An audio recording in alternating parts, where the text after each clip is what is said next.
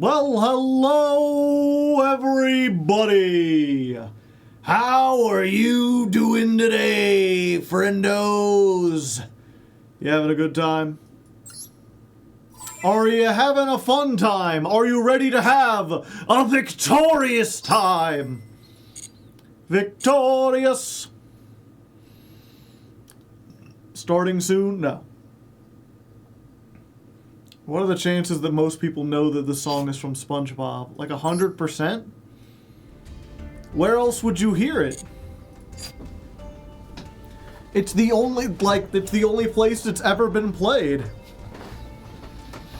And yeah, if you're just watching on YouTube, today's music, we did Fight Fiercely Harvard by Tom Lehrer. L-E-H-R-E-R.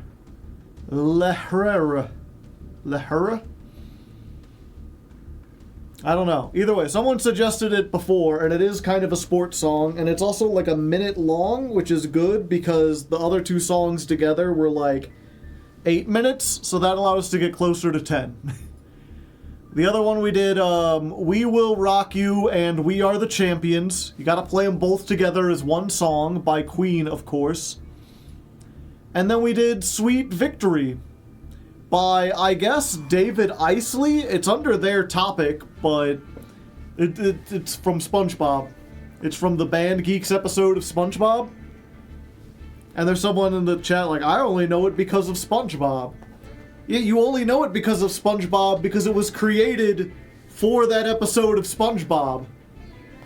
I think that's the thing, is that there's enough people out there who aren't aware that that wasn't a song before SpongeBob. Because it does sound like an actual song. It sounds like something you might hear on the radio or something that was made for like a sports movie. But no, it was just made by the SpongeBob team. Oh, really? Yeah. It's a banger. It's really good. And I think that's kind of what made it so good, is like, yeah, they just wrote their own song.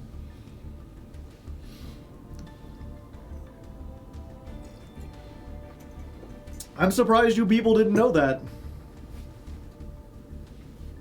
Hillenburg the GOAT. I don't think Hillenburg wrote it himself. I think they have like a sound team. Again, at least on YouTube, the credit goes to David Isley and Bob Kulick. Those are the songwriters. We can go ahead real quick. Google search. David Glenn Isley, American singer and songwriter.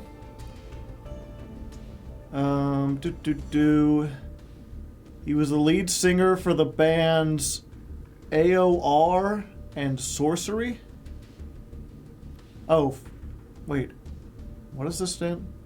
Oh, AOR is whatchamacallit, a genre. I've never even heard of that. Sorcery, Guifura, and Dirty White Boy. He co-wrote the rock ballad Sweet Victory with Bob Kulick. And they released the track on their Burton music library called American Games. Oh, I guess it has been released before.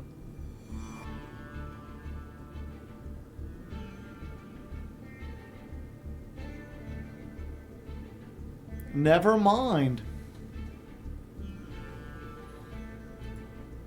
What's this? They wrote it Sweet Victory, and they released the track on their album American Games. Huh. That album doesn't even have like a Wikipedia article.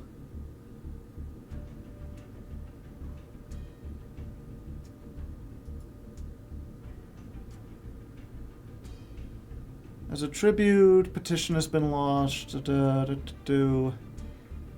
was written by them. Oh, okay. Gotcha. So it was like, they said it was released under APM Music, and I'm like, who's I assumed that was just a record label. But no, APM Music is apparently a thing that does like licensed background music for various, whatchamacallit, like TV shows and stuff. It's like a music and sound library. So they just have like studio musicians who make a whole bunch of songs. So that was just like sitting in there. I didn't expect it, yeah. So it wasn't released like on an actual album that you could buy like as a public person. That's why it doesn't have one. American Games is not like an album released by a band. It's like a music compilation that if you're like a Hollywood movie studio, you can buy this, and it has like 1,000 songs on it that are all just like vaguely sports themed. It's been used in more movies, has it? Does Sweet Victory have its own? No. I wonder if we look on the band production. They thought of a big number at the end where everyone would rally together. Story outline called for making a really great marching band sequence. Nickelodeon had a library of royalty-free music. The writers listened to various marching band tunes. The more we heard it, it didn't seem terribly funny, and then the finale was just them playing marching band music. Sweet Victory stood out from the other tracks in the library.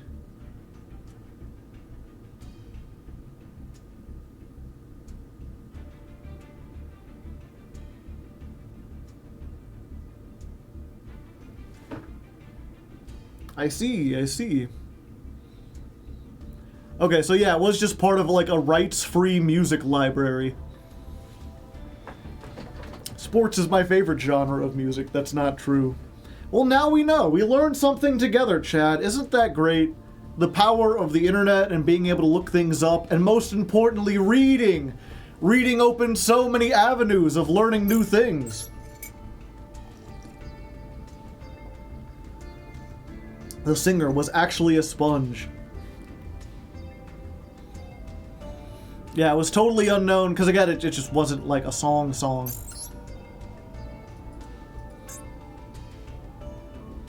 Can you hear the ice cream man outside, chat?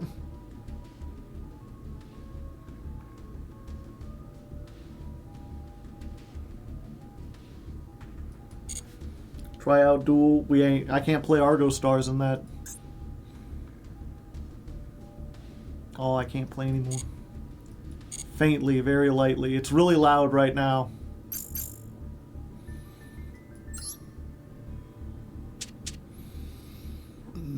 Picked up reading more frequently lately. Nice.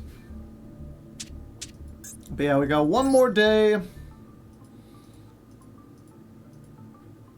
And I don't think we're going to change anything. This was working fairly well.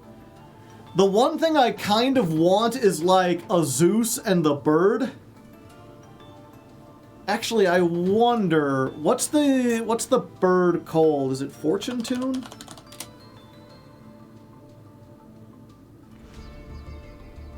No, that's not the one oh yeah, it is. Okay. Okay, that is an R. So chat, we don't have Zeus. However, our opponents don't know that. So if we make the bird and then crash into something, if we're going second, perhaps Mr. Joe of the Hardleg. Not going for the graveyard banish. The mind games, yeah. If we can get some more UR points. Does the duel pass get us any?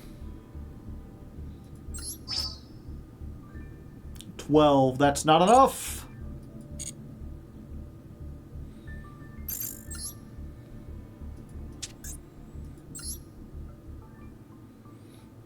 Halfway there.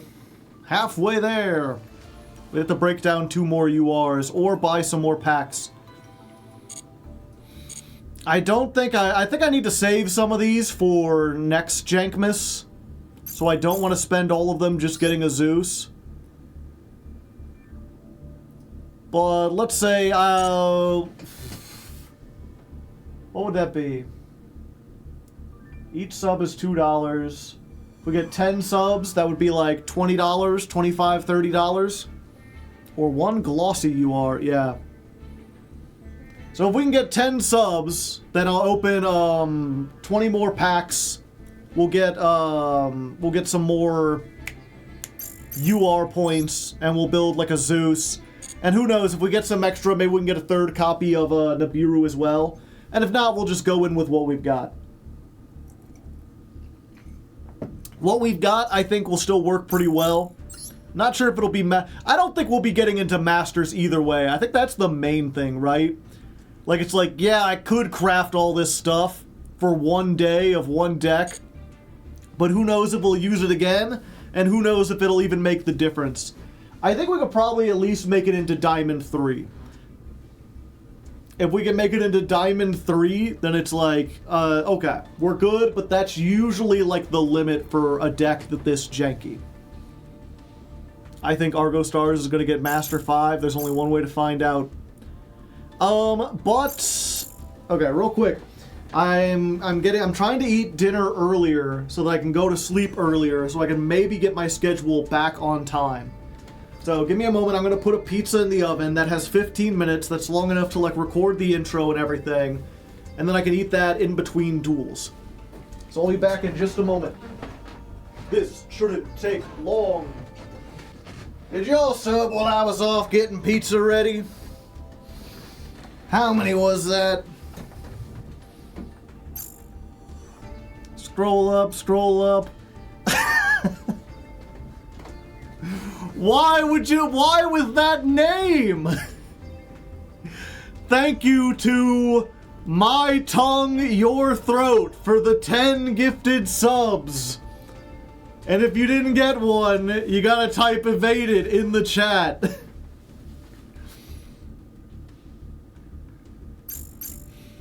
Uninteresting one, but I guess there we go. It's a funny name. It sounds threatening. Wait, we're not opening Master Packs. We're opening... It was this one, right? Yeah, because we might get one of these that we can use. Alright. Hell yeah, look at that! At least 3 purples, maybe more.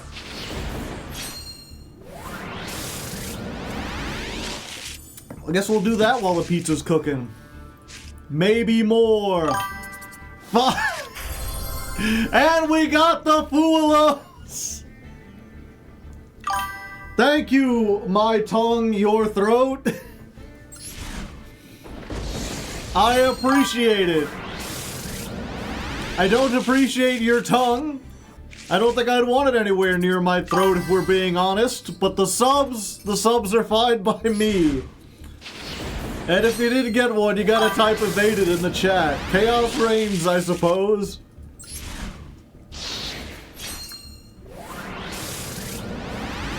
Are you new? I feel like I would recognize that name if it had been here before. Magnamoot! That's one we can absolutely break down. Actually, we could break down the Royal Magnamoot. I don't care for the, whatchamacallit. Actually, you know what? We'll have a poll. Here you go, chat. Should we keep the Royal Magnamoot? Question mark. No. Get the gems? Yes. I like shiny.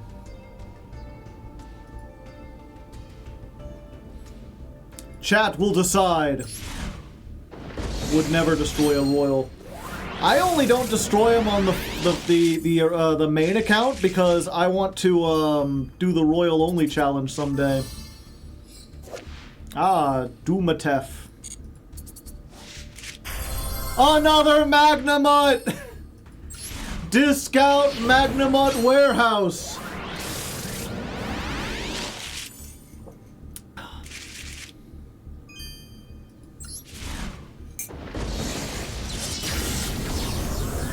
We can turn that Pizza the Hut into Zeus. We could. It would be one Zeus all on its own. Fourth Magnamut? No, it's a Sheeran, but we can break that down. We ain't playing tier limit. No, we gotta wait until Magnamut goes to 3. Surely that'll happen, chat.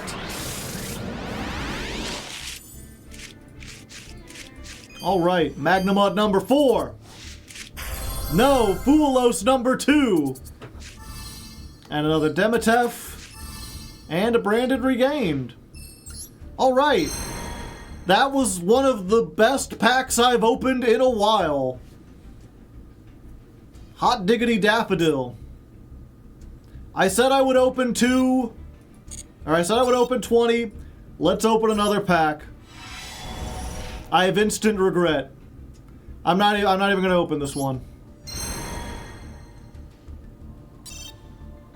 Not a single UR. Oh, they knew what they were doing with that one.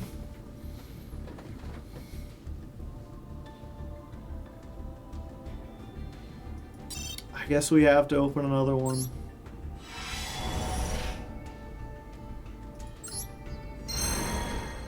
Well,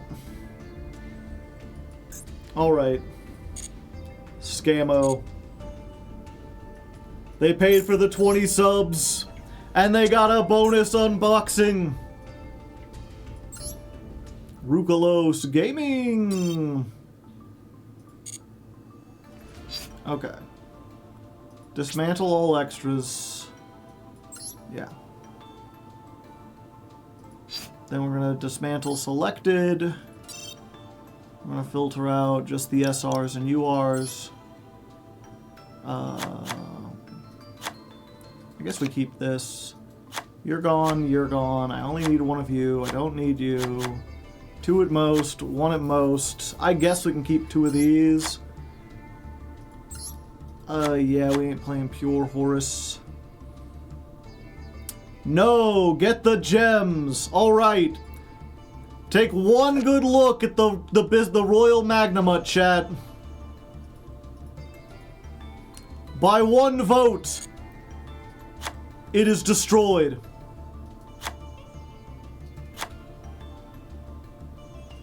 Oh, and we absolutely don't need 3 of those. Why?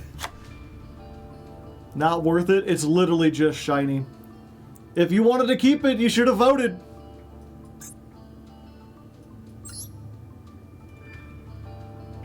Oh7's in the chat.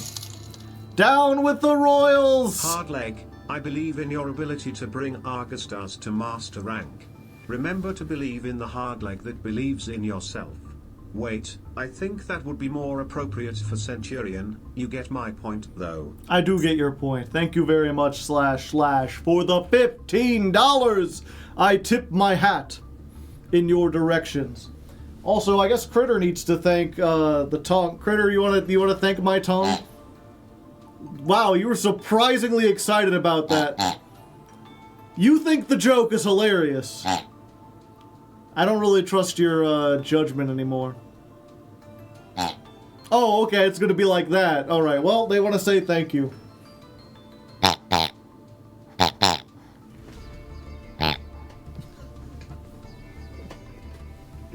Okay, he can tell some pretty good jokes sometimes. What a goober. Okay, let's get a Zeus in here. 1 Zeus, hold the onions. Ooh, shiny? Shiny. Not royal, but it's alright. Glossy. Where did you even get Critter? My girlfriend at the time bought him for me, but you can get him online. 1 second. Let me see if I can find... I think it's in the Hardleg Asks. Yeah. Critter is just an inexpensive dog toy. Made by Coastal Pet Products, Inc.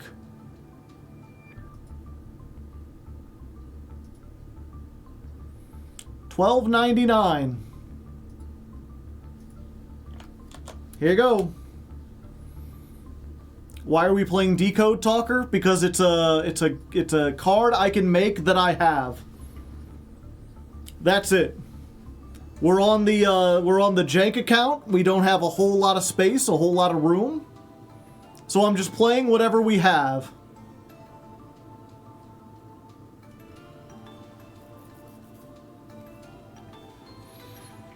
Unicorn would be better, but more expensive.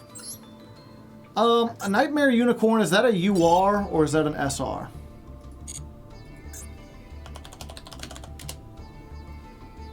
That's an SR. Yeah, I ain't crafting that.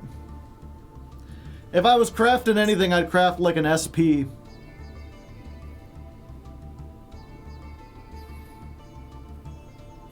Let's see. We got one more. It's a pity we don't need. We need one more UR dust. And then we could get two things. Oh yeah, we should.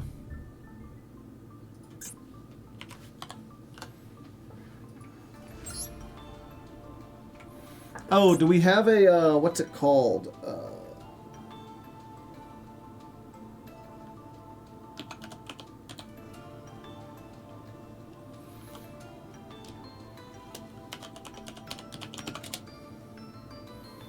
Yeah, it's an end card. Unlikely that we'll get into this situation, but we might.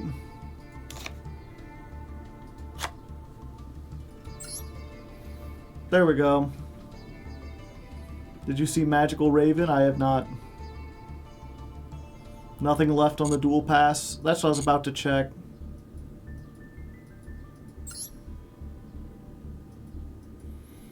Oh, yep, if we get to the level 100 of the dual pass, we'll get enough UR points.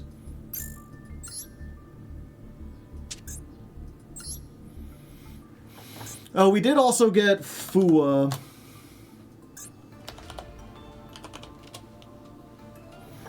We got two of them things.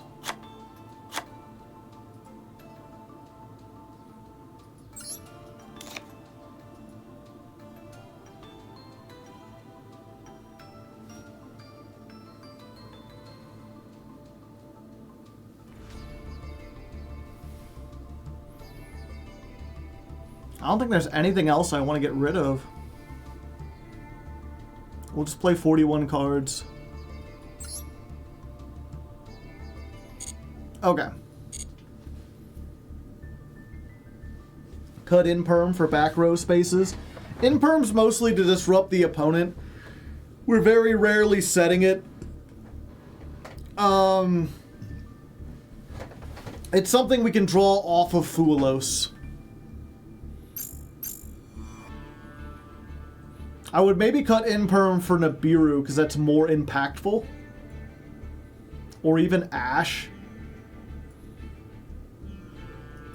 It's also a cross-out target. True! Actually...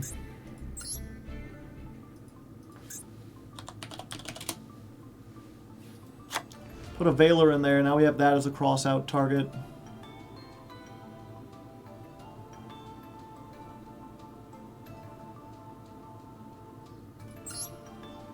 And you know what? We don't really need Ash. Ash don't do a whole lot.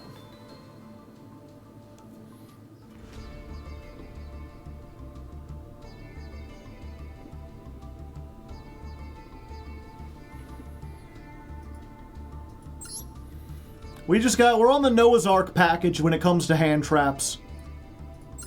2 Droll, 2 Ghost Ogre, 2 Ash, 2 Mulch Armies, 2 Druiswur, 2 Bestials, 2 Nibiru, 2 Imperm.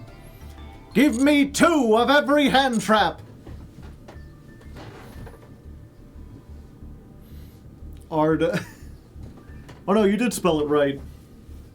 Now that Valor's looking lonely. I don't have enough for another Valor, and we're not buying another one. 2 Ash against all the branded, but we got other stuff to stop them. Hopefully. We'll see. Okay, let me go check my pizza real quick, see if I have time enough to do that intro. I didn't expect to have to open a bunch of packs. Okay, we got 4 minutes. Let's see if we can get it done in this short amount of time. Probably not, but we'll try our best.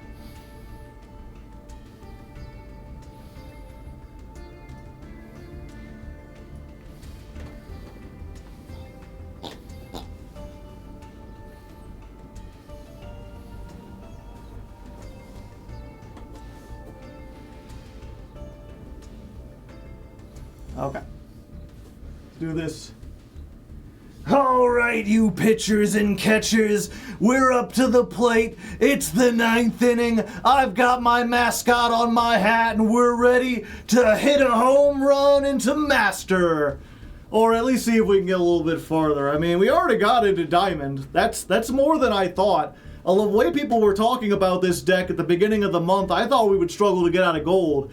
But we're doing pretty well, and I think we're only going to get better. Thanks to some generous donations, we've added some stuff to the deck. We opened some more packs, spent another 2,000 gems, which brings our total up to 17.7 gems.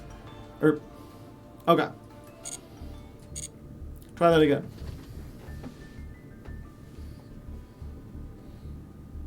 Argostars, Agrostars. 3,000. Yeah, that's a good point.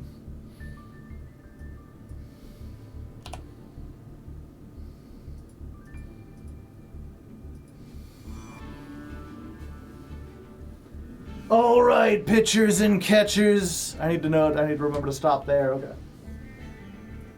All right, you pitchers and catchers. We're up to the plate. It's the 9th inning. One more stream to hit a home run and hope it's a grand slam into Master.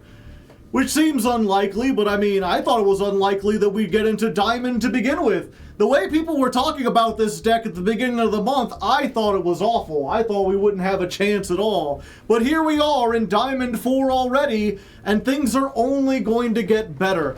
Maybe it's just a jank Miss Miracle. Things are only going to get better. And then we just cut to here. Thanks to some generous donations on Twitch, I was able to spend 3,000 more gems and upgrade the deck just a little bit more.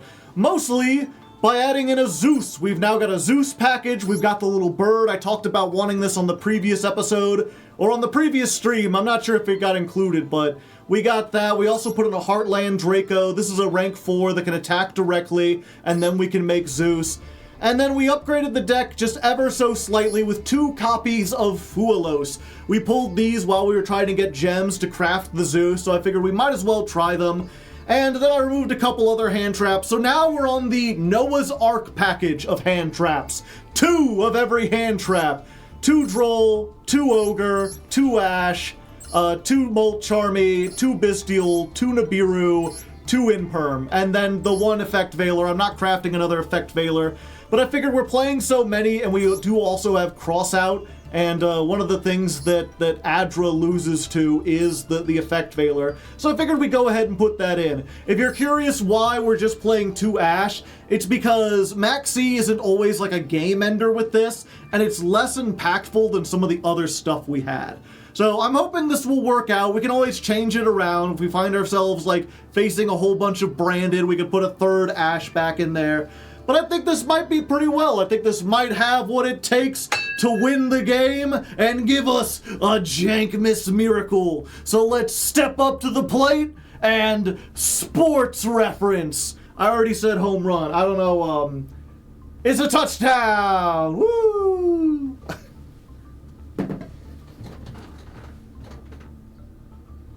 Earth attribute, and my timer just went off, so it's perfect timing. Dawn of Stream 4 plus deck 4.5. Why do I laugh when I see Critter's backside? Because you think butts are funny? Where do you think the sound comes out? It has to come out of somewhere. Alright, pizza needs 5 minutes to cool off. Figure we'll play a duel, see what happens. The sound comes from the soul.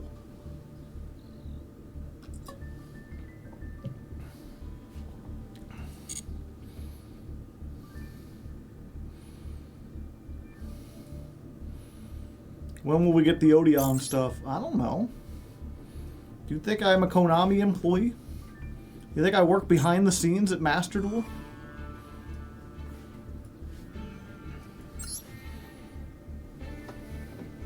You already got the Apophis Reef Train. You want another one? Don't be greedy. First duel of the day. We're serving it up in the Hardleg way. Whoo!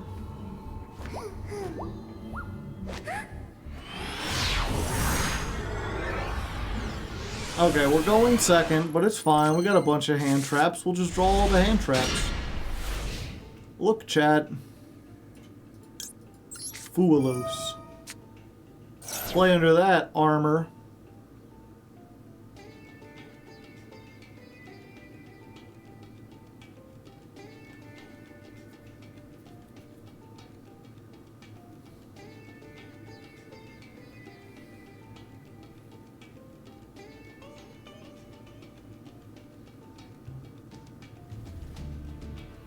Oh, they thinking. They own a 60 card deck.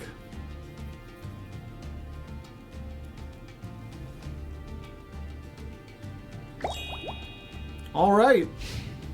We have bubbles. Will the bubbles draw us anything? Witch of the Black Forest, eh? Well, there's one.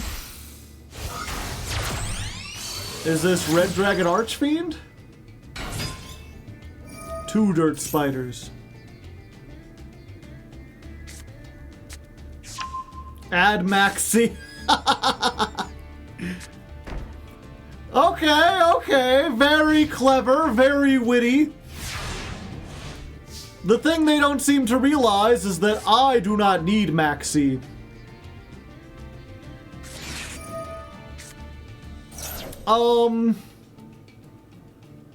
Yeah, what am I gonna do?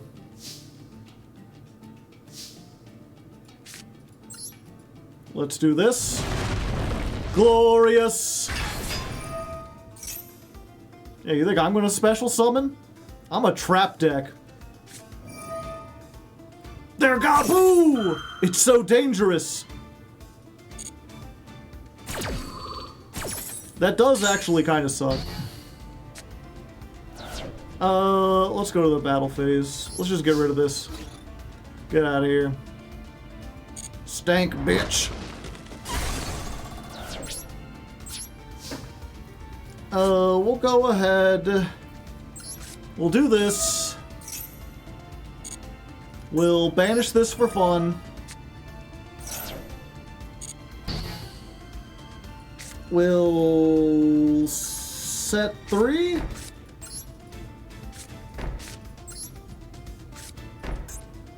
And we'll see what they got. We've got, to be fair, Statue of Anguish pattern does trigger when another statue is summoned. So we do get 1 pop plus Ash for their 4-card hand. That seems like an excellent thing to Ash.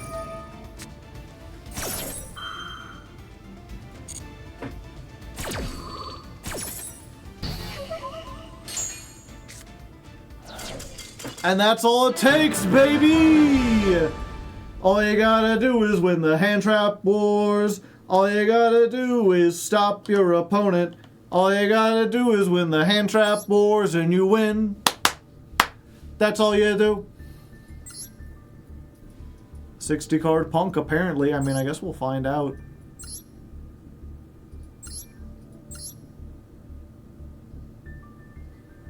I mean, Punk was involved in this. I'm not sure I would call this Punk. They're on 2 synchros. Not playing the new one. Mostly links. They have every Charmer link. And all of the familiar possessed. And adventure. Let's just say they were on an adventure, chat. They were going on an adventure. And just in time, my pizza, I think, is done cooling. Did I put down the win? I did. And did we go first on that one? We did not. Okay. Give me a second, chat. Let me go cut my pizza. Pizza successfully gathered. Would you like to see it, chat, or would it only make you jealous? We have an almost 75% win rate. A lot of that was in bronze.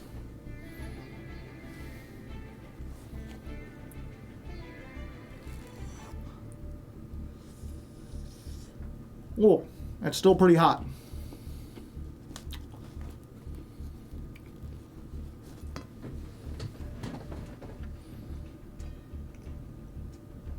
Show us. All right. Behold the DiGiorno Woodfire brand pizza.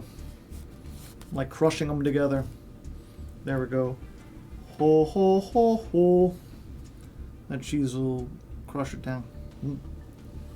Ho, ho, ho, ho, ho, ho. It's not bad. I can see why it was on sale. It ain't great either.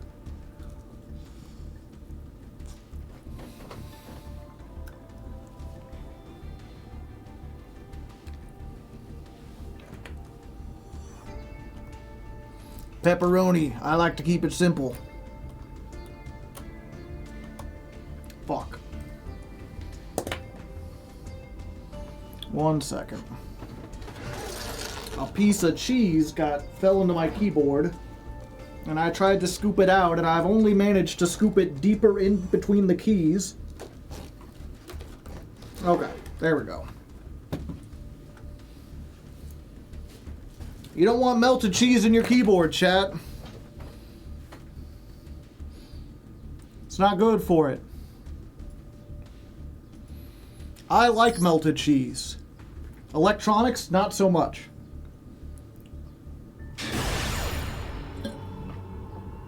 Oh snap! One more win and we rank up. I had no idea. I got the bat. I don't know where the glasses are. But we got the bat. We're going first. I've also got delicious pizza. Maybe that'll be enough to win. We'll see. We've got a 1-card starter if they don't have any disruption.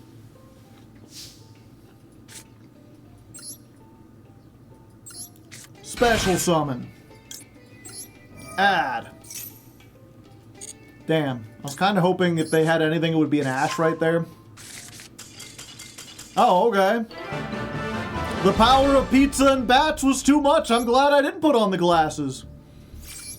That would have been a waste of my time. Well, there...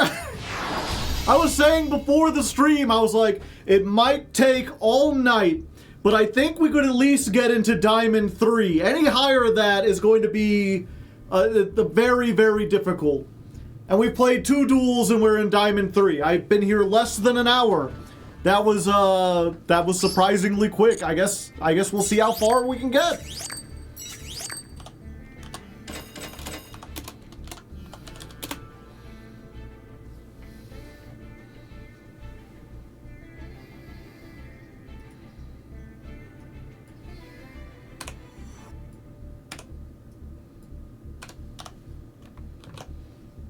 Okay, so that was duel 76 plus 29, because we had the 1 draw. That was duel 105. What were we up against, you think?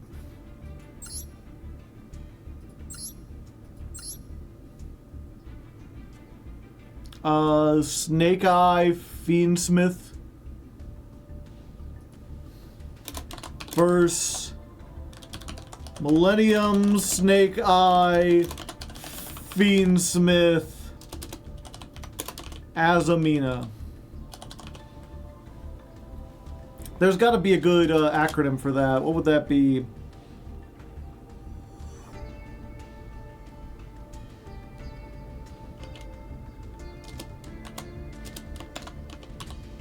FAMC? I guess that works.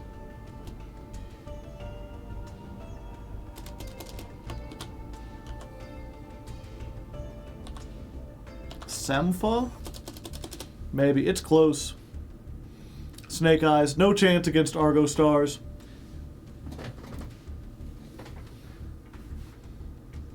Whatever I was doing, they couldn't stop it.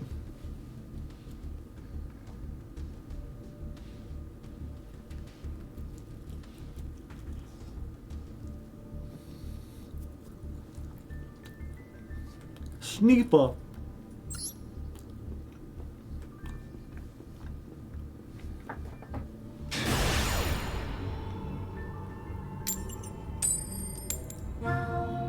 I'm eating a slice of pizza too. Nice. Pizza buddies.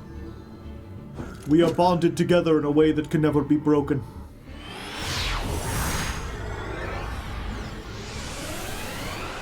The connection between man and pizza is far larger than any other relationship between two people.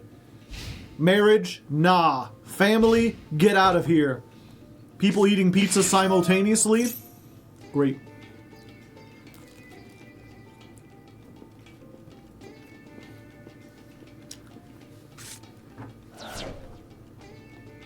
Open ostinato is not great.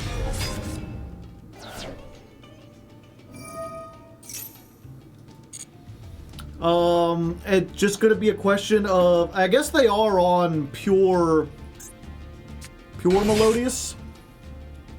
Yeah.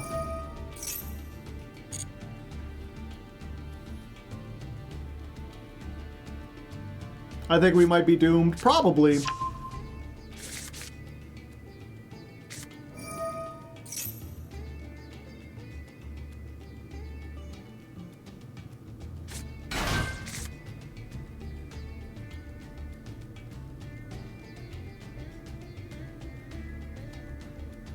You ogre the Link 2? Do they even need to get to the Link 2 at this point?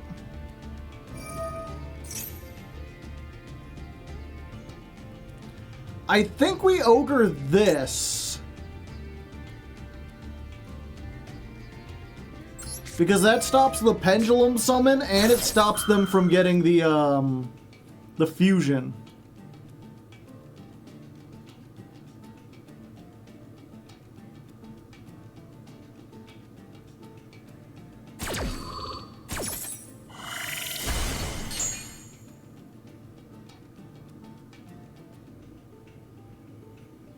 Oh yeah, it won't stop the pendulum summon.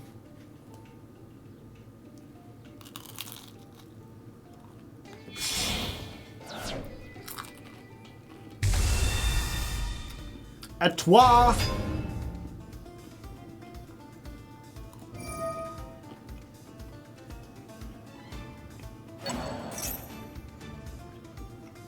No, they get into another fusion summon one way or another.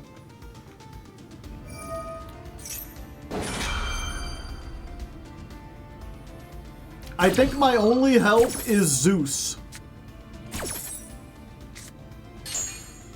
I think we might be able to get to Zeus, and they won't stop us until it's too late.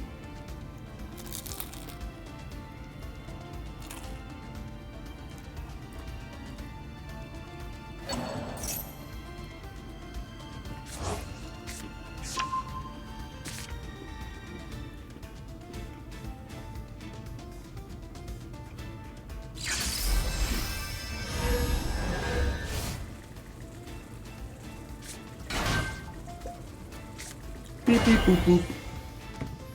Pee pee poo poo.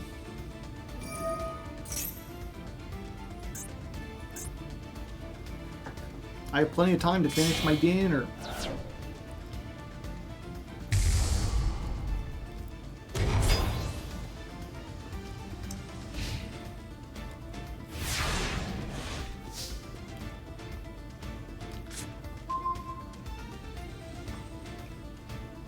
Just in time, buddy.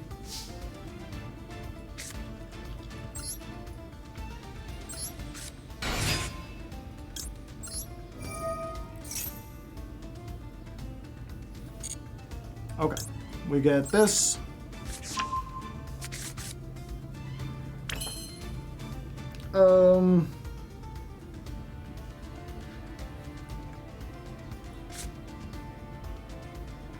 Yeah, you know what? Let's do this. Maybe they won't send it back.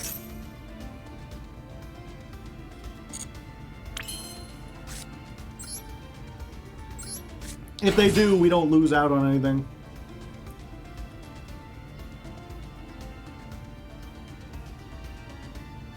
Oh, do it now. That'd be funny.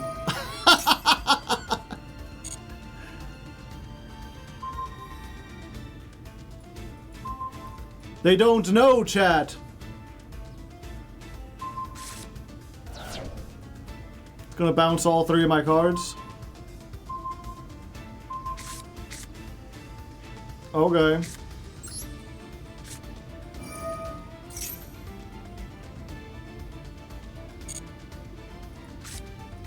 Yeah, Terror Top could summon again. It's not once per turn.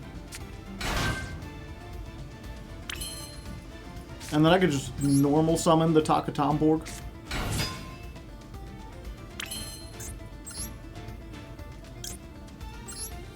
Now we can go for Adra. And even if they Ash this, we can at least make Zeus. Max C. I don't have a Max C, so that's fine. That's 1.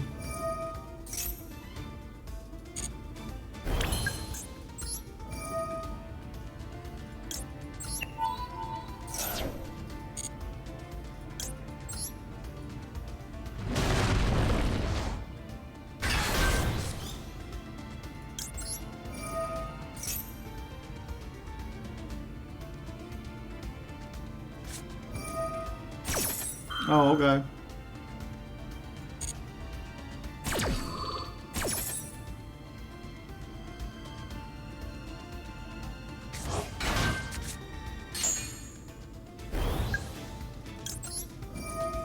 We need to get to our non-targeting bounce.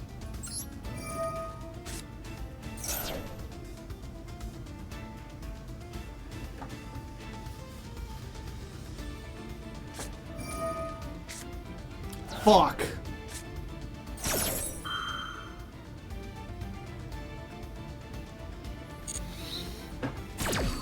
I didn't think they would do that.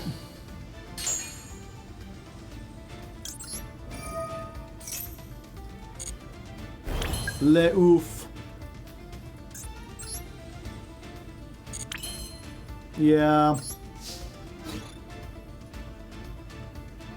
We almost had it, chat.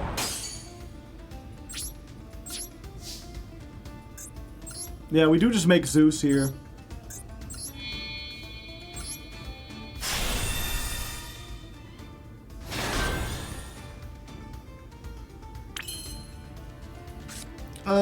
Yeah, and we set this.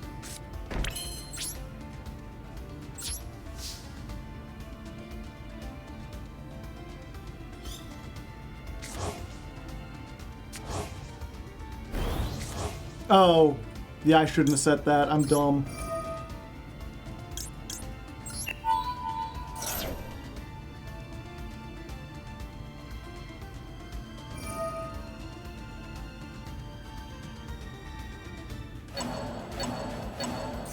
For some reason, I thought we'd have to wait, and I was like, oh yeah, I could just do this whenever.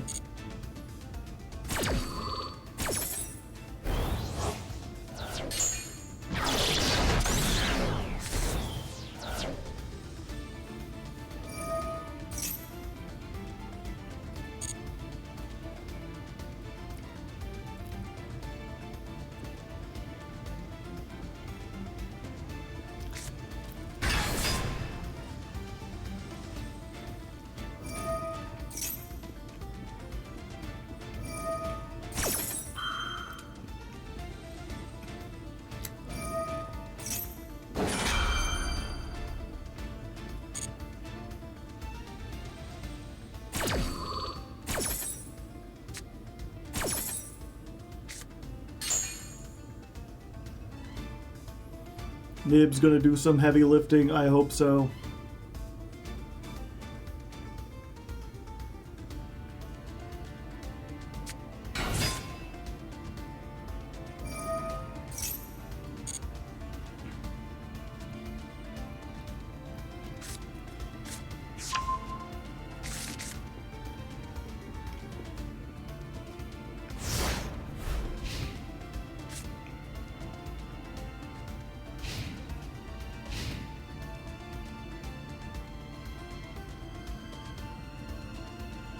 I don't see how Nib's gonna get around to Twal. We just hope they can't remake a Twal.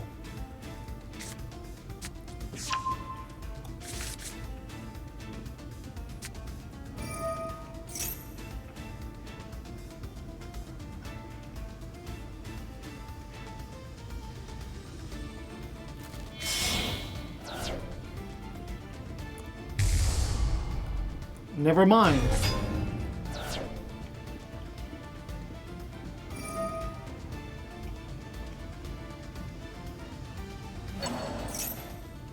Or maybe they'll use it to get rid of the Zeus so they can attack for game. They'll like send one thing and then we Nibiru them.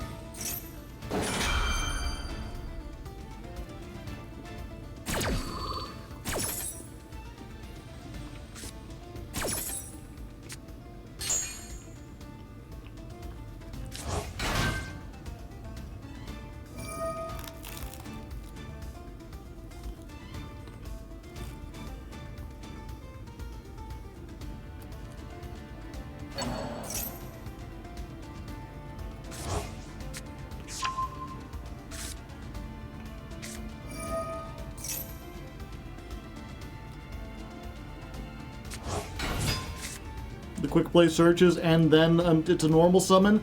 Only if we control a continuous trap.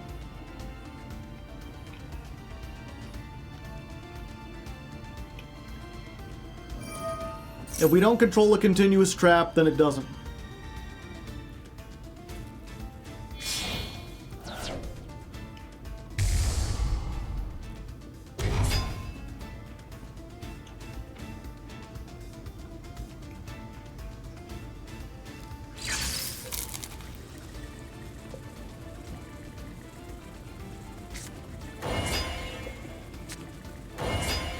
Lancia?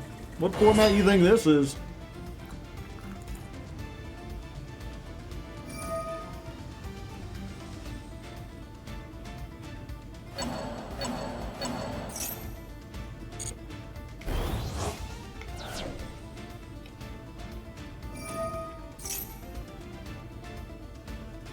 Fool! Absolute fool! Get schmackeldorfed!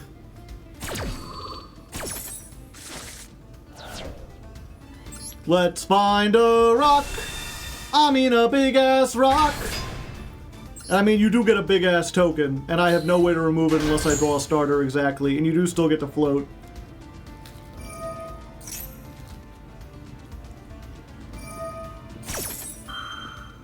But we still here. We living.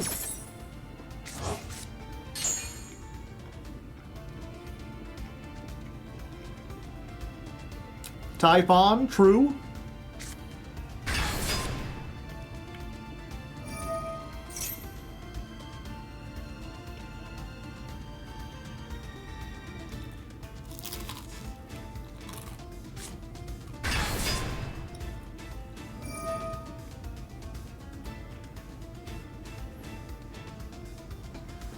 The good thing about putting the token in the center zone is that they can't use the link.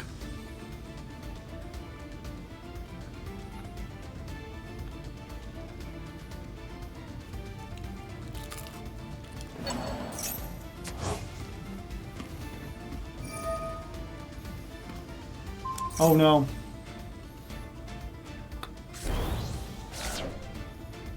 They remember the effect.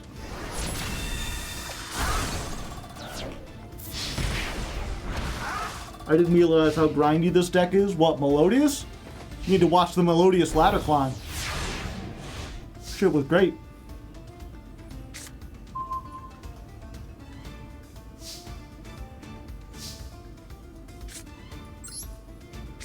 Hello. Behold. The surrender button. But with extra steps.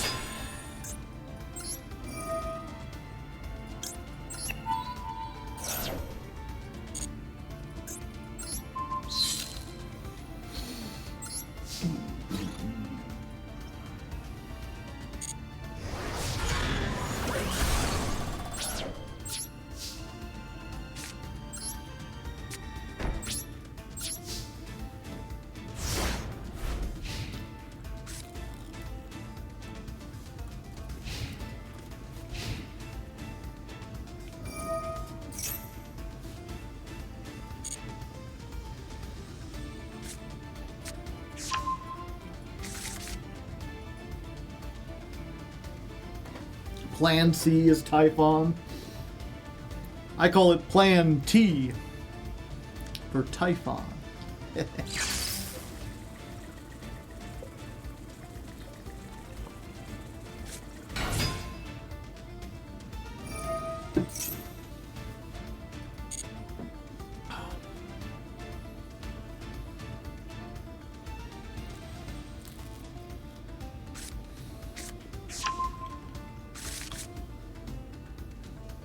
Someone ban this man. Who, me? Why would you ban me? I'm adorable. Timeout WinCon, please. Unlikely, chat. I don't think they've been comboing that long.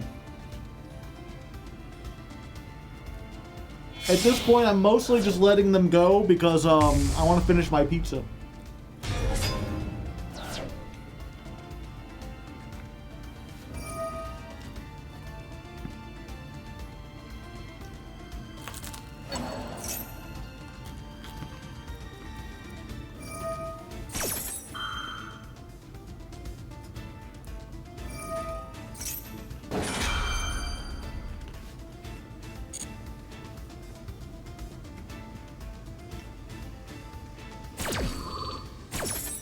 Critter is also hungry. Give him... No, he already ate beforehand.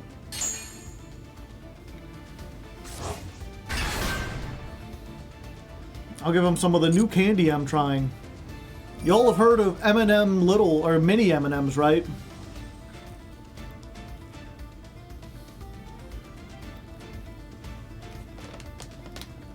Well, what do you think about Skittles Littles?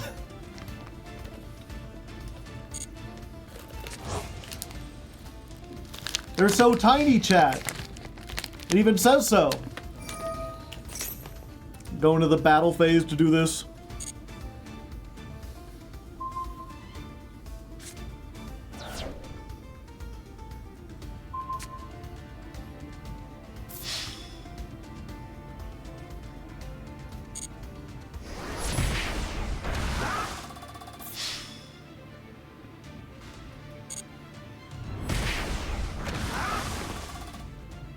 How small is Skittles Littles compared to regular Skittles?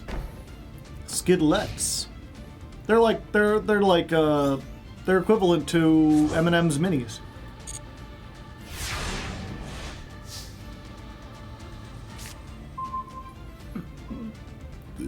Well, what do you think are the chances they'll fall for it again, chat?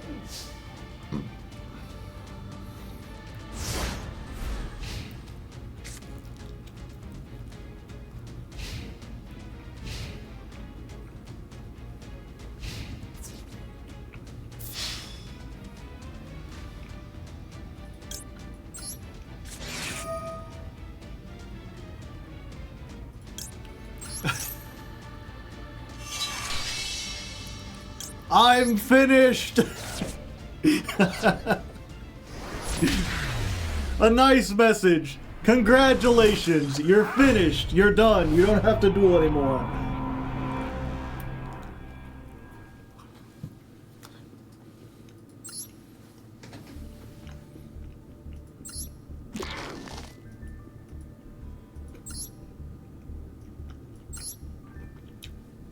We are finished.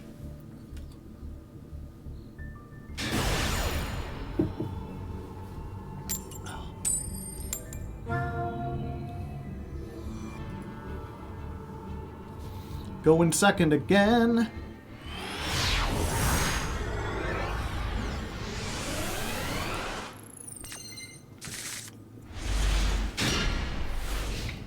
I was going to be like, no hand traps, but no, we have 2 hand traps.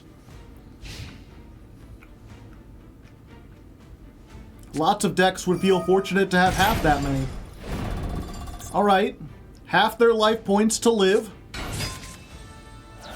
We just imperm this, right? No, Stratos.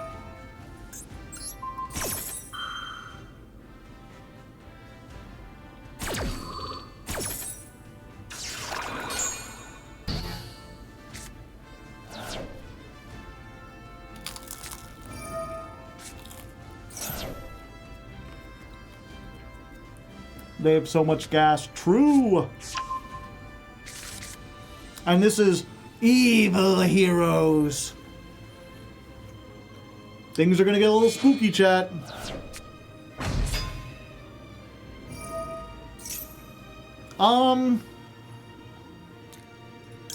Hee hee. What if there was no hero on your field?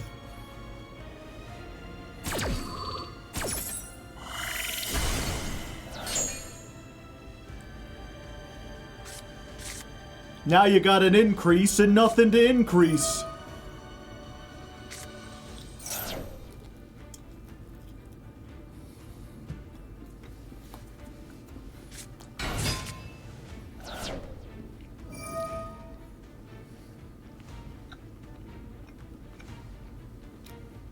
Homeless hero. Yeah, I didn't know they had another, a hero lives, or I might have saved that. Also, I misread this at first, and I thought this was Evil Hero Dad Ender. I'll kill your dad! Then we'll see who's who.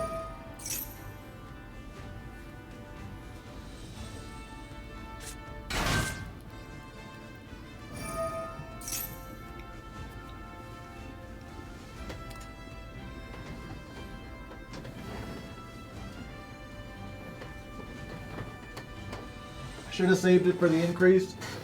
I thought they wouldn't be able to activate the increase. They already used their normal.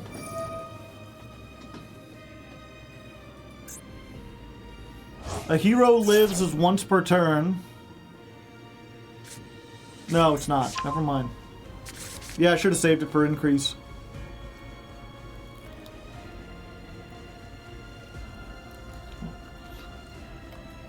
Dad Ender hangs out in the milk aisle. Just waiting for dads to go get milk.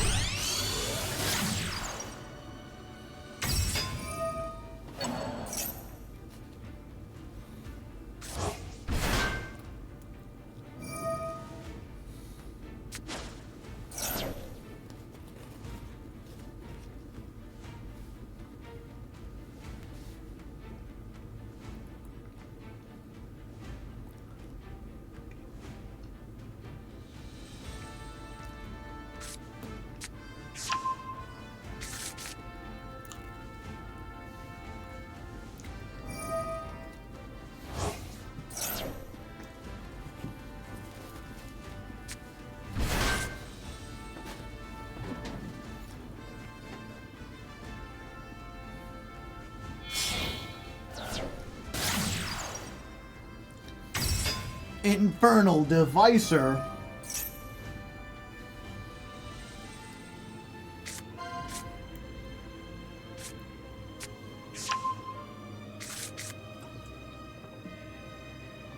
Neos.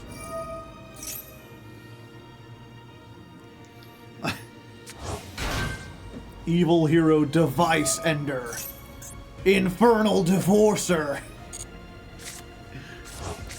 Why are all the heroes made by a troubled child?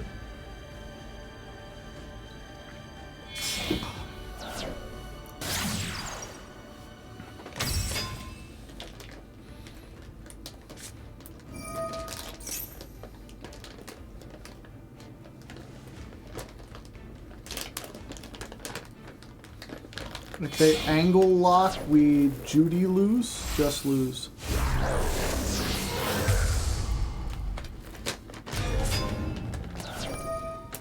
Yeah, but here you go. If you want to see... Let's see if I can get it bigger. This is what a mini M&M looks like. Or mini Skittles. Sorry, not a mini Skittles, a little Skittles.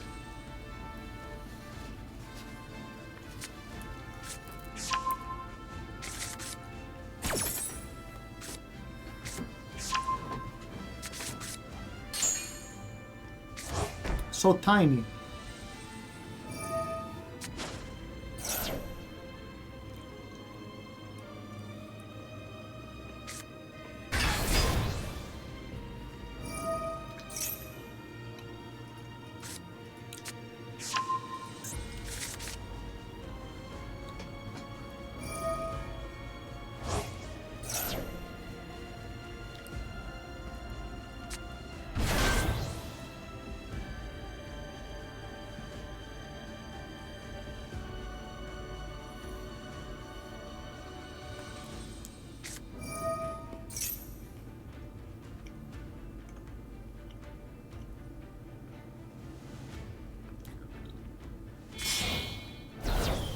Does any Yu-Gi-Oh! Protagonist have parents?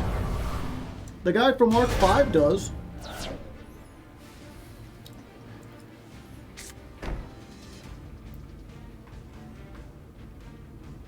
I don't think we can beat like 3 pops, chat.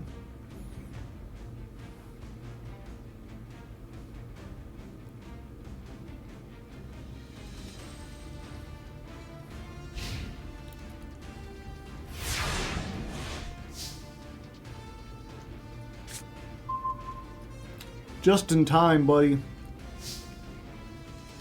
Well, might as well.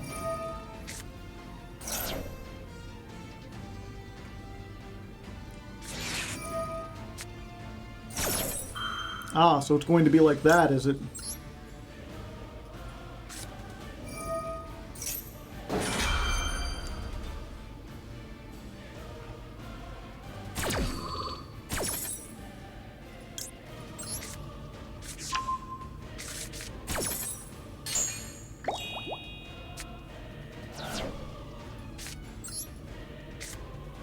Behold. Counting. A hero's worst nightmare.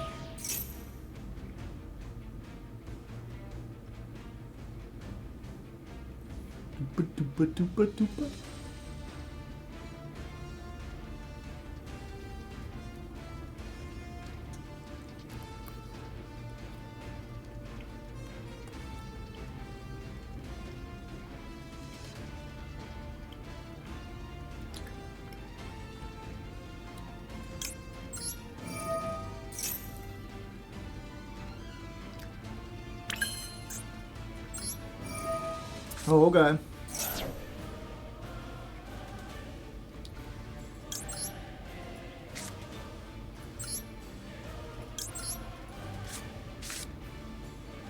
They letting me do stuff, chat.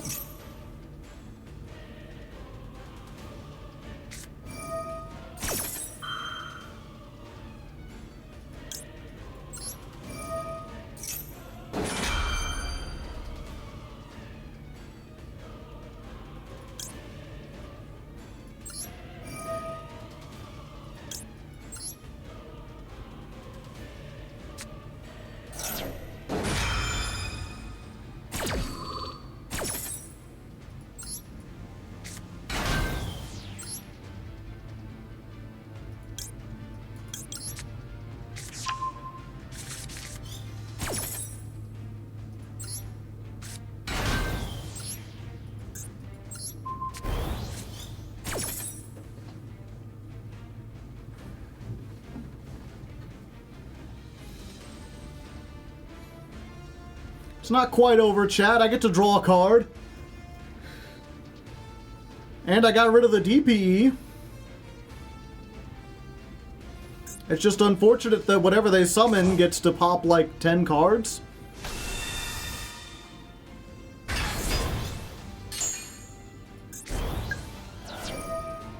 Cards up to the number of different attributes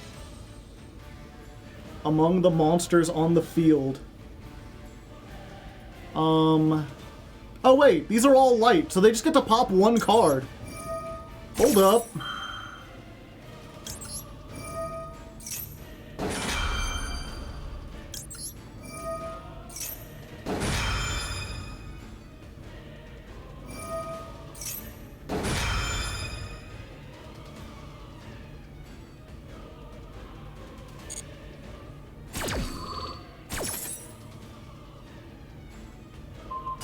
Yeah, and they're just going for that's 10.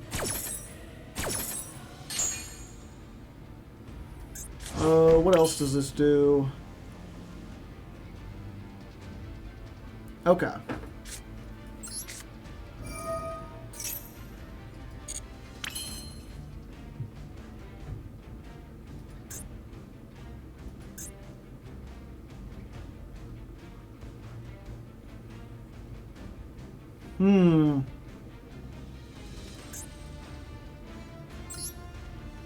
Okay, so must be fusion summoned.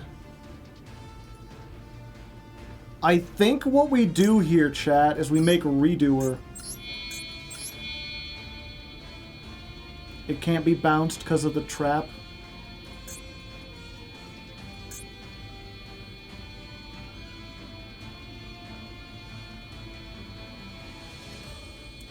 Fuck. I can't go back now.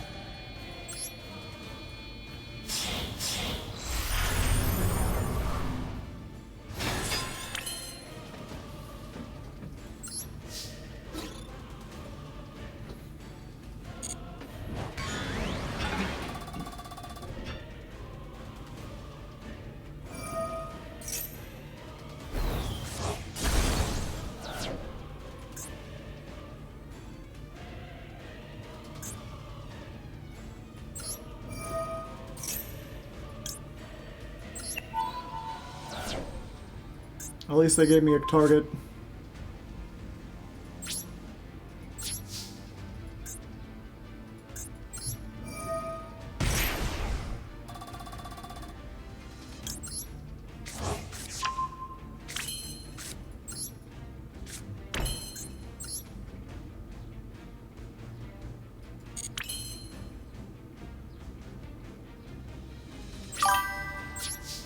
Mr. Grumpykins, thank you for the 23 months.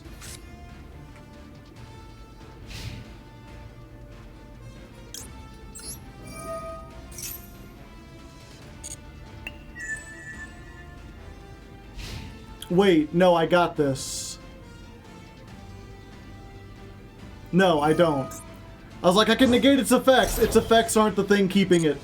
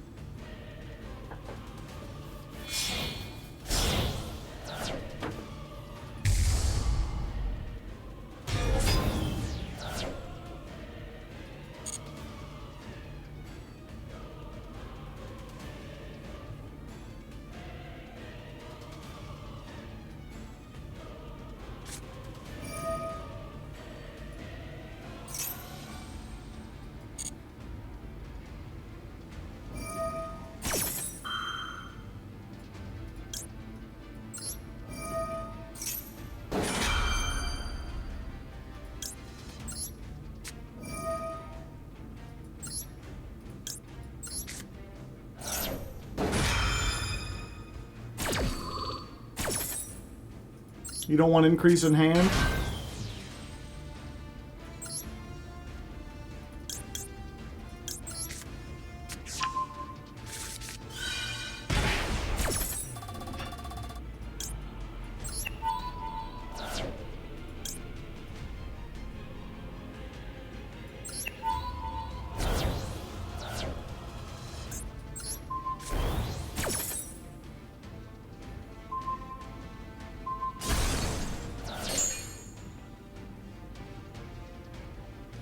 Damn, I didn't think they could target that.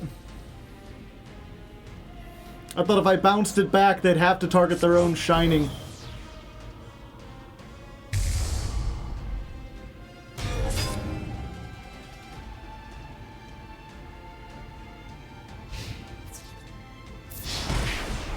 Rip.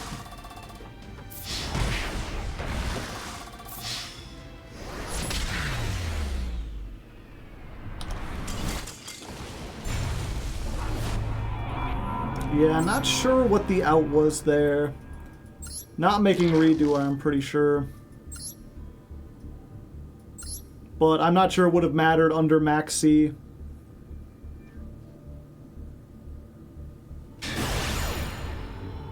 Already, if we lose, we go down a rank.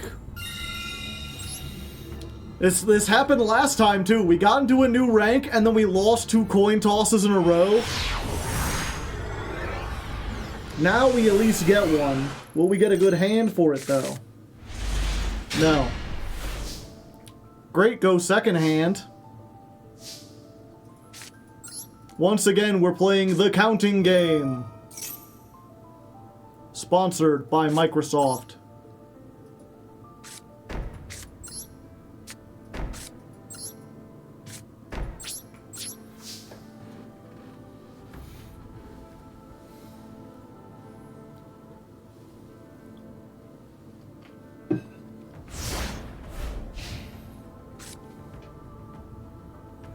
Alright, be prepared to count to really high numbers. 1. Ding.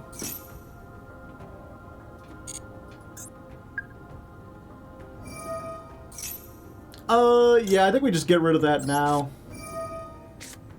It stops the search, and it stops them from using this every turn. Also, that lets us get to 3.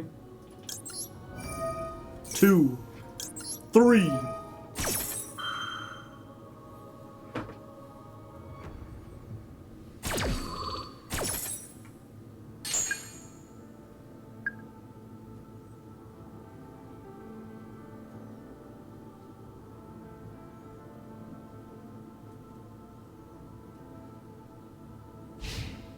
Oh, okay. That was all they had. That was their only starter. Ah! Where's Hadra? That ain't great.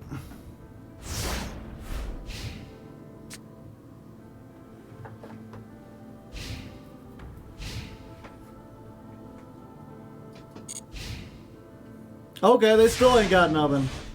They must be all on hand traps.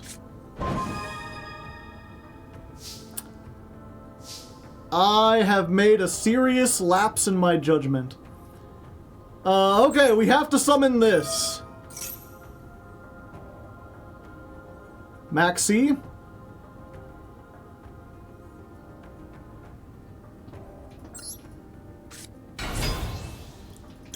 Go Snake, that's 4.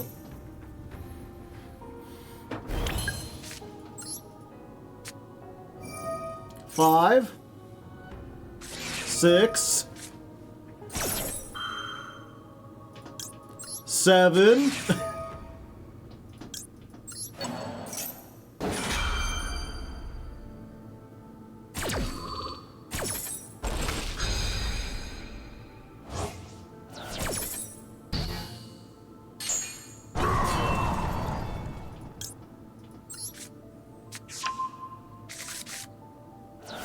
Alright, that cleared up some space.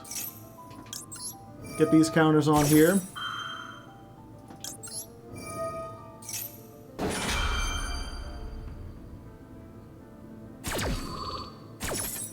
Dink.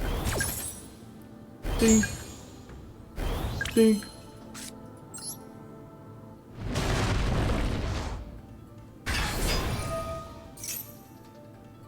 That's 8. You gonna see an imperm?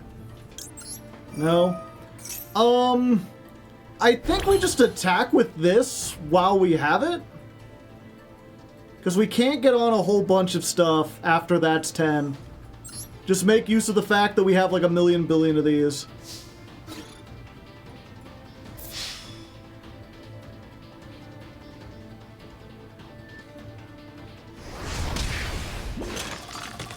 They got something they can do.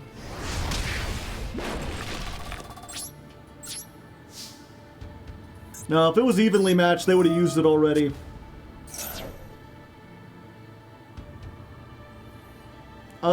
I think we go for these two, because we don't have a card to discard. No, we'll get there, though. Okay. So we get this. And we get this. That's 9.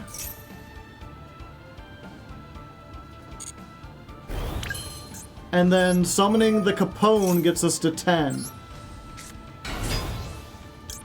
That's 10! So that activates. Which means we can get the Dirt Spider. And now we have a card in hand we can use for this. It's a bestial. Yeah, I guess that makes sense. Let's get the field spell, right? Yeah.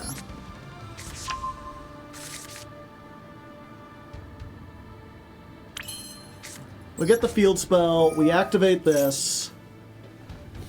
And then, let's see, Silo Hat takes 2 effect monsters, so that's why we have Link Spider, because this is a dang old normal monster. So we make the Link Spider. Then we make our good buddy the rabbit.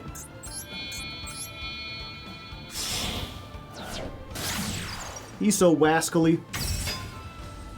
That'll let us get the third one. The Etio.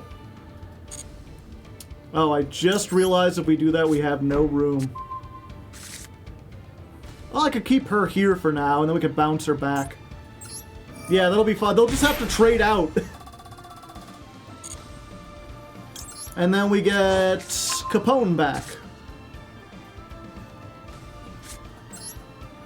So we can summon each of these, and then we can move Lightning into the back rooms, and then move it... Oh, we won't have a discard anyway. So we just keep Lightning there. Never mind.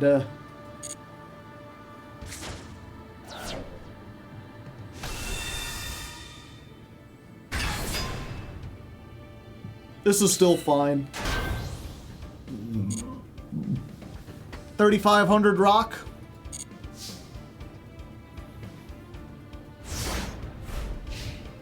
Could have been worse. Yeah. This is still like 4 negates, a bounce, and 2 pops.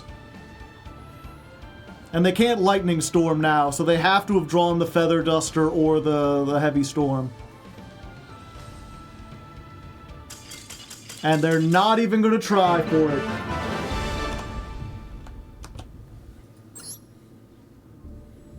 What in the Sam Hill was their hand?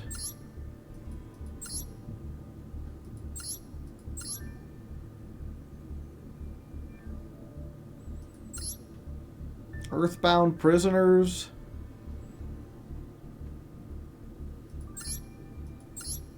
If they had Dominus, they could have used it.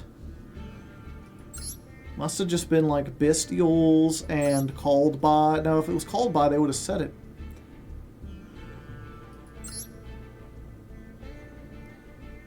They have a field spell now, so they could have used this. Yeah, how do you brick with this? Because this is a starter, this is a starter.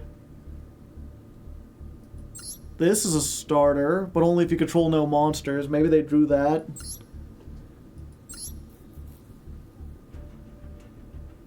They had no back row removal. Yeah.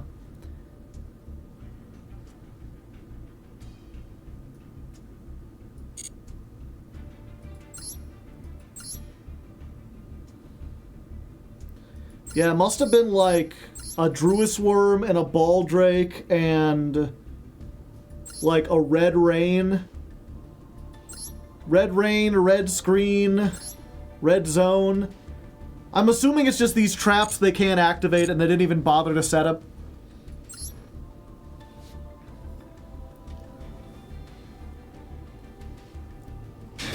My water's almost done. Going first makes me feel alive. I go first. My opponents die.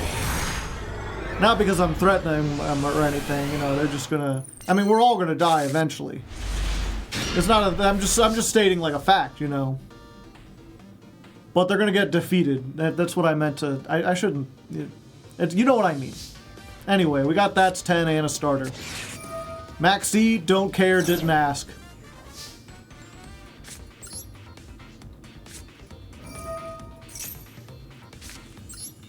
Do you have a way to stop this?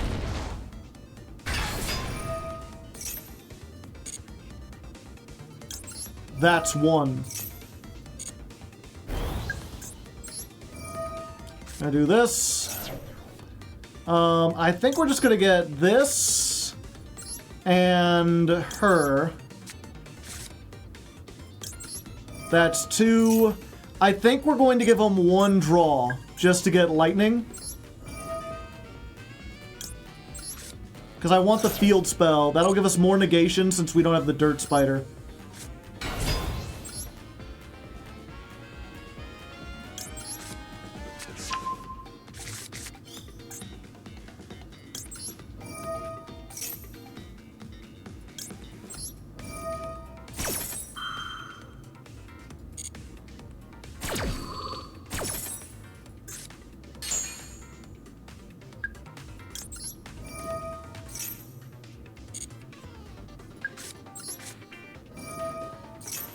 Unfortunately, we don't have anything we can add back.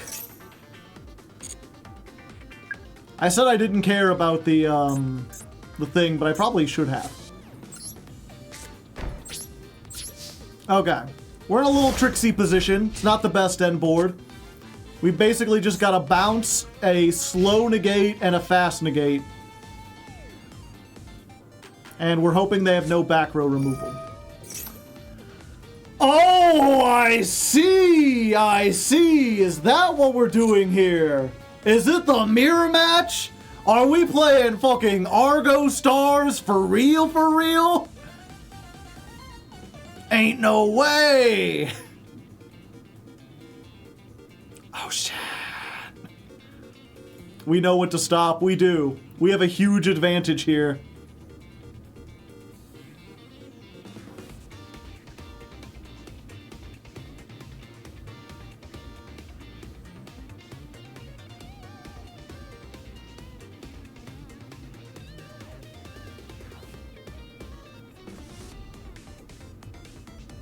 I like to believe they're over there making an impassioned plea. They play that stand and they're like, look at me. Are we not of the same blood? Whatever god you believe in, surely we were crafted by the same one. But I can't hear them over the live stars music, so I'm just sitting there like, do do do do do do do do do do do do do do do do. Where's the cross out? Yep, and that gets us to 100. We can get one more UR. I'm not sure what we would get. We gotta check. Was that just the Argostars mirror match? Argostars mirror! Look at what they're playing the floodgates that are useless. They're only playing 1 dirt spider, 3 super poly. Why would you only play 2 of this? This is like your best thing. It's one of your best starters. I played 3 of this. Maybe they don't have enough URs. Maybe that's it. Uninteresting. Yeah, I would absolutely play Super Poly if I would, but especially on the Jankmas account, I cannot afford all of these. Gee, Billy, why do you got 2 Typhons?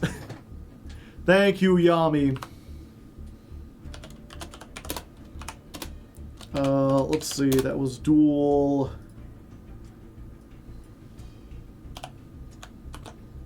$78 plus $29. I ain't good at math. Oh, but it's 78 plus 30. So it's duel 108 versus the mirror. So Yami, hello chat. Nice time to enjoy Joe on my birthday. Happy birthday, Yami. I tip my hat in your direction. Critter will say thank you. And Critter will also say happy birthday. Scully Goat, thank you for the 17 months. Have you faced Mimighoul yet? I think once. And they just like locked me out. I turned 36 today. I don't even know how old I am, chat. I forget, like I stopped keeping track. He's like, once you hit 25, there's no more like tiers for you to get to. Dr. Eyepatch, thank you for the primest of hype. Which, by the way, if you got Amazon Prime and you haven't given out your Prime sub, you know, I'd like it. You get one for free. I'd appreciate it. You just gotta link up your Twitch account.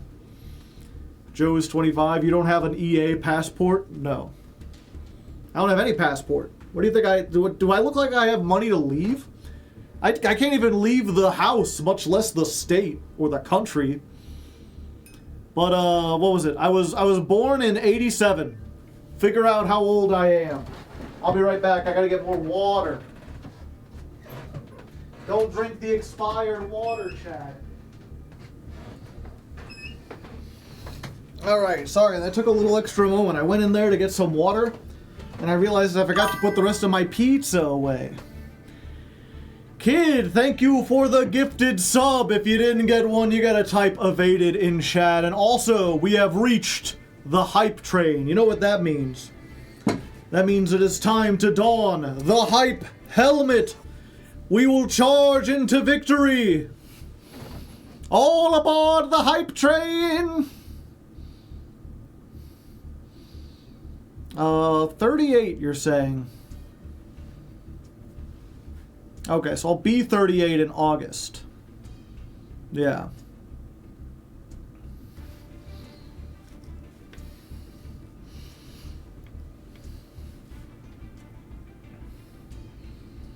All right, let us go forth.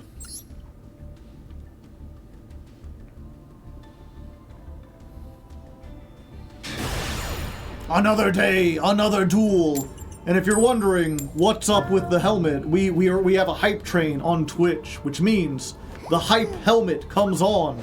We charge into victory for more money. And if you're looking at this and you're like, isn't this like a Nazi helmet or something? No, learn history. It's a World War I helmet. Very different. And I just like it because it's got a cool spike on it. Hello, Lurie. All I've got is Ghost Ogre. Which, Ghost Ogre does stop, like, Desiree. So, there's that. But if they don't make Desiree, or they make more than just Desiree, I'm gonna be in a little bit of a tricky pickle.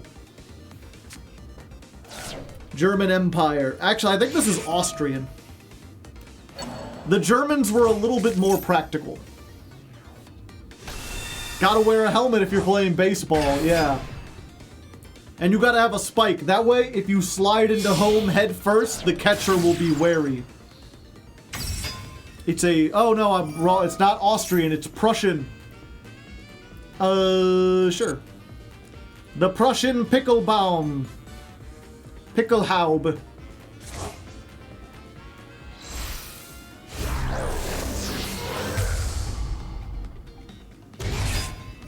As a German, I can say I never saw that helmet. Were you around during World War I?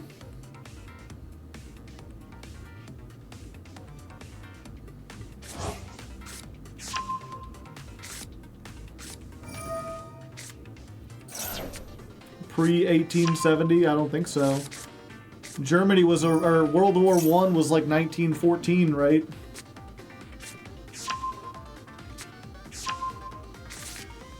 Yeah. That's the thing. World War I was like, they didn't think of war in like very practical terms, right? Back then, or they did, but it wasn't nearly as efficient. Okay. I can make, if all they've got is an Appaloosa, I can beat that.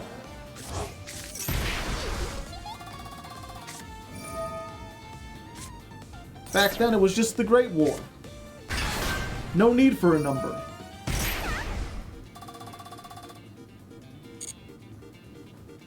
Yeah, I don't think we're getting out of this one. I don't think we're getting out of the hype train either.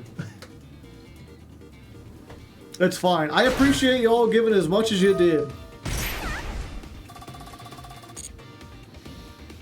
But yeah, the World War I was crazy to me because of things, Novoxis, thank you for the Prime Hype, 20 months. Argo Hype, Argo Hype. We got to see the crazy helmet at least. Yeah! But no, World War I was interesting because, like, at the start of the war, they were doing cavalry charges. Like, they were so used to smaller scale, old school warfare. They hadn't, like, fought one with, like, anything other than muskets yet. Much less, like, machine guns. So, like, the first year of World War I, there was, like, cavalry charges. They ended pretty disastrously. But by the end of World War I, like 4 years later, they had tank cavalry.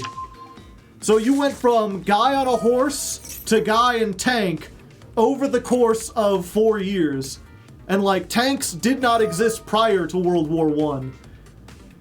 There's actually, I was watching, there's a channel called The Great War, where they broke down the war week by week. Every week had a 20-minute video. And they actually marked down, like, yeah, and on this day, a bunch of guys on the German side decided they might be able to try to rush the opposition if they got a tractor and put a bunch of, like, metal plating on the front of it. They only got halfway through before a bullet, like, ricocheted through and hit a gas line, but it gave the idea that would later become the tank. I love that channel. It's pretty neat. And what's neat is, like, in between, like, they didn't go straight from, like, horses to tanks. Like, in between that, like, what was it? They had their, like, the French had their big cavalry unit that was, like, the big thing. Okay, I can't beat this now. Pretty sure. This is what a monster negate, a monster. So I can, like, activate this, and then I can... Yeah, now they got... Oh, just in time, buddy! Just in time!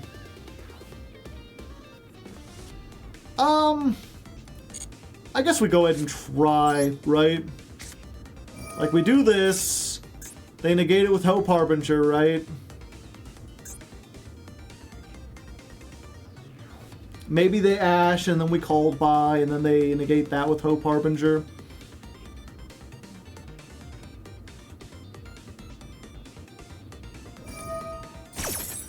Okay, we don't care about that.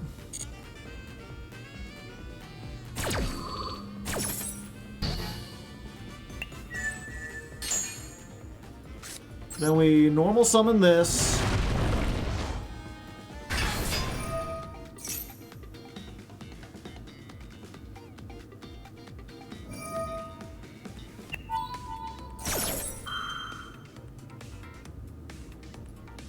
Is this negate and destroy? Oh, yeah. Yep, that's it. Alright.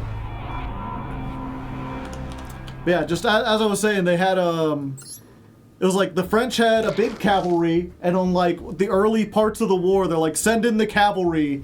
And they basically just, like, charged into a machine gun and got complete, like, they lost the entire cavalry. And they're like, we need something better, something faster. So they actually, for a short time, had a bicycle unit. They had bicycle cavalry, because there weren't enough trained horses, and bikes were fairly new, and they could be outfitted with, like, mud tires. I would have scooped a long time ago, probably. Here's what I was thinking, if you're curious, was like, if I normal summon the Adra, and they try to go in with the, what's it called? The Appaloosa, then I can chain Ghost Ogre to Appaloosa, and that'll blow it up. Unless they chain the one guy, and then that gets... Either way, I was dead, actually. Never mind. I don't know what I was thinking. The fields were chewed up for bicycles. Not at the beginning. How does bicycle cavalry work? They have, like, pistols. It's guys on bikes with pistols. They'd ride in and they'd shoot people. They definitely had called by... Yeah. And then they had motorcycle cavalry, and then they had tanks. OG drive-bys. Well, what was it? World War I was also the first war that used planes, but early on they were still like really, really early planes. We're talking like Wright brothers. You're made of like balsa wood, and the sides are like canvas. So, like, you could load up one person, maybe two, and that's it. Alright, we got Droll and we got Ogre. This should be enough. Hopefully, maybe. Small world, okay. Oh, fuck. I think this stops them. They search Ash. Droll.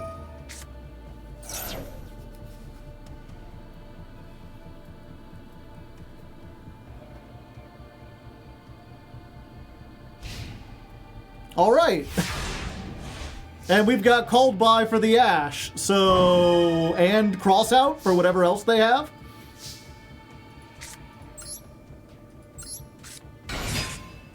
They were so scared of Max C. They're like, okay, now I can do my stuff and I can Ash the Max C.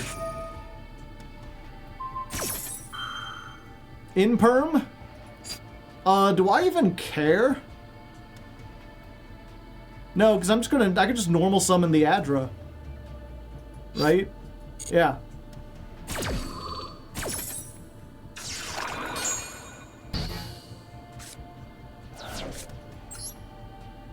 So, Adra.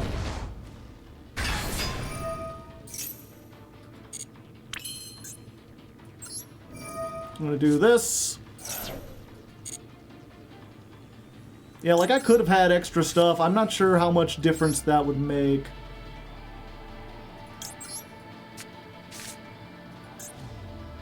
And then we're gonna do this. I think we're gonna get rid of the cross out. And there you go. Yeah, I was saying, so you had these very tiny planes that were made of like the same material you make kites out of. And, you know, surprisingly that does work fairly well, especially if you get it going fast enough. You put on like a little engine, you can get a guy in there, maybe two guys. But early planes were like, you know, they'd go on bombing runs, and by bombing runs, I mean the guy would have like a bomb, like a grenade, like something bigger than a grenade, like in his lap with like a fuse. And when they got up over the people, they would light it and then throw it over the side and hope it landed in the pit. So they would just like drop grenades and then they'd have to go back because they couldn't hold much more. And so how you would stop that, in addition to just firing up at them, but sometimes it'd go a little too high, was they would send other planes, but it's like you couldn't get like a plane-mounted gun, and they hadn't figured out how to shoot between the things. So really early on, dogfights were, if you were in a plane and there was another plane, you could carry a pistol with you. So you had these biplanes going by each other, and they would just go to the side and then lean out and you would shoot at the other pilot with a pistol and hope you could hit them. So they were doing drive-bys in planes.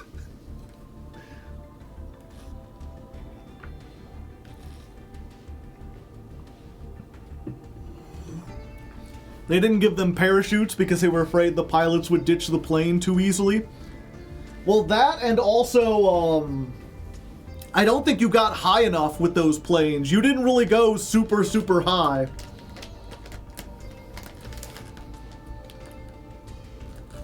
Didn't they use Tommy guns? They did.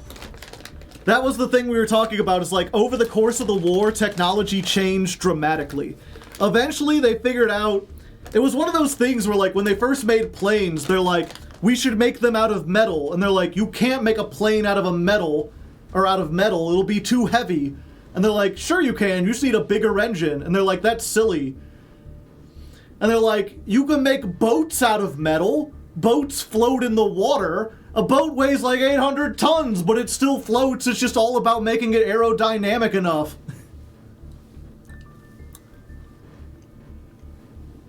So eventually they made them out of metal and they could get machine guns.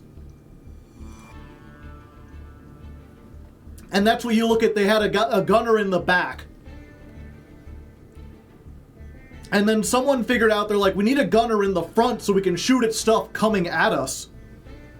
And they figured out that basically they linked up the gun to the propeller so that, like, as the propeller rotated around, it would hit the firing mechanism. And that way you could time it so that as fast as the propeller was going, the bullets would always shoot in the spaces in between them. So then you could just shoot in front of you. But that wasn't until, like, the end of the war that they figured out.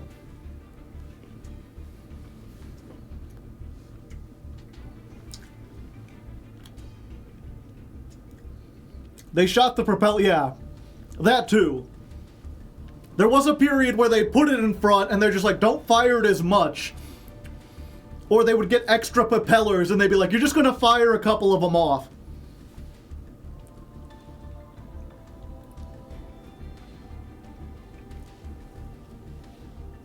It's fine. To be fair, also, because the planes back then, a lot of them were based more on, like, gliders. A lot of them were, like, if your engine got shot or if your propeller got lost, you could kind of, like, glide down. There's tons of pilots from that period who, like, you look at their record and they're like, yeah, they were in 87 crashes. And by crashes, like, they lost power and then they were able to glide down enough. And especially, you know, once you're in the middle of World War I, where you're in no man's land, everything's kind of like flat and dirty. It's just a whole bunch of mud. So if you could get down low enough, you could just kind of like skid across the ground and come to a stop.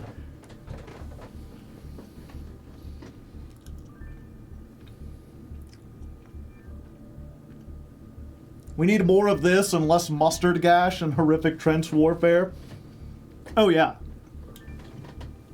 And that's one of those things where it's like, half of World War I is like just crazy innovation and interesting stuff, especially early on. You know, there's the famous Christmas truce where the Germans and the French, it was too cold to fight, and the soldiers got out and decided to play soccer. They just like, well, we've got a big field, it's Christmas, we're not fighting, fuck it. I want to play soccer. And they played a game of football. And then later on, again, you have the mustard gas. But one of the things that always stuck with me that was like, this to me feels like the defining moment that war changed was the deadliest single day in World War I was not a battle. It was a bunch of British troops dug a tunnel like half a mile underneath the German line, and they just put like 2 tons of dynamite, just like an obscene amount of explosives underneath their line. Like they spent like a month and a half digging it. And then it's just like, and one day in the middle of nowhere, they just beep, set it off. And it killed like 7,000 German soldiers in like 1 second. And then it allowed the British to take like 3 or 4 trench lines. Well, the trenches collapsed, so they could move up. They had to dig like new trenches or whatever. The height was leveled.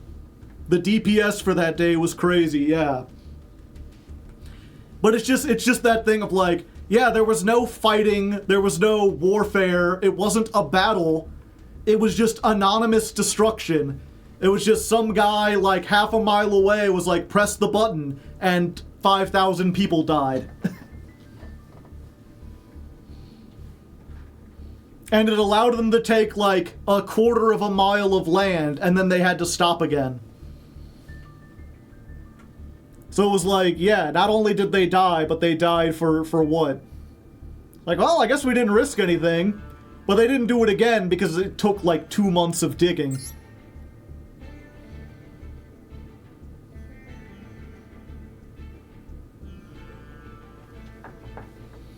Just crazy. Oh, pardon me. All right. I like going first.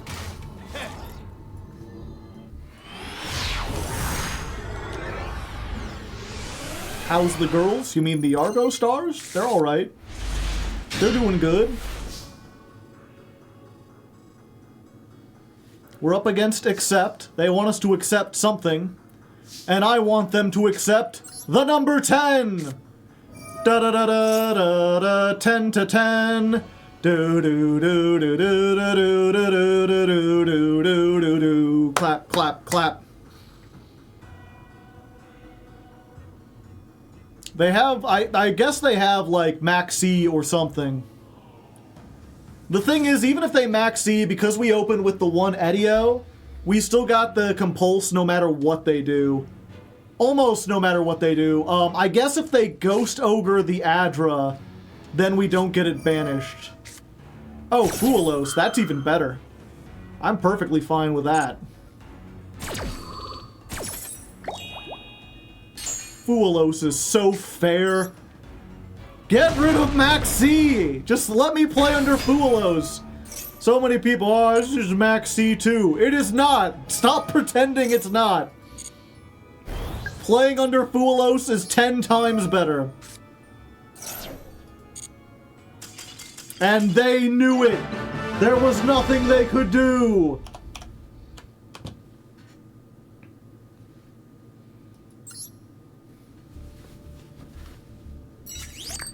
Yeah, I guess so. One more thing, I always remember this when I talk about World War I. One of the most interesting things, the race to the sea?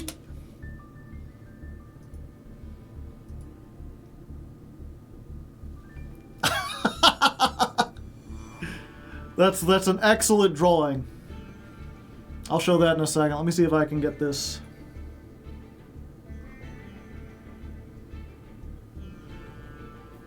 Oh, we got lag. We're lagging. I should just stop trying to drag pictures onto OBS. It can't handle them.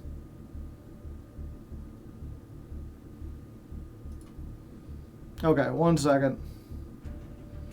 I'm gonna window capture.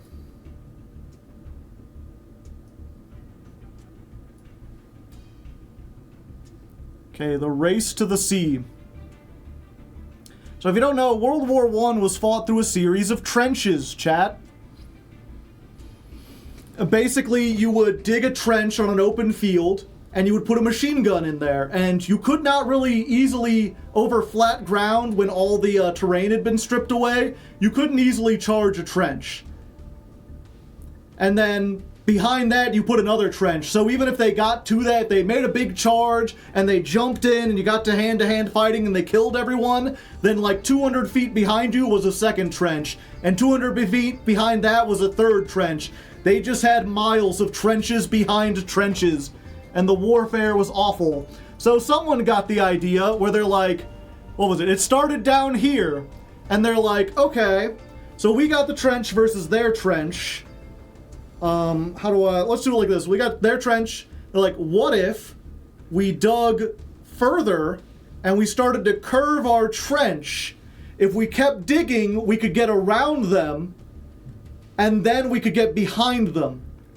And so they started digging, and through spies and balloons, this side saw what they were doing, so they started digging. They're like, no, no, no, you won't get across us, we're gonna get across you. And so, for 6 months, starting in the middle of France, they just dug trenches. They dug trenches across the entirety of a fucking country. They went from the middle of France through Belgium, and they did not stop digging until they reached the ocean. It's like fucking Looney Tunes. And they kept fighting. They fought, like, this is like a series of battles fought between, what is it, September to October. Wow, it was only a month? I thought it would have taken longer. Dug trenches, yeah. And my city can't even build a fucking road, yeah. And they're like, we've got to stop them from building these, so they like they'd fight battles, and they'd have battles over the trenches and try to stop each other. But eventually they made it to the ocean, and they're like, we did it. We cannot go any further. And then they started going the other direction, but this is like the Swiss Alps, so you can't go over that. Or was it I don't know. Either way, that's the race to the sea is just this like Looney Tunes ass fucking period in history. It's like trench warfare, but not what you think. It was people digging. I like this. This cartoon from the time. Get out of here, punk. I wonder if there's the, what's it called?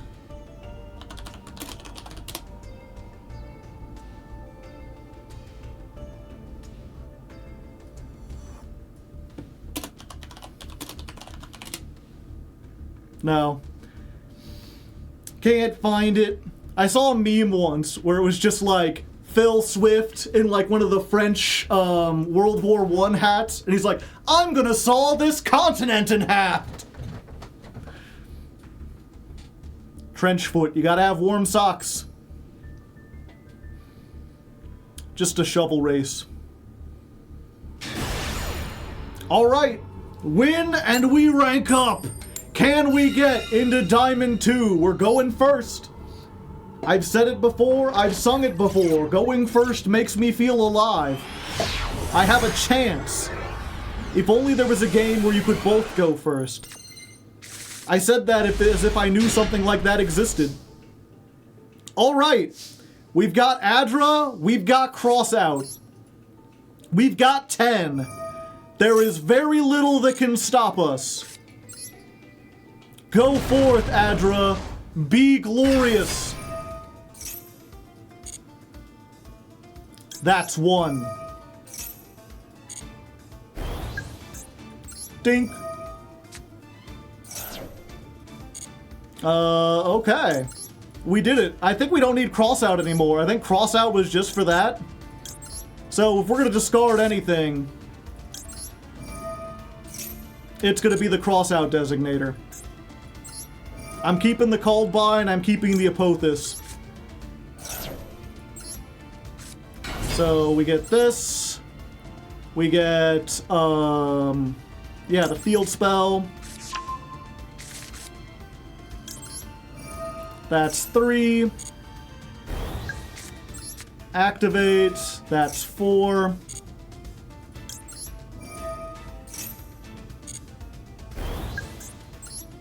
Summon, that's 5.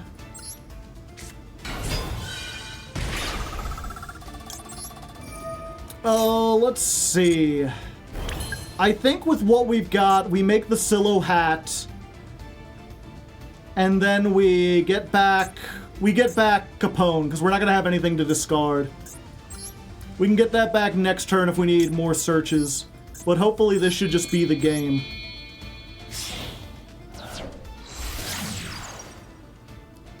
Get the rabbit. Is it the rabbit? It's behind the rabbit.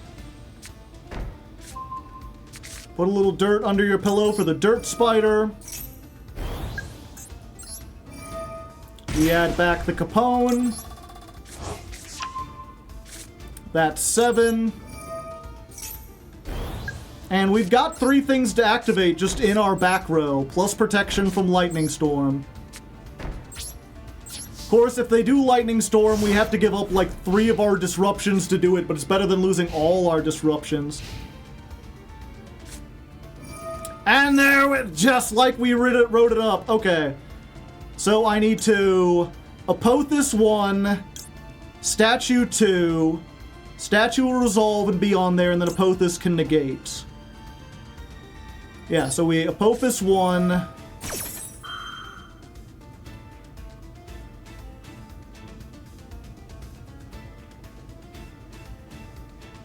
I got something else. Statue 2.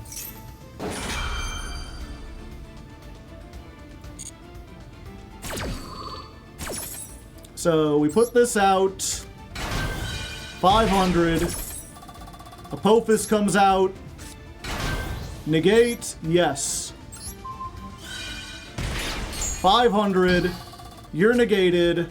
And that's every last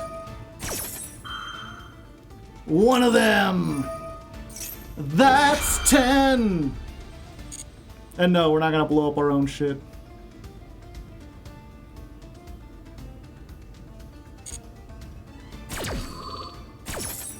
Boop. Boop. Boop. And then I think we're just going to get the Edio. I think that's what we need. More removal. As tempting as it is to go for you're finished. Hurley.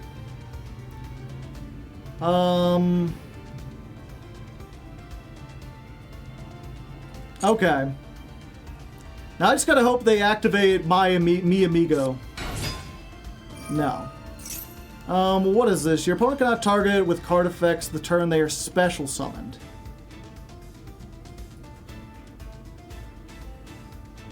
Yeah, so we just do this now.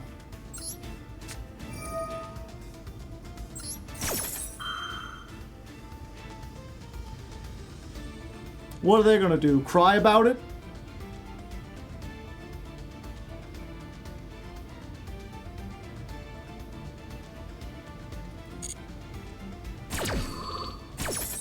Okay, so Edio comes out. Return a card to the hand. Yeah, you don't have a monster on the field. 500. All they got is leap.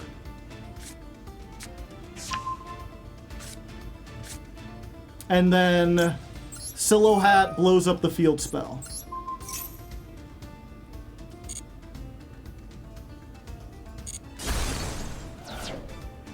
Easy peasy. Pretty memory. Discard one card. Yeah, you know what? We're gonna put this back.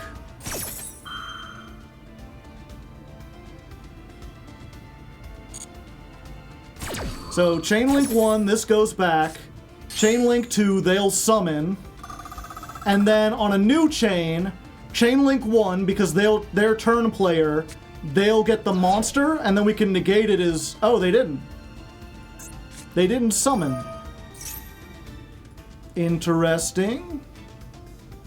They knew. They knew what we were cooking, and they baked a cake.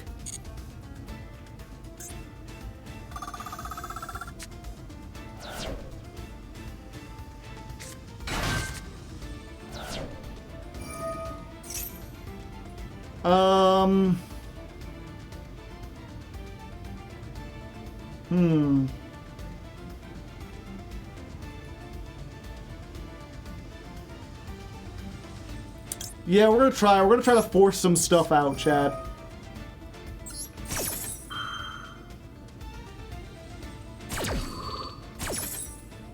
So we're gonna get Capone. 500. They're gonna get Mi Amigo. We're gonna use the Anguish pattern to blow this up. They'll activate that. Yeah. But then, because we activated something in the a trap, the stadium will go off and we can negate whatever they get.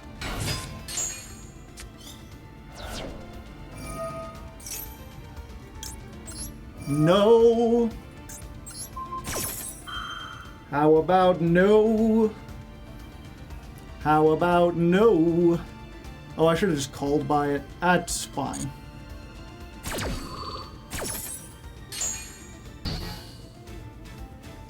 Now, of course, they can Zeus from here, and I think we might be screwed.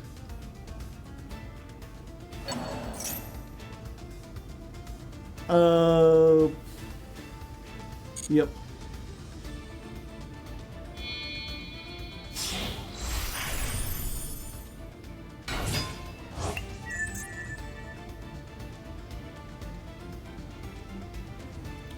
If you activate a Pearly, quick play. Okay.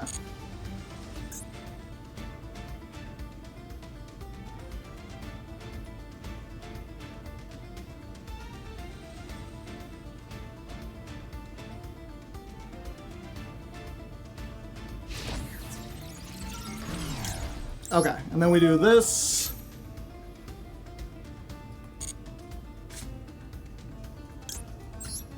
Activate the field spell.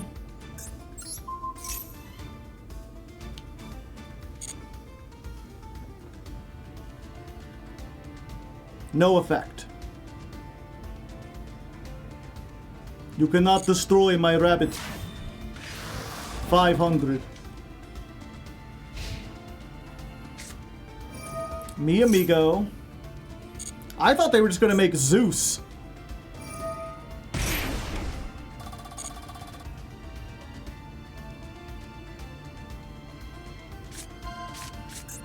Okay, what is this? Up to thrice when you activate.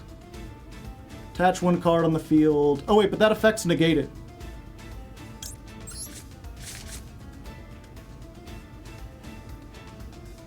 So I don't need to chain anything in response to this.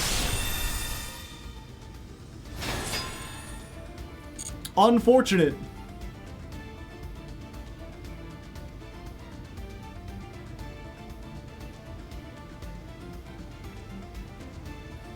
But at least they didn't do this and then activate Mi Amigo.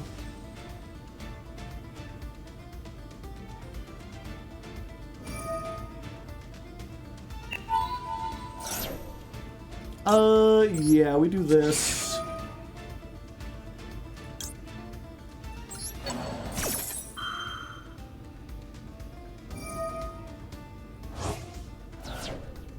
Ah, I see. They leapin'.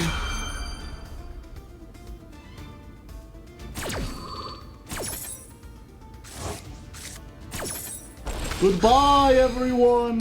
I'll remember you in therapy. I don't think we can come back from that, unfortunately, chat. I think our only hope is if we draw Terror Top and then we can make a Zeus of our own. Well, you know, sometimes you get what you need. Let's go ahead and summon this.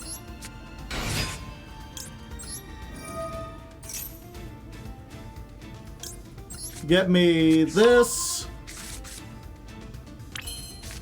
We special summon the Taco. We make Fortune Tune, yeah. Oh wait. We could also just make Typhon. No, we need to get rid of their other card too.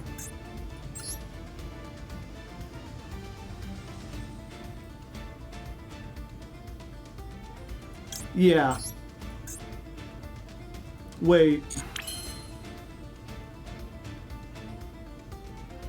Can we summon Adra? All of our cards are in the graveyard.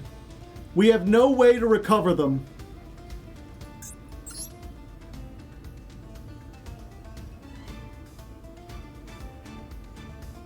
Typhon, and that's 10 for the bonus attack. No, we have to clear the back row, because the next turn they'll draw any card. And then they'll be able to use it to summon a Pearly out of the deck. And we can't let them do that.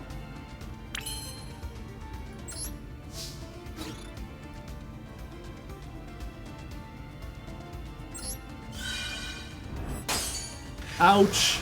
My most of me.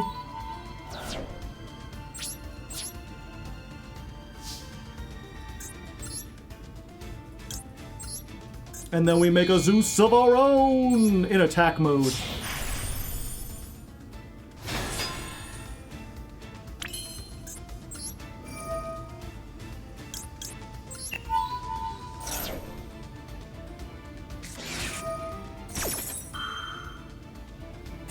Yep, might as well.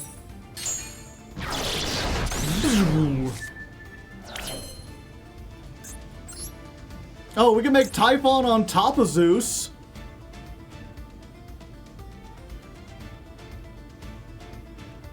Might as well, right? Nah, we'll save it. That's 10. I don't know what we could get with that's 10. Just you're finished. Alright, they did not draw one. Hello.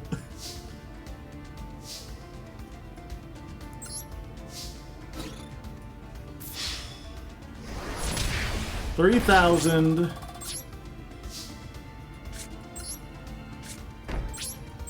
We just need to hope they brick for another turn. If that's a hand trap, and they just have to draw like 2 hand traps.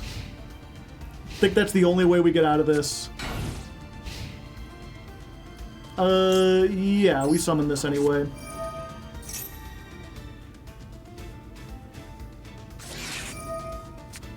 Ah, I see.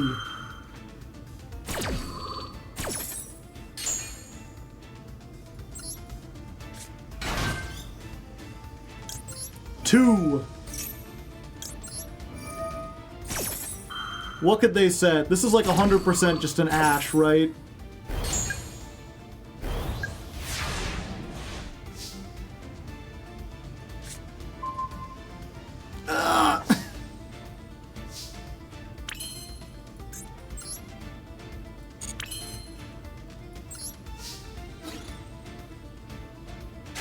No, it's Valor! I should have moved the Dirt Spider to attack.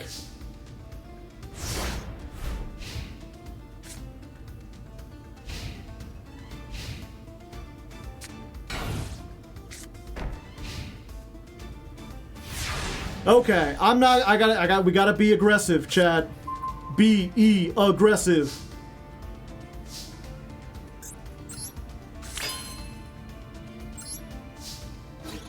This is Droll or Valor. Fuck.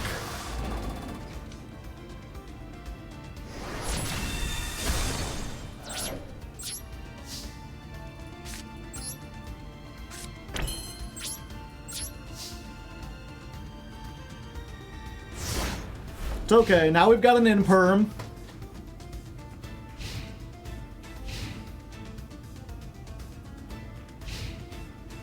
Nothing, okay. Come on, Adra.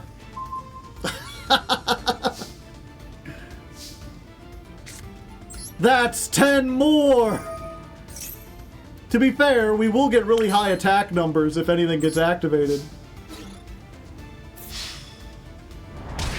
200. 3,200. Draw your last pathetic card!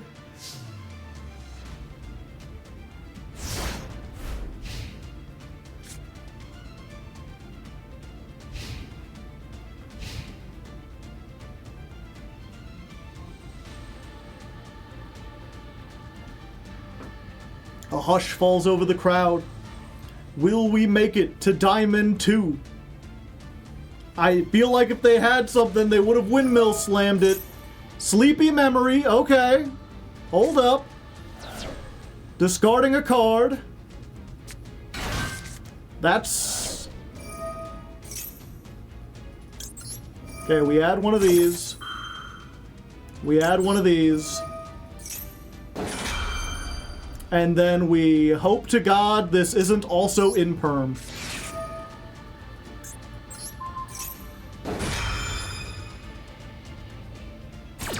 It's not imperm! And now whatever it is, they can't activate it. So many counters, more than I ever did. Adding counters to my field. Like I'm a little kid. I've got counters after all this time. Saying that I wanna get those counters and they're on my mind. 'Cause I got counters. Yeah, yeah, yeah.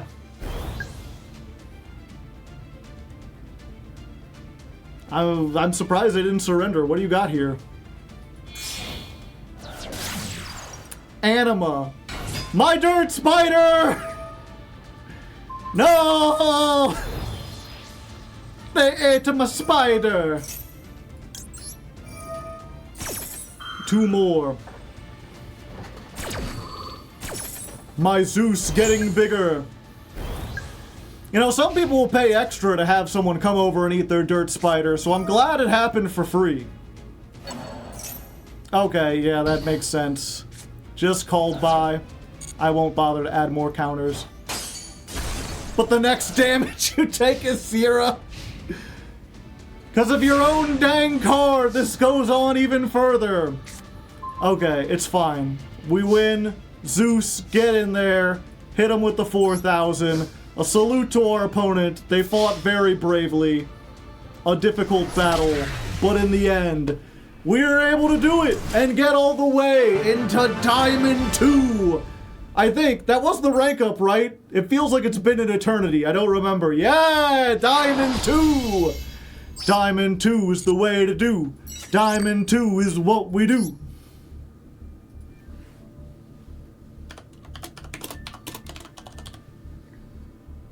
The Mighty Ducks are back.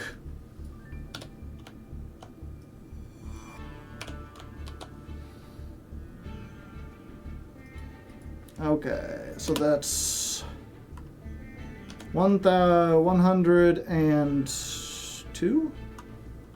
No, 112.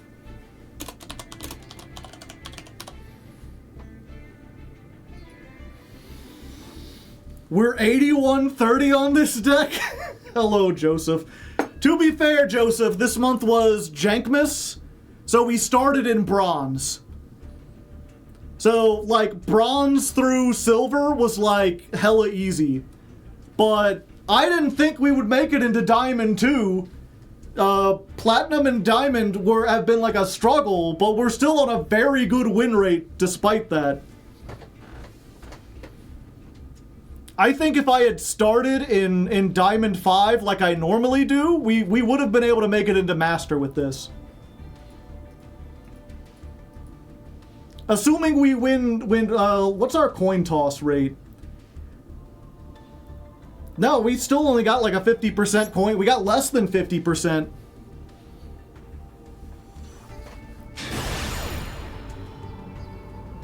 Imagine if we were using the main account and we had Super Poly and Floodgates. The thing is, right, it's like this deck already, like if you go first and you get like a good hand, you're already winning even against like a Fiendsmith deck. Assuming they don't stop you. I guess the Floodgates do kind of stop them from interacting, because if you have that, they can't, like it's a way to stop Valor. Nibiru goes pretty hard here.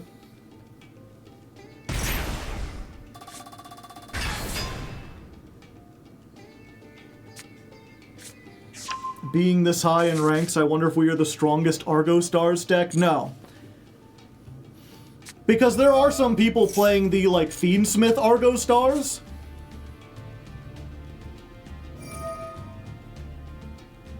And that is, like, undoubtedly better than what we have.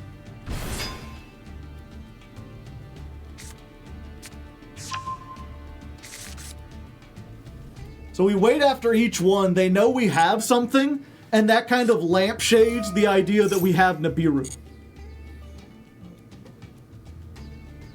They know we have this, they don't know. And because we have both, we can actually let them set up like a couple disruptions. Like if they get an Appaloosa and then start doing like a big combo, we can like imperm, or we can Nibiru, they negate, we imperm. We just gotta make sure we don't let them get to a position where they can make like a wave high King Caesar and an Appaloosa.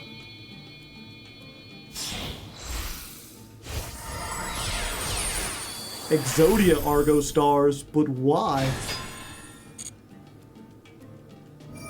Yeah, we just let this go through.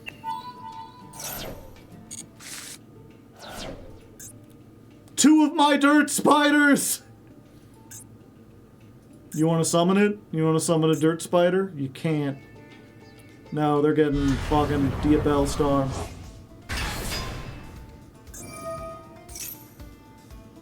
Now the thing is, this doesn't... I was like, does this give away what we're playing? And the answer is, if they know what Argostars tech cards are...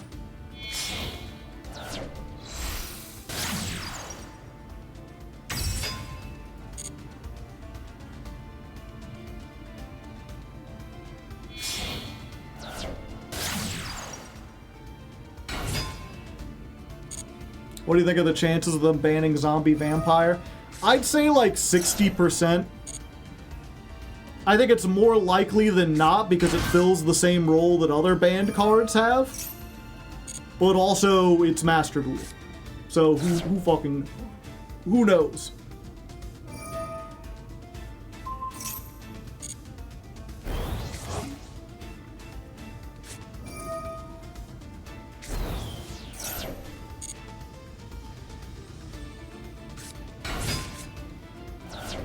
Snake Eye Ash.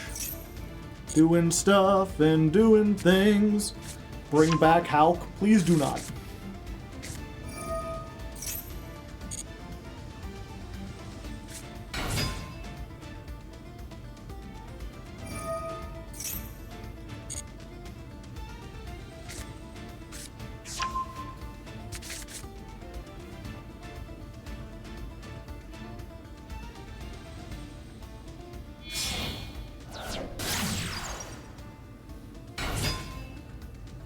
Nib goes crazy here, yeah.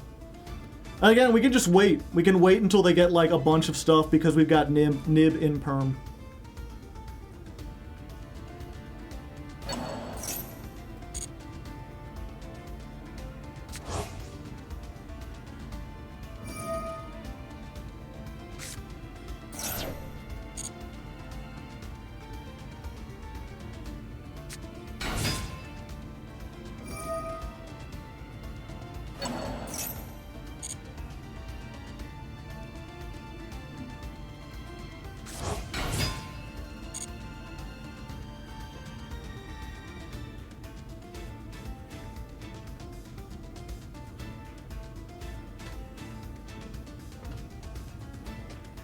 The unfortunate thing is right now we don't have a starter. There are what? 1, 2, 3, 4, 5, 6, 7, 8. Now we've got 10 starters.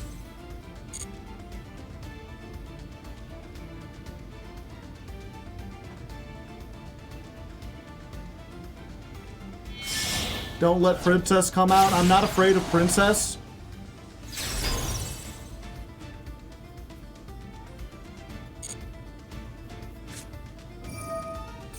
Yeah, I'm not afraid of Princess because they won't have a fire on the field.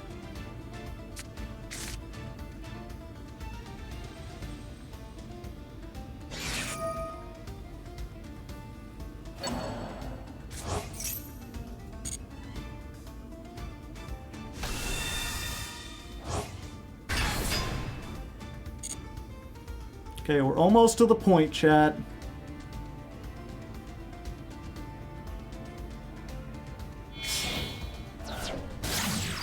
Okay, now we have to do it because... No, we can let... Yeah, if we let them make Desiree, they get rid of the Nibiru. We don't necessarily want them to do that. Or do we?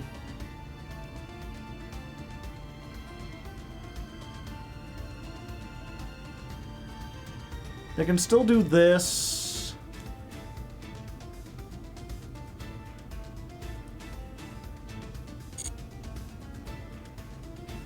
Yeah, let them put their stuff back.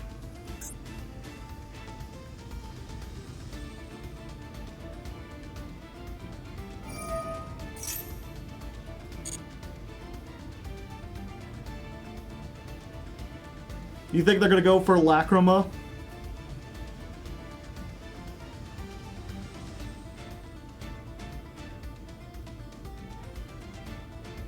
I think you go for Desiree here. You've got more than enough light fiends.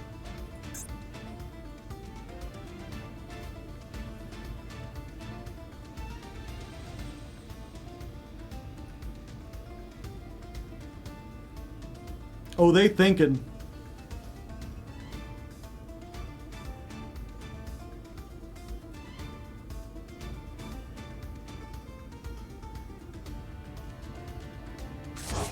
Yeah, they're going for Desiree. Okay, now we do it before they can equip the Desiree.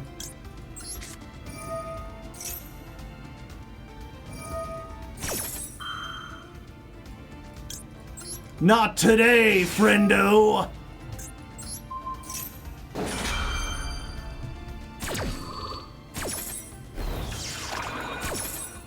No Appaloosa for user. Let's find a rock. I mean a big ass rock. Maybe something like a cinder block is better. I'll hoist it up and drop it on your field, my buddy. And just before the turn goes out, you'll see my rock, and you'll know you've got a friend with a rock. Who cares? I mean a big ass rock. Oh fuck, they can still do stuff. But what can they do?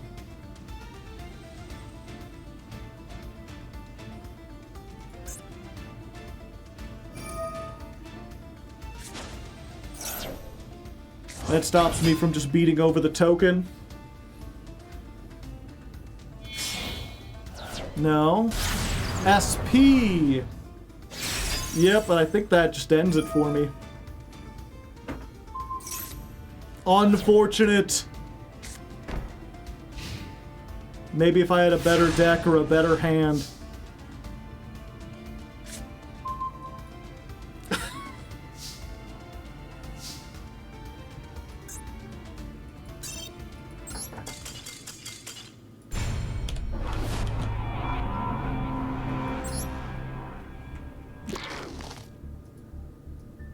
Just in time, yep. We were really hoping we opened one of, we could make Typhon, yeah, but they still had, they had all the Fiendsmith stuff in the world in the graveyard. We were really just hoping that we would hit them with that and they would surrender. Ban SP, no, SP's fine. Oh, now we have no back row. Now, okay. We just gotta hope our opponent isn't on something nearly as strong.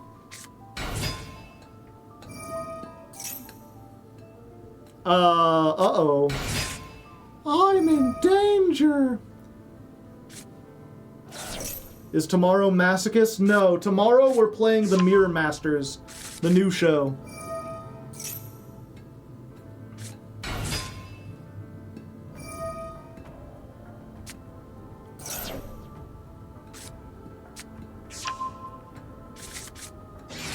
So I know this deck hand rips. Does it also put up like a negate? Because I do have a bunch of top decks, and a lot of these cards are like individually powerful. So if all they do is hand rip,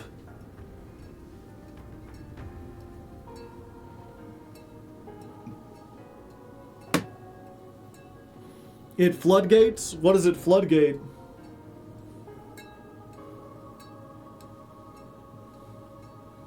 Barrier statue.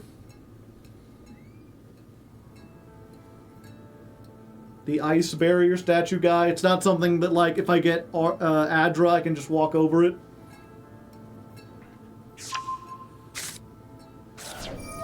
They banished the dirt spider.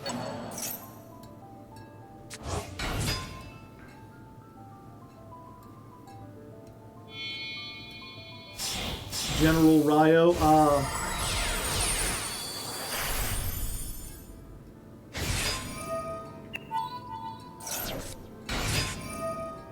The link protects from battle.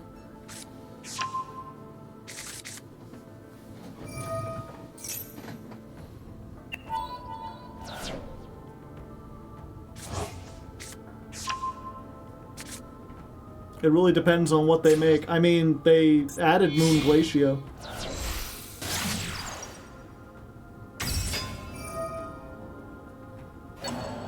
They're playing quick, which makes it seem like they know what they're doing.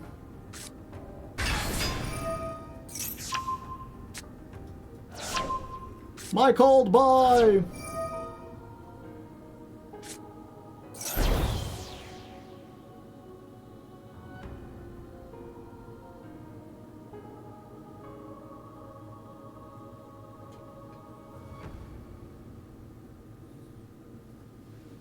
We'll see. I'm curious, Chad. We haven't faced this yet. That's a lot of sevens.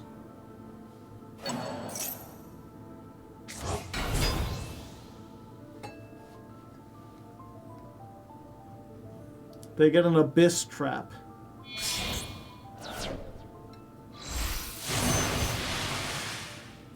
Agarine.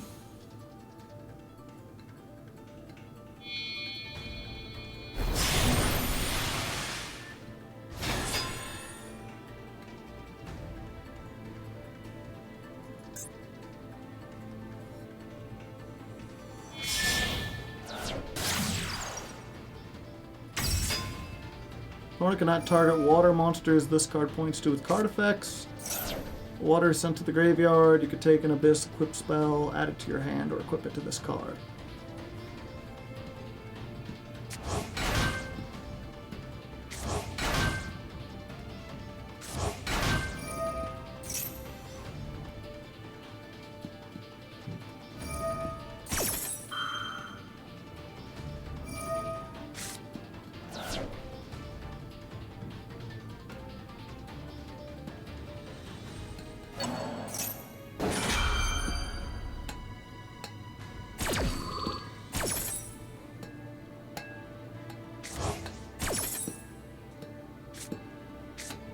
If only Nibiru were here. Yep.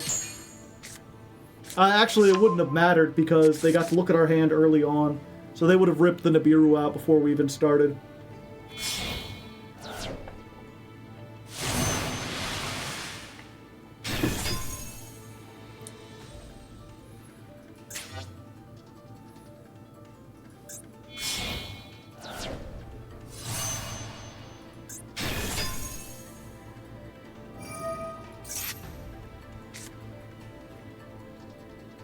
Activate Nibiru from deck.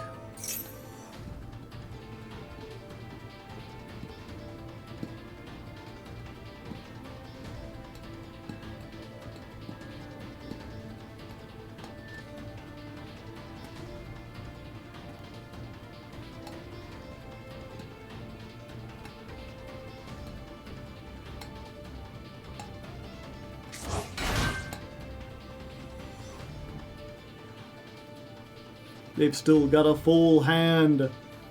They haven't even done anything.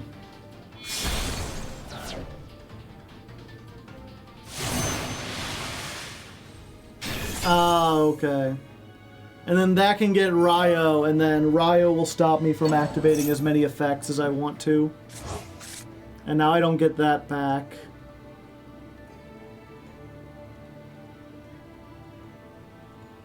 Yeah, I guess I'll just surrender here.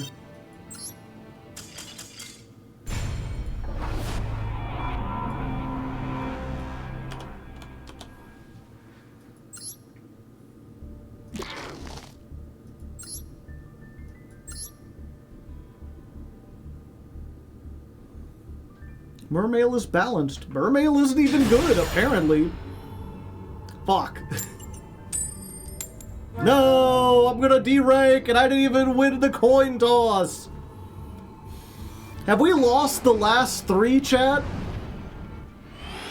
Did we get the same thing that happened the last two times where we ranked up and then immediately lost 3 coin tosses in a row?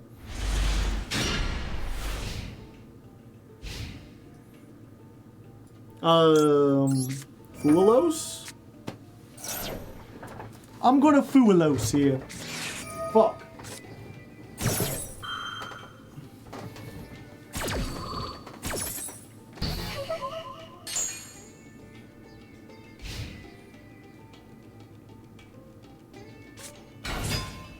Fuck.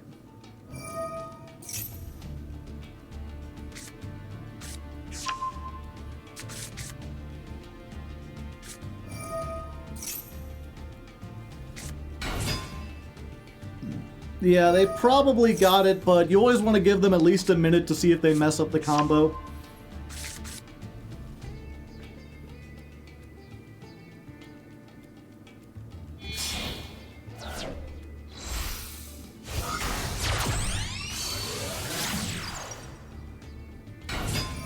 Can't wait till Snake Eyes is gone from this earth.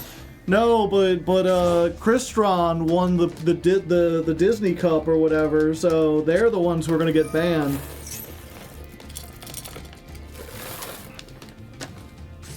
Never mind that this deck is still like the 5th best deck.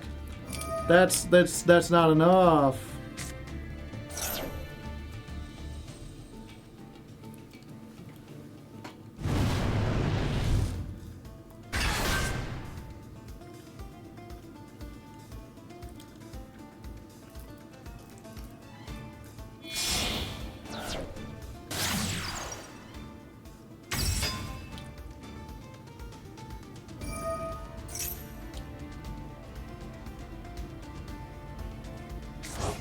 If they hit tier as light as they hit Snake Eyes, we'd still be in a tier 0 format.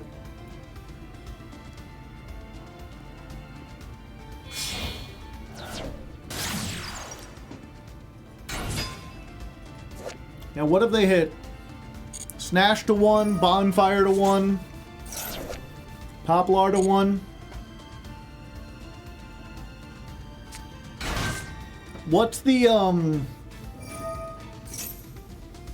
What's the Snake Eye equivalent of Merly Band?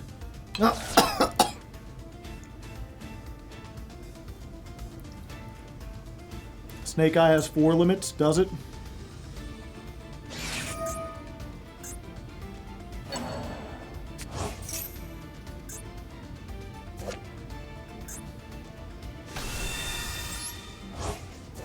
OSS limited. Oak, probably. The thing is, Merly is a card I'm pretty sure you would play at 3, just because it was another name.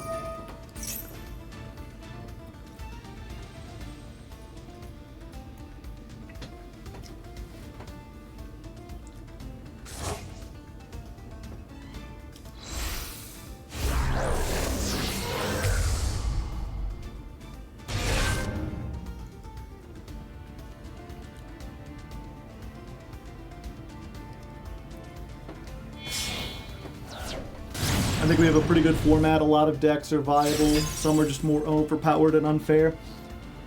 Personally, I don't like pile metas. I don't like when decks are unpredictable by nature of the fact that there are so many one-card engines that you could put into your deck that you can't tell what you're playing against. Like, for all we know, this deck could have an Azamina engine. It could pivot to it at any moment. And that's because they make these engines too small and too generic. So I would like to see them, like, if you were going to hit something, I would like to see, like, Zombie Vampire hit. I would like to see Moon of the Closed Heavens hit. Because I don't think Fiendsmith is that unfair if you have to play it pure, or if you have to play it in, like, a light Fiend deck. Like, if you're playing Magical Musketeers and you want to put Fiendsmith in there, that's fine. Yeah, I'm dead.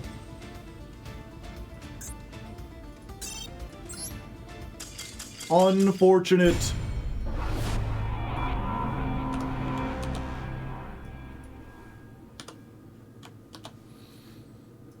Like, if you want to do that, that's perfectly fine. But, the fact that, like, Snake Eyes can play Fiendsmith is a problem. The fact that Snake Eyes can play a Millennium package and then use Zombie Vampire to mill, and if they hit any Snake Eyes card or any Diabell Star card, that gets them into the Snake Eye engine.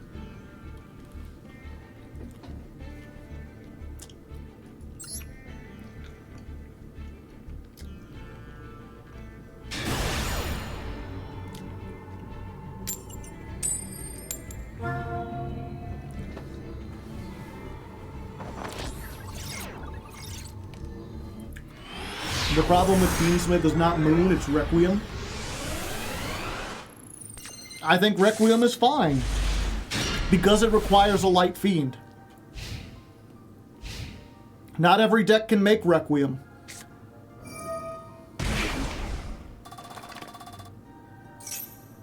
Sunseed Genius Loci.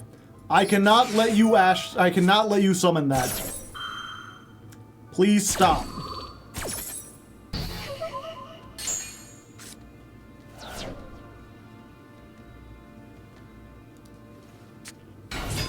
Fuck.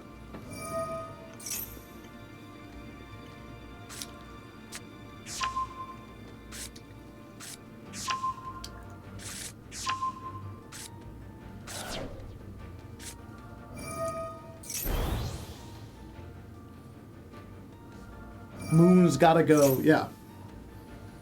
I mean, if you wanted to ban Requiem too, you could. I wouldn't be, like, against it because it would hit Fiendsmith. But I just think without Requiem, Fiendsmith as an engine doesn't do anything anymore. Like, then you kill the entire deck, and I don't think the deck deserves to be killed because it has a unique playstyle. It has a nice, grindy, like, small engine.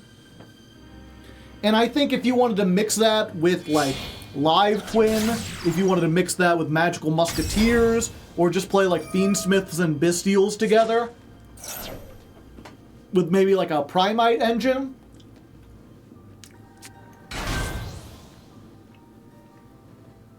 I think that's fine. Fabled? Sure.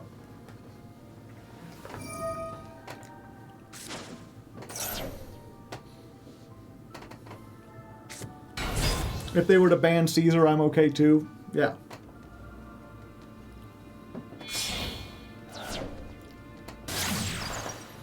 Yeah. I think that's fun. Like, if you want to play Fiendsmith Primite and end on, like, Desiree plus a Drill Beam, that's a powerful board. That's not something I could beat with, like, this hand, but it is, like,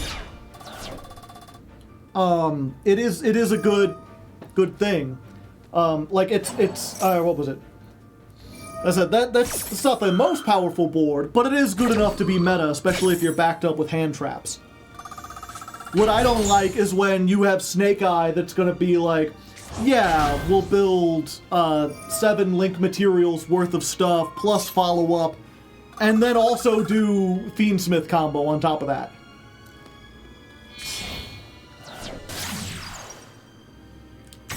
Plant deck, yeah, we're probably dead.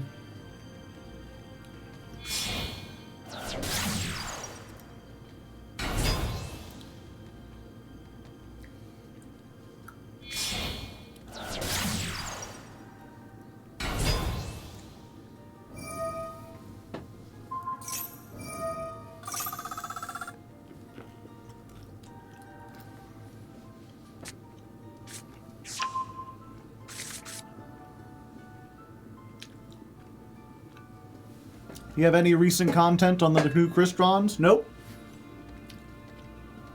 We're probably playing them next month, though.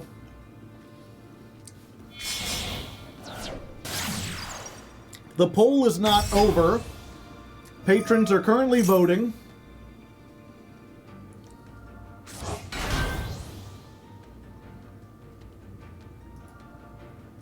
But the current poll results, Crystron is leading with 21 votes. In second place is Mimighoul with 16. In third place is Ryuge with 10. So, Crystron's pretty commanding lead. Mimighoul is only behind by 5. It's possible that 5 more patrons or 6 more patrons come on and they vote Mimighoul and they don't want to see Crystron. But unless exactly that happens, Crystron is going to be played next. Ryuge, I don't think there's 10... or what was it? They would need 12 votes. And I don't think there's 12 more $10 patrons who have yet to vote. We would need people to join the Patreon at the $10 level and rush in here and all vote for Ryuge in order for that deck to be there. Hey, how have you been? I've been pretty good.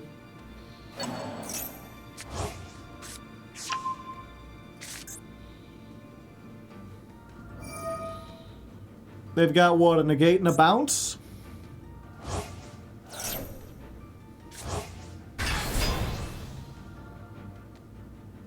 I think Ryuge is a jank miss deck. I don't know, I kind of want to do a let's learn on it. Those videos do so poorly though, and I really got to get a move on with the Mirror Masters. I have no idea what that trap they set is. Probably kills me, right? I assume they searched it at some point. I'm not seeing a trap showed up, so maybe that's just imperm. Let's try to bait out Ash first.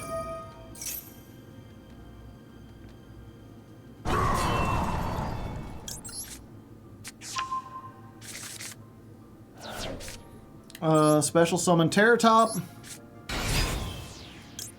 Activate. Oh wait, they'll tribute this and then they'll get the girl who tributes.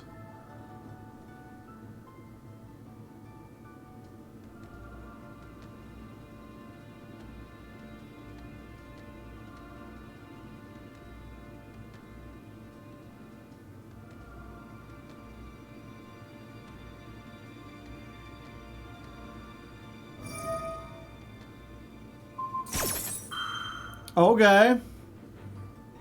That was like the most useless thing they could have done. You're gonna bounce Terratop back to my hand. Hold up. Hold up. Do we just Zeus here?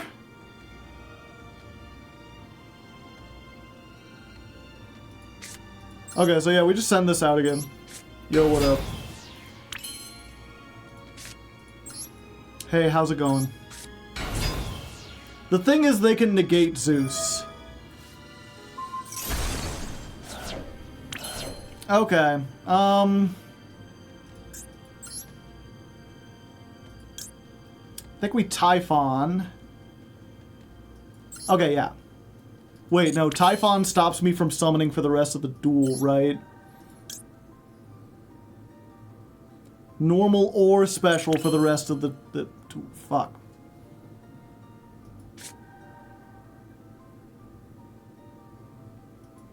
Yeah, we have to try to Adra now.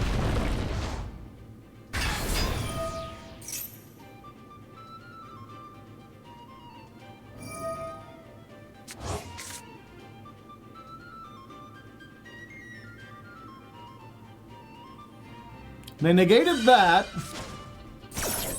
Why wouldn't you tribute this? The only reason this exists to be tributed. Okay. Now we make this.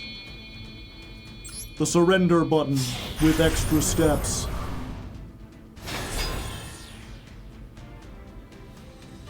What does this say? Your life points are higher, this card and any plants can't be destroyed by battle. But your life points aren't higher. So we put Bagel Lancer back. We attack over this.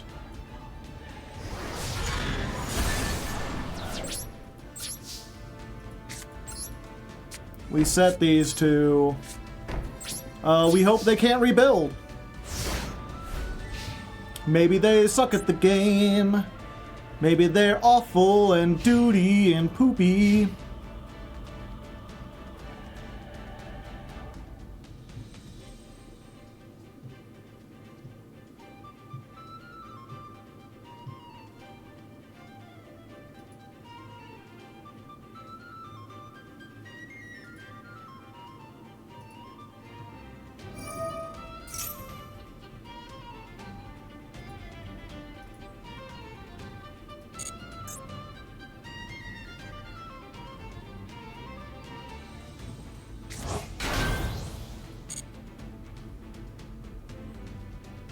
OMG, is Typhon gonna win? See you in the next episode of Hardleg Gaming.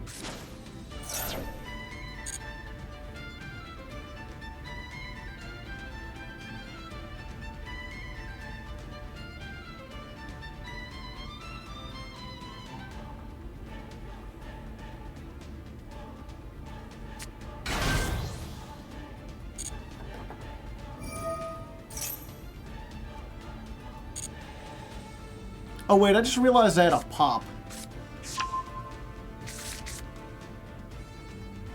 We'll see.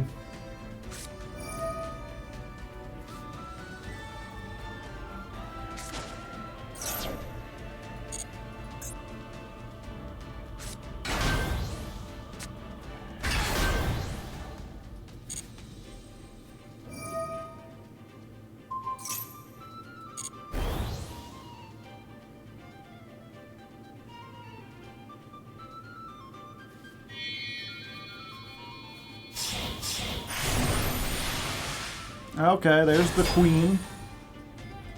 But she cannot activate her effect because Typhon says no.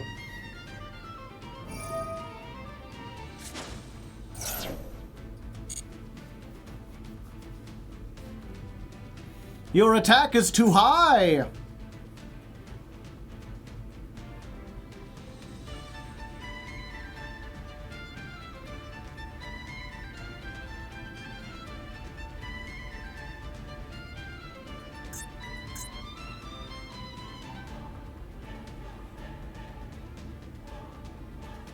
Too big, boss.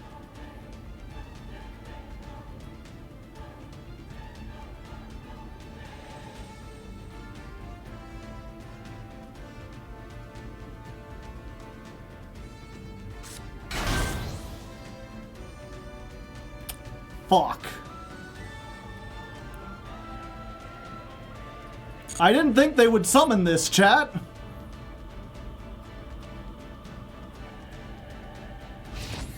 Battle phase. Okay, we have to do this. Activate Anguish Pattern.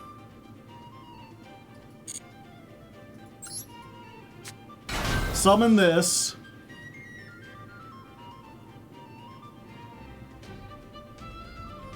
They're like, what is he, stupid? Now he can't do anything. Damage step. I control a continuous trap. Go to 0. Hee hee hee.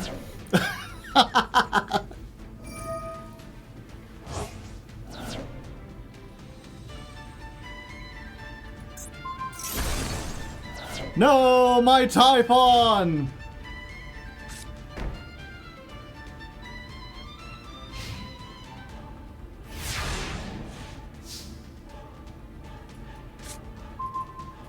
Not good. We gotta summon the other Anguish Pattern.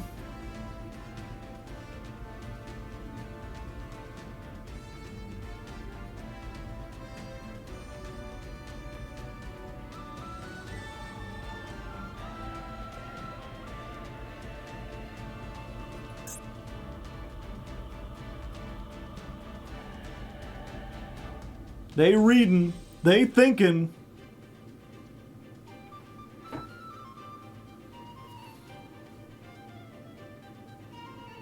Alright.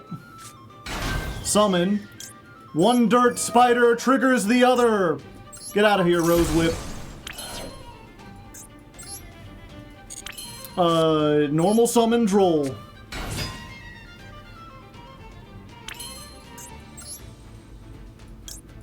Make Silo Hat.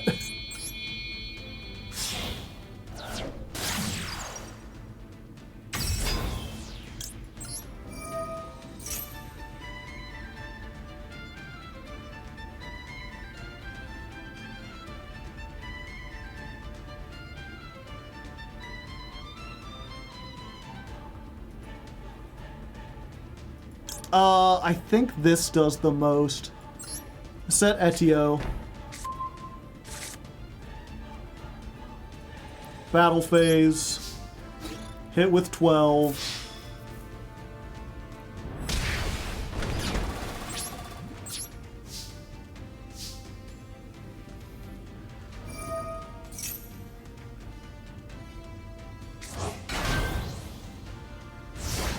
Petal coming back is rough. It is.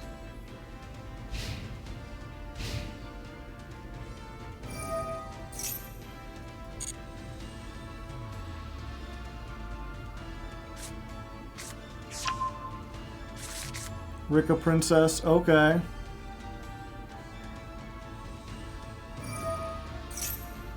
Yeah, they've just got so much.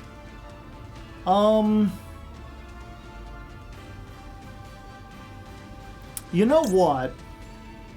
What if we did this?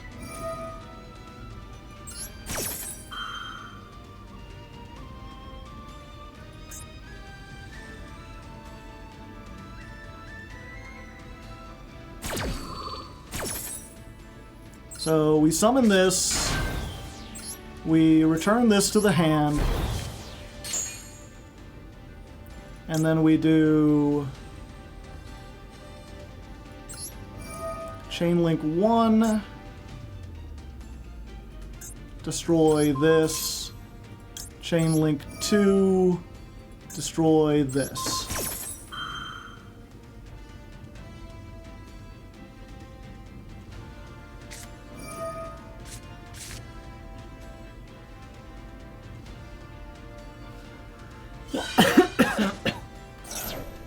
No! My dirt spider!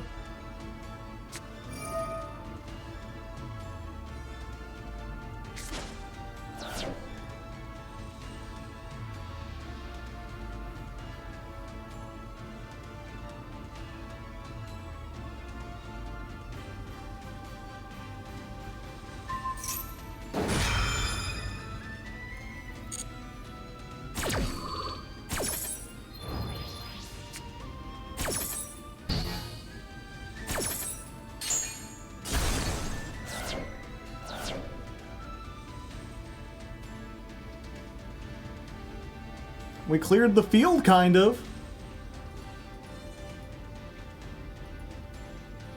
They did kill the dirt spider.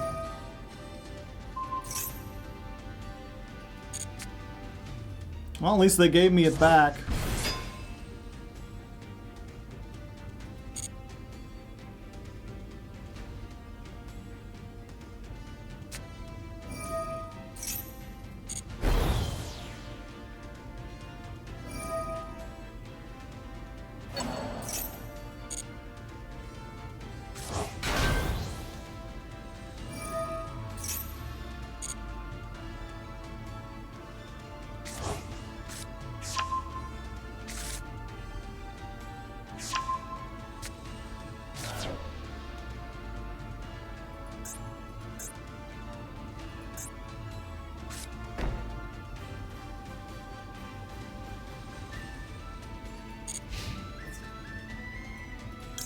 Yeah, go ahead. Attack me directly. I'll take the 19. Okay, we can still get out of this. I just need Adra. I just need Adra or a way to get to it. That's a way to get to it. We just gotta hope they don't have, like, Ash. I already used the Takatomborg, didn't I?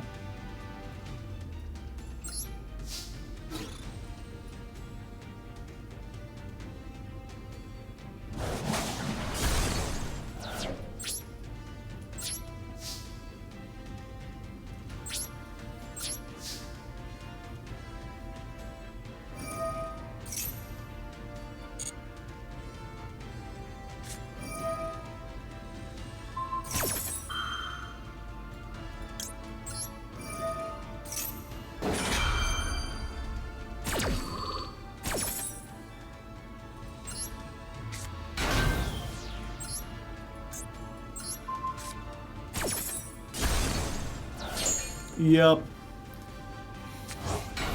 Depends what they can do, chat. This just gets them something every turn, though. And that gets them something every turn.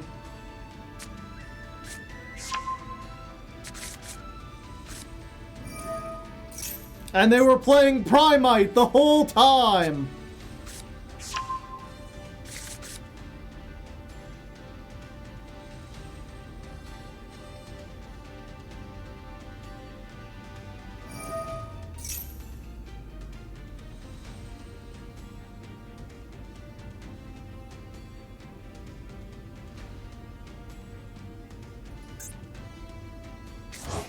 That? Oh, I guess they did a million years ago.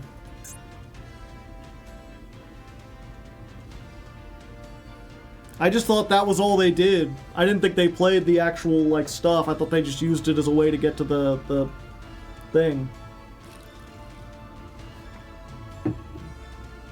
To get to the Sun Seed.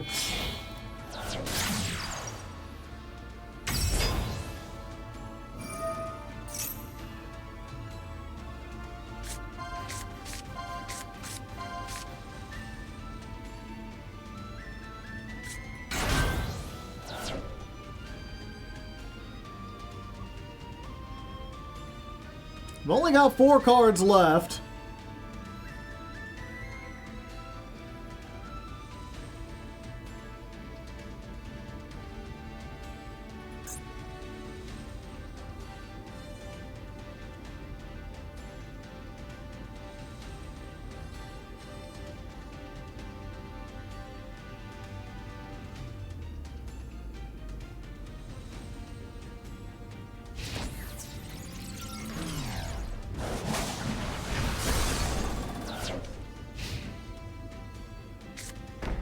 And now the Primite Roar is on.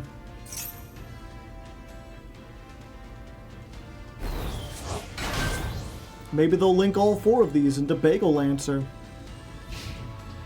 No.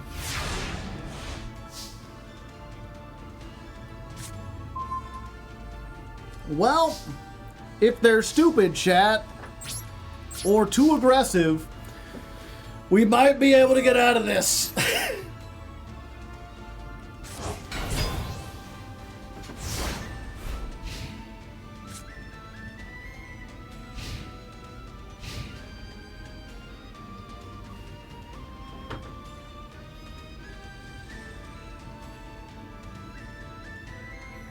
Unfortunately, because they've only got 4 cards, the chance that they'll summon 5 times seems unlikely.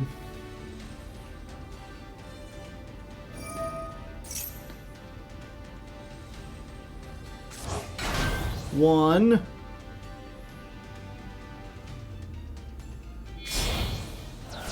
Two.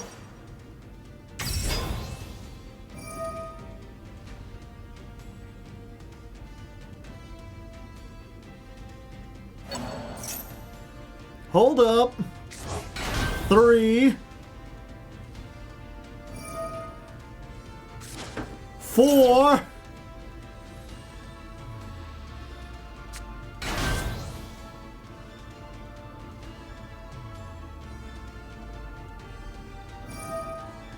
Ah! That's 5. You fool! Oh yeah, they could do that.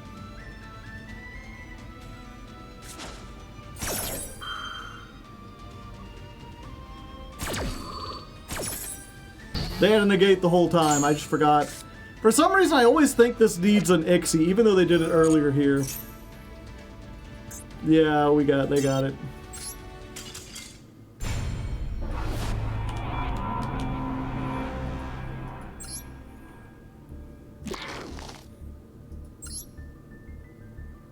Update available.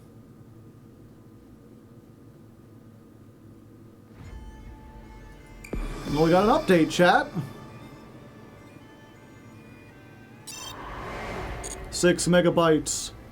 Lightning fast internet.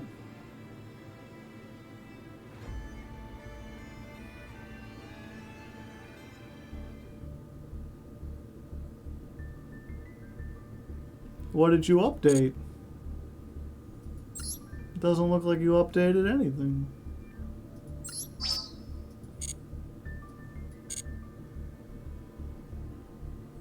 Okay.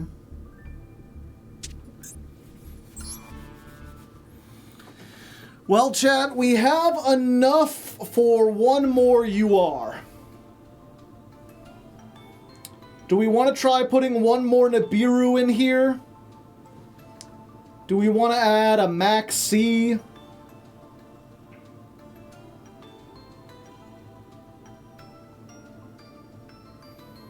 They added a Bitcoin miner.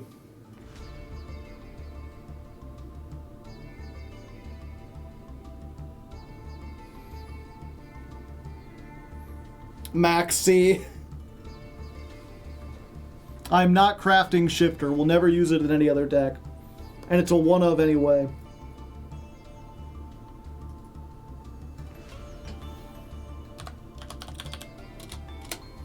Poll. What do we craft? Maxi. Other staples. What about Engraver? I see this deck running D-Fissure. D-Fissure is only good if we're going first, and we already win when we're going first. Maxi will help the next Jankmas deck. What about Traffic Ghost? I already got one of those.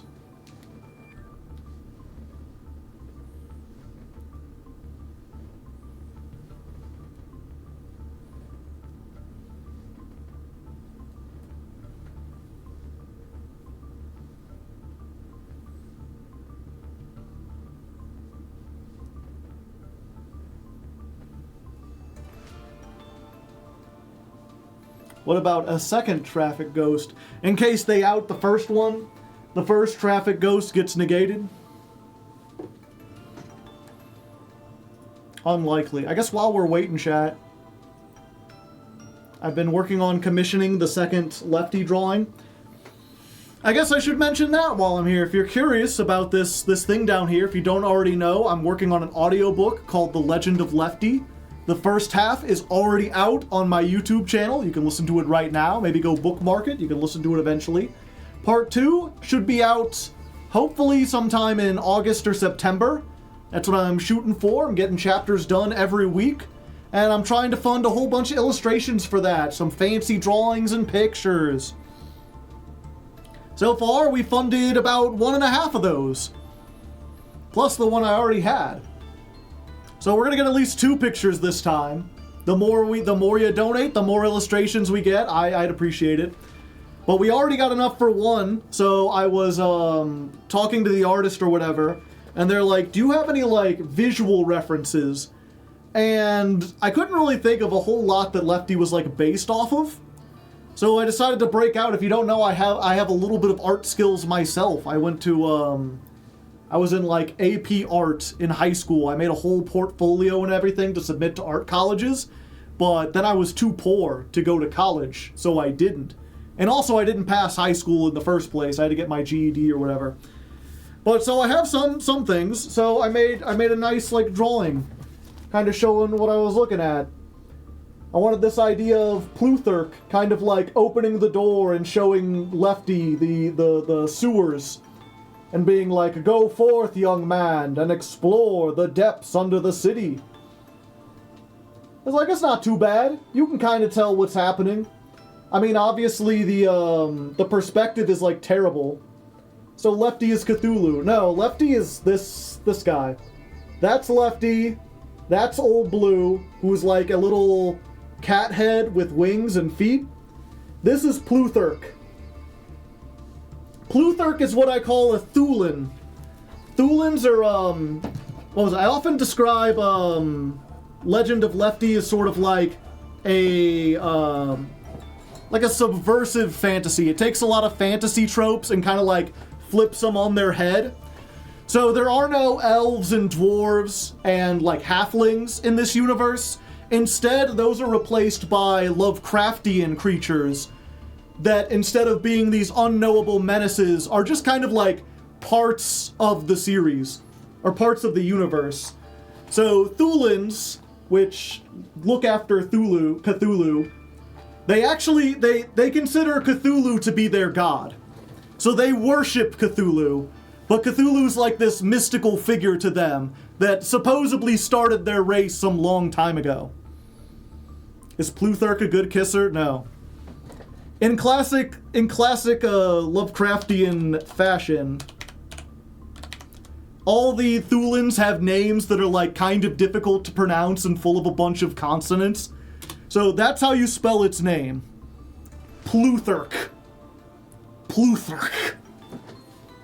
It's supposed to have kind of like a to it. And yeah, they're kind of like the elf analog. Thulins like live hundreds of years, and they see humans as sort of like the young, impulsive race that kind of needs to be like shown the way. They have a lot of power and authority. They're like on average 7.5, 8 feet tall, so they kind of loom over everyone. And Plutarch in particular is basically Lefty's patron. He's funding his adventure. because he's found that like Lefty has the ability to find treasures that other people haven't been able to. I don't want to give too many spoilers, but Plutarch has their own reasons. And also, I may have called Plutarch a he. All the Thulins are actually non-binary, but they go by its and its. They don't like pronouns because they consider them to be a human thing. They're above concepts such as gender. If you called them a he or a she, they would get offended because they're like, no, I'm not one of your little whatever you got going on under there. I am a higher ascended being. It wants money from Lefty. No, it already has plenty of money. That's what these, you can see it's got like a bunch of what those are supposed to be rings. The rich Thulins wear like a bunch of facial jewelry and stuff on their tentacles. So you made a race of woke. I don't know. I wouldn't really call them woke because they're very discriminatory. They're like, I hate men and women. Both of those ideas fucking suck, and you're stupid for locking yourself into a category. I don't have pronouns. I mean, literally, I do not have them. Yeah. It also doesn't hurt that, or doesn't help. They don't have, like, traditional genitalia. I don't think I need to go into... But basically, Thulins, any two Thulins can mate and produce an egg. They don't have, like, any kind of thing. It's just any two of them can combine to create a child. But they don't want to, because mating is extremely unpleasant for everyone involved. I'm too spirited, yeah. I need the reproduction lore. Misogaiandrist. Yeah, if you want the real what was it? So, Thulins, one of the things I keep trying to I have to make sure the artists know is that Thulins always wear gloves. They're always seen as having gloves. And that's because their reproductive organs are on their, like, wrists.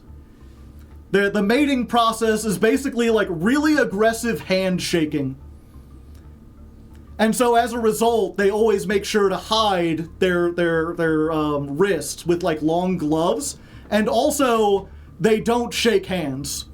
Because to them, they're like, the idea that humans would go up and shake hands, they're like, that's like if you went up to a greeting and was just like, oh, hi, and, like, grabbed someone's hips and, like, pounded your hips together. They're like, you humans are disgusting. So instead, they always do a nice, like, bow. Thulins sound crazy, and it's amazing, yeah. I love how excited you are. I spent so much time on it. And yeah, because it's such an uncomfortable thing for them, because they don't like to reproduce, there's very few, like, Thulin children. There's very few, like, young Thulins.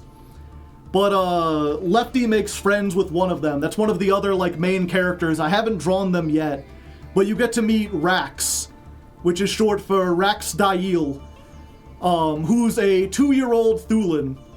And even though it's 2 years old, it's, like, as tall as Lefty and, like, almost, like, in many ways, like a teenager. Despite the fact that Thulins live to be, like, 200, 300 years old, they're basically, like, full-grown within a year. So if they ever do, like, need to reproduce, if there's, like, like, some kind of disaster and they need to refill their population numbers, they're like, it's fine, we could just have kids whenever. The kids will be grown in, like, a year. You made a race based on the porn parody of Edward Penis Hands. Almost. It presents as male. No, they do more, like, I guess Plutarch is slightly more male, but, like, most of the Thulins wear kind of, like, togas. They're kind of, Roman-coded in that way. And also, I guess in that sense, they're, you know, they don't wear pants. They wear kind of, like, dresses, but they're also kind of, like, manly dresses. I meant Rax. No, Rax is the same way. the big thing about Rax is because Rax is only 2 years old, Rax is, like, excited. You know, every other Thulin is this big, distinguished, like, oh, well, I wouldn't know anything about that. They're very hoity-toity. But Rax is, like, so excited. It wants to learn everything. It wants to know about all the cool stuff going on around town. It's very Joey Wheeler coded. And as a result, it's like every time it shows up, it's wearing like a wildly different outfit. It's always experimenting with all sorts of different stuff. It doesn't help that Rax is also like extremely wealthy, or rather its parents are. Gird your loins like a man. Yeah. It's because again, you know, they don't want to have kids. Having kids is very unpleasant. So why would they have kids? Well, basically, two very wealthy merchants want to consolidate their companies together, and so they have a kid basically as like an economic thing, where like, now our families are joined together. And so Rax is like, oh yeah, Rax is going to be one of the richest people in the entire city at some point, but it first needs about 50 years to like grow. It's still in its like, go out, learn things, explore the city, or whatever. And it just decides that, like, Lefty's one of the most interesting people in the city. So it's gonna follow him around. See what happens. Anyway, let's craft these maxis. 2 of them things. 2 of them. You know what? Let's do it. Let's be a little fancy about it. Let's get rid of this. Let's get rid of this. 1, 2. We'll count this as 5.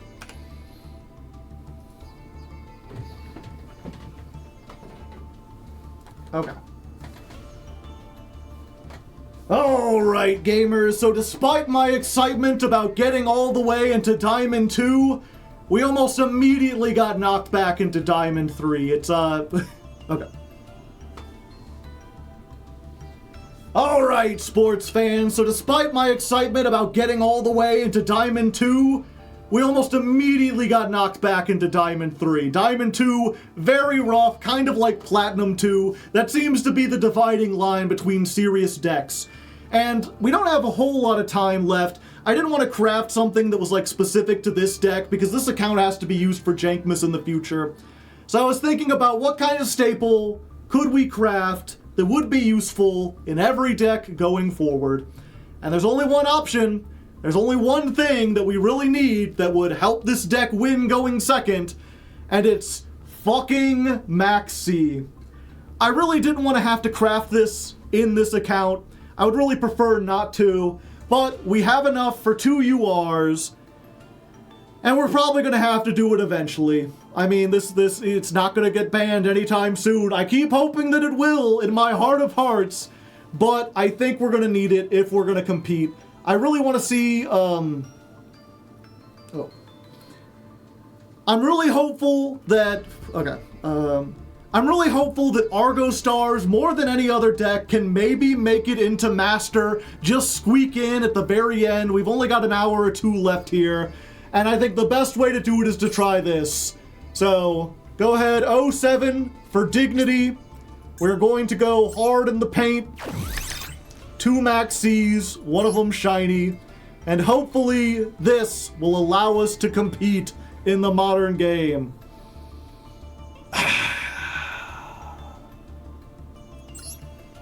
Okay. 337. Deck version 5.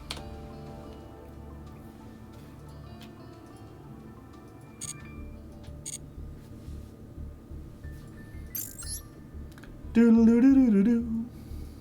Doodle-doo-doo-doo-doo. Doodle-doo-doo-doo-doo. Doodle-doo.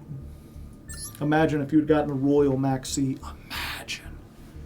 Imagine all the people living life in peace. You-hoo. You may say I'm a dreamer, but I'm not the only one.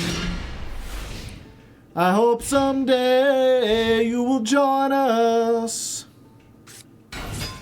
and the world will live as one.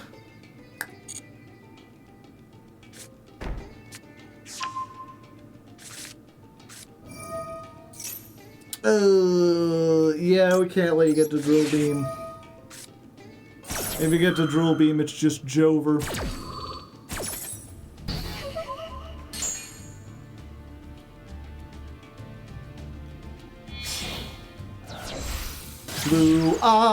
Blue eyes, gotta get them blue eyes. Doing stuff like you realize that you get those blue eyes.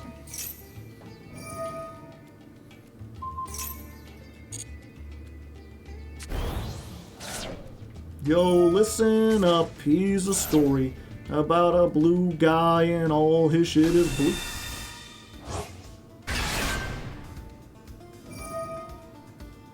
Huh. No.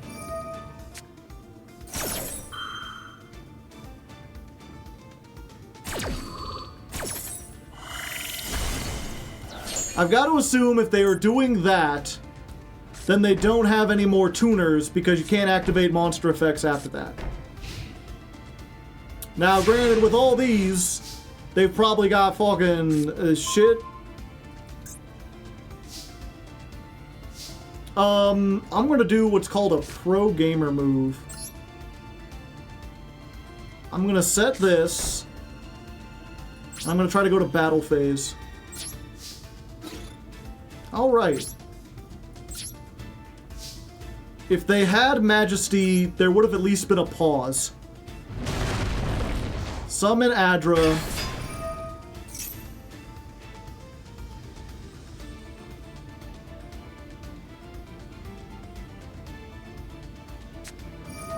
Oh, they had the drill beam the whole time.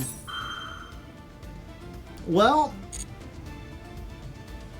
you know, at least she's banished. That's where we wanted her to be.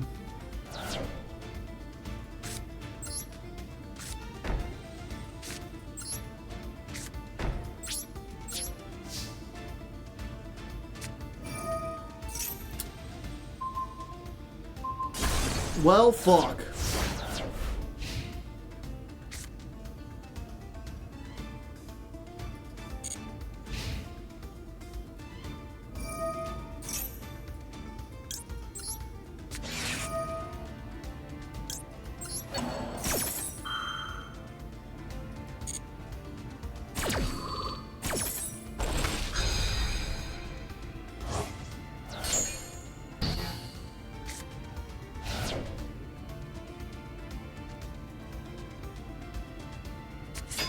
Alright, we got another chance, chat.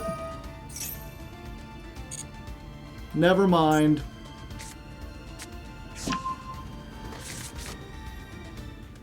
Yeah, now they've got drill beam. Yeah, they just get drill beam every turn. We can't beat that.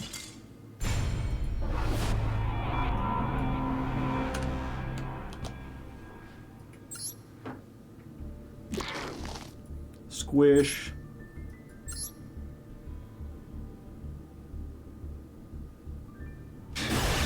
No, come on!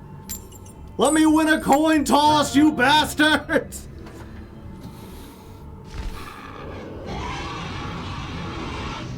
He had no drill beam under called by. Drill beam was already in the graveyard.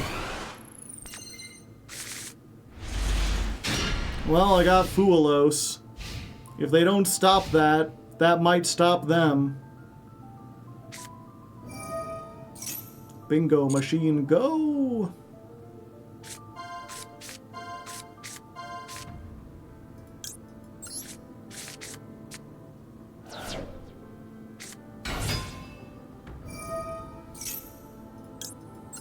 Yep, and now I have to play under drill beam again.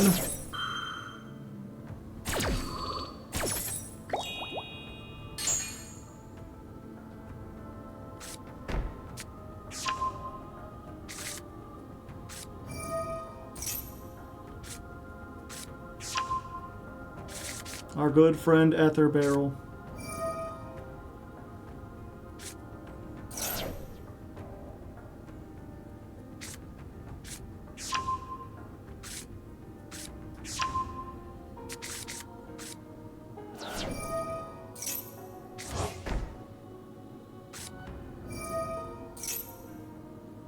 They already had. I was like, they at least have to go into the dragon once.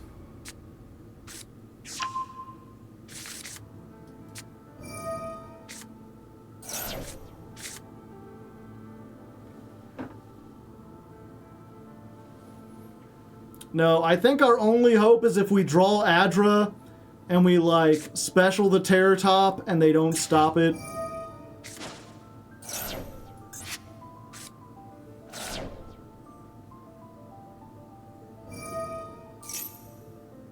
No, they're setting up for the royal.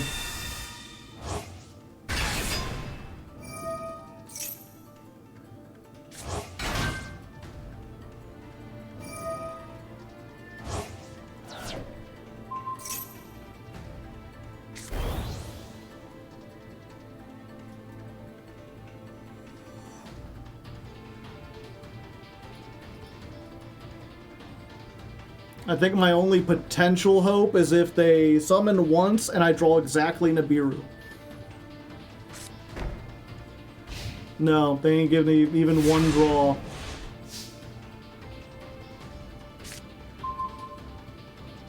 Yeah, so they got... Oh, it's only one pop. And, whatchamacallit.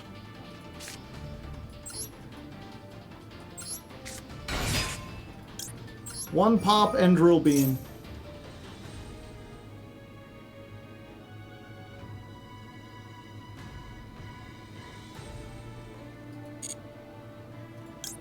Hold up. Hold up, chat.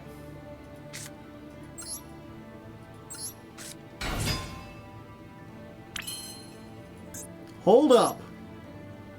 Would you hold up just a second? Wait, no, if I make this, they drill beam the Zeus, right?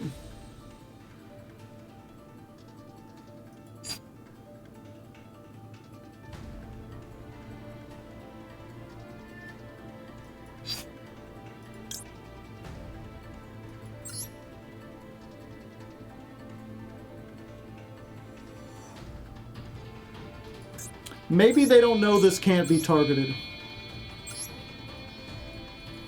We gotta leave room for our opponent to make mistakes, Chad.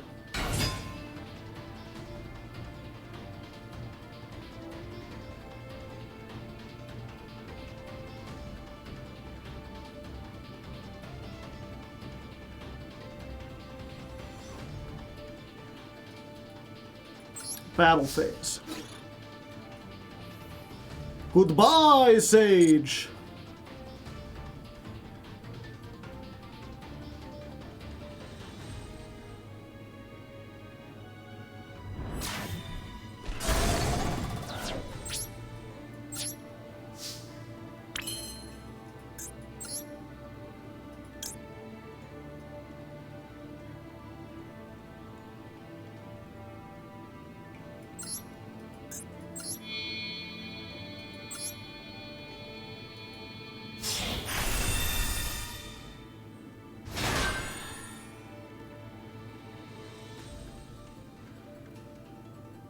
Maybe they'll drill beam now.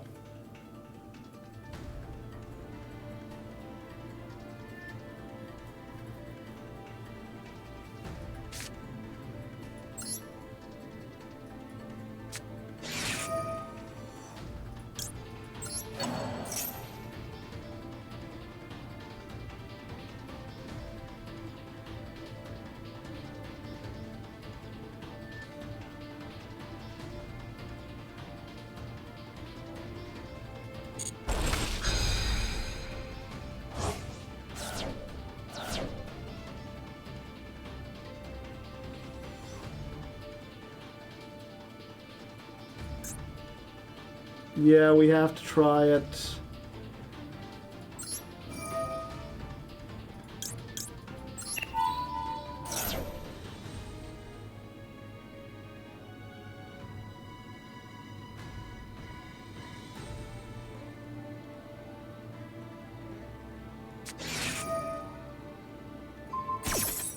Imperm.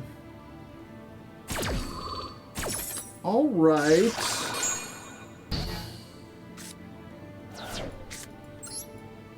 That leaves the door open to maybe do something.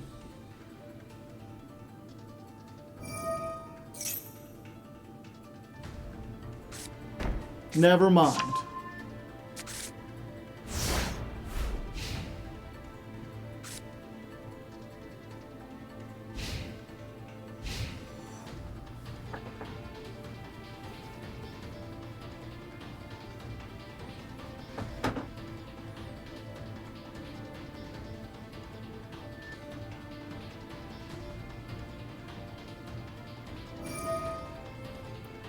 One. Two.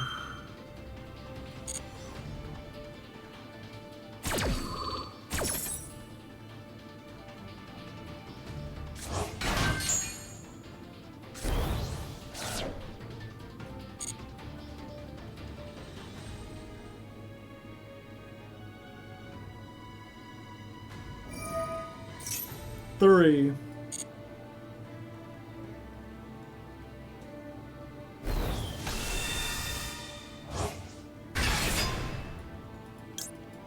Four.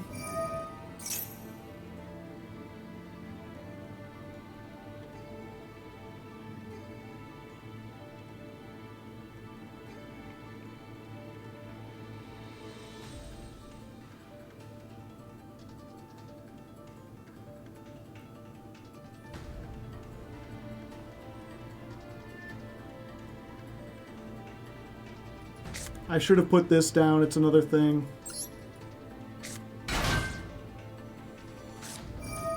Five.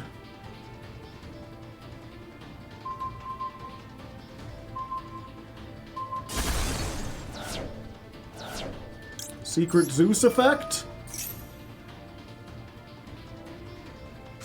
Drill beam.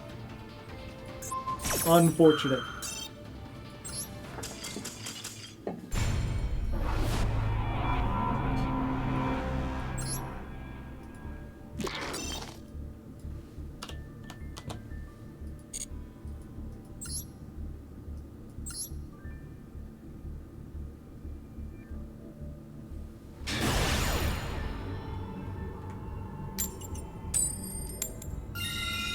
Now we get to go first.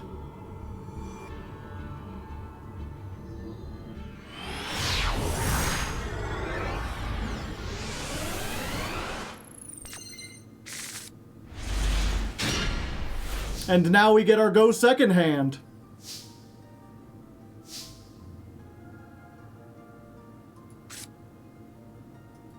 Yeah, I guess we set two. Scare him a little. Wait, why did I do that? Foolos. I'm dumb. I forgot, chat.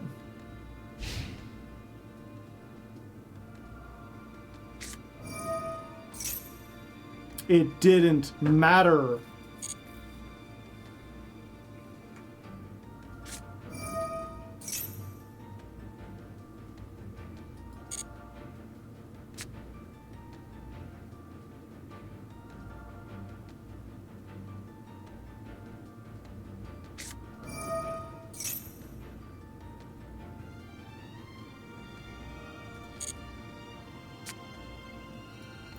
Let's go ahead and do this.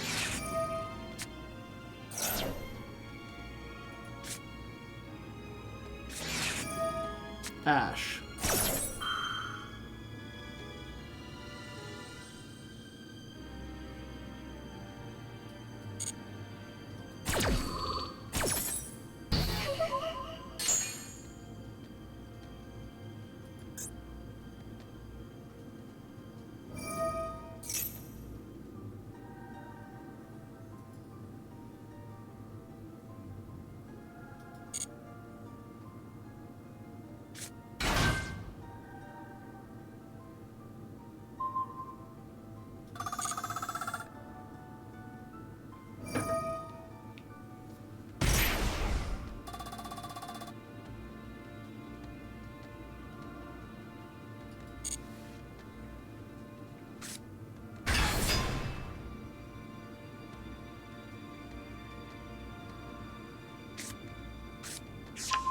Heart of the Blue Eyes.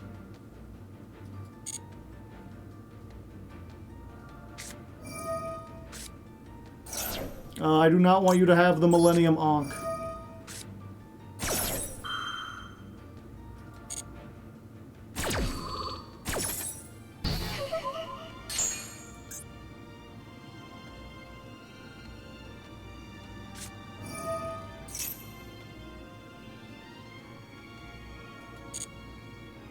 They are going to get to the Millennium Ankh one way or another. That thing protects face-down cards, not face-up. Yes, but if I activate anything, they still get to summon it and then set any trap from the deck.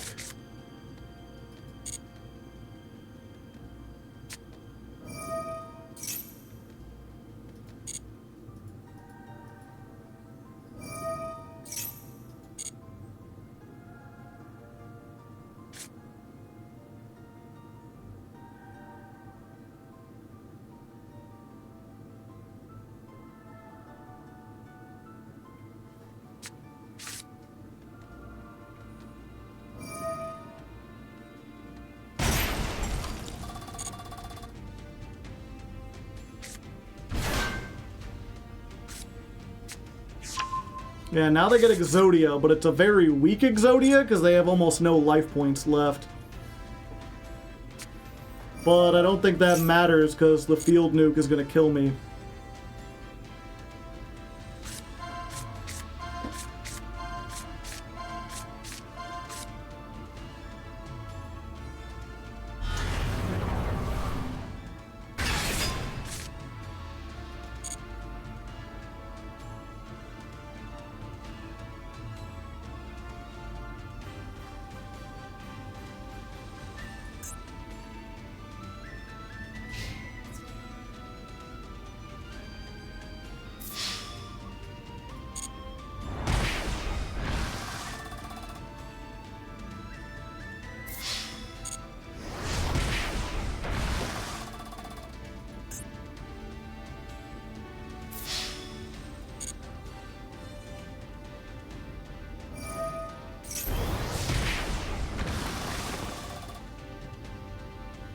I'm not dead yet.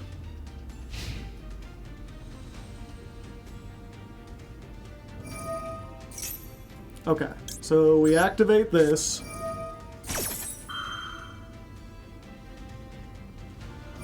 They'll try to negate. Get jebaited. Jebaited, jebaited, jebaited.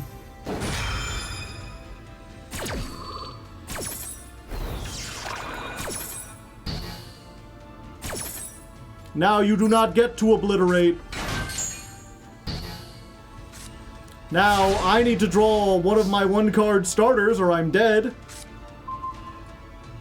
That's not one of my starters!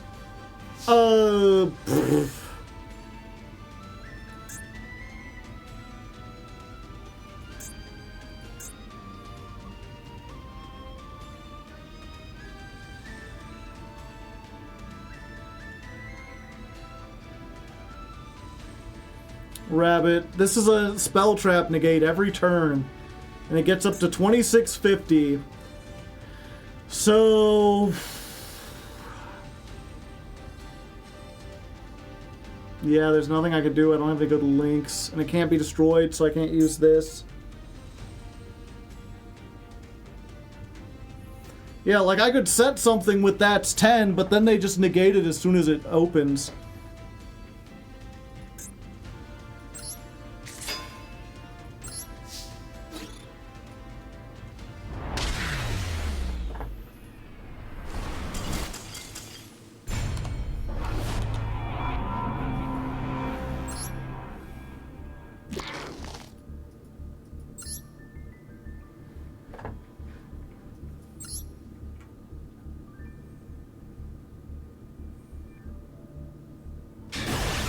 The stream started off so well.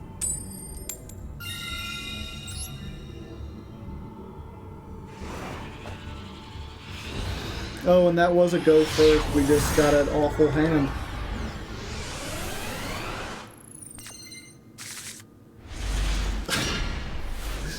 come on! Balatro ass hand. 3 of a kind? With the 1 garnet? Sure, why not?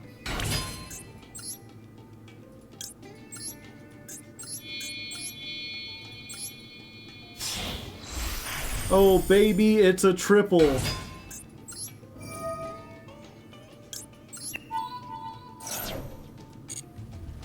Okay. Adra going. Do we resolve Adra? Usually if we resolve Adra, we just win. They realized it, we realized it.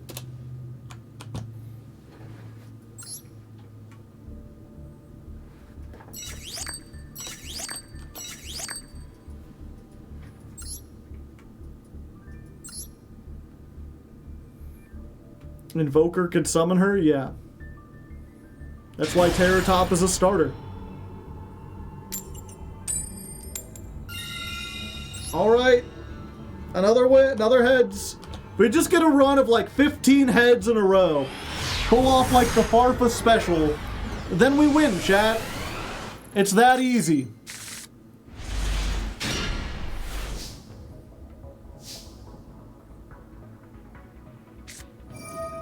Dimensional shifter. You think that'll stop me? You think I care? I do not care. She's like, look at the fool playing dimension shifter. Let's get this. Let's get this. Let me think.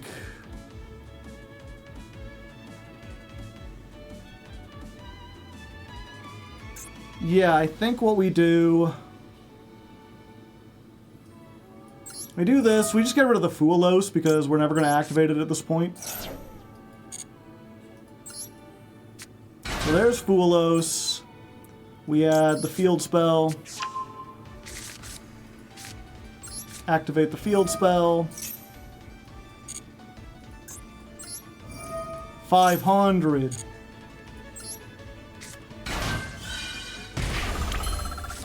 Then we're going to activate this.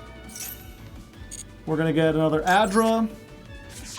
And then because we control a normal trap or a continuous trap, we could just summon it again.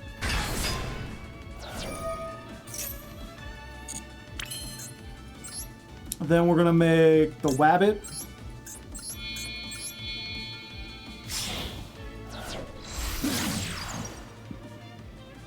And then we're going to put a little dirt under the pillow for the dirt spider. In case it comes to town. I should have waited until the end phase to do that. Pay 1,000. Now we're equal. Give me Capone back. Gonna set Capone. We're gonna set this. And we're gonna keep the called by in our hand to discard for this because it's useless anyway.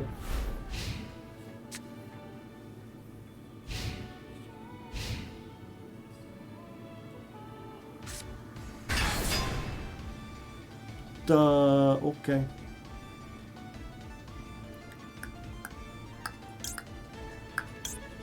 Yeah. We'll just imperm back.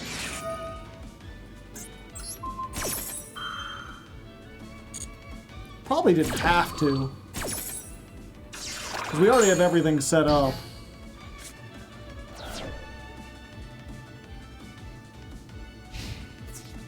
Okay. And then they can attack into the rabbit, and I don't care because they can't kill it.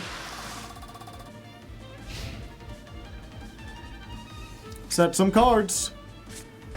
Ooh, you ready for main phase 3, buddy? You're not ready for main phase 3. And they knew it. Yeah, we're just gonna summon that. Rabbit pops one. Summon the lightning. Pop the other back row. Summon Capone. Pop the third back row. Everything goes back. You lose. It's that easy. The duality of this deck. When you win, and you do the thing, and you don't fuck it up, you're unstoppable.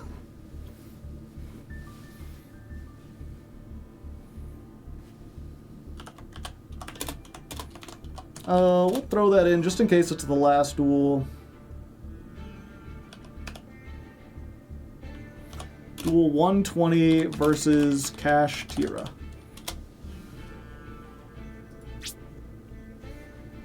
A Lifetime Achievement Award. Is it for activating traps? No. It's for special summoning a monster. I get a treasure box, because I'm a treasure.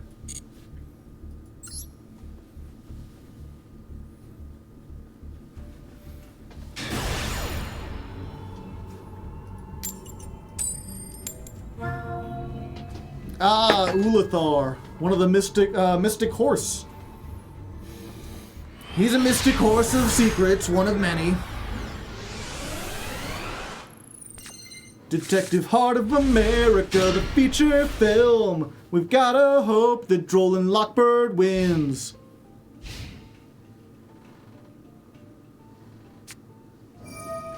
Well, that's pretty nice.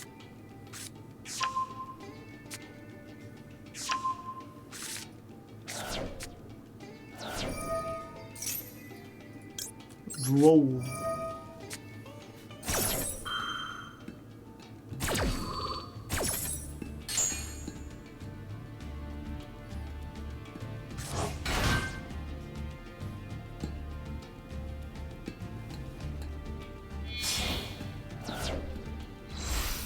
Now, it doesn't actually, like, stop them from doing most of their combos, but maybe one of these days.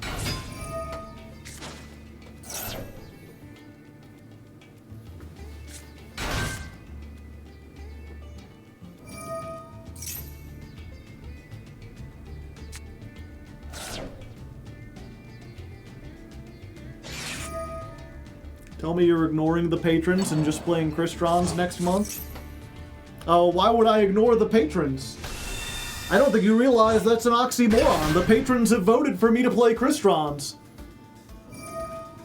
I would listen to the patrons and play Cristrons.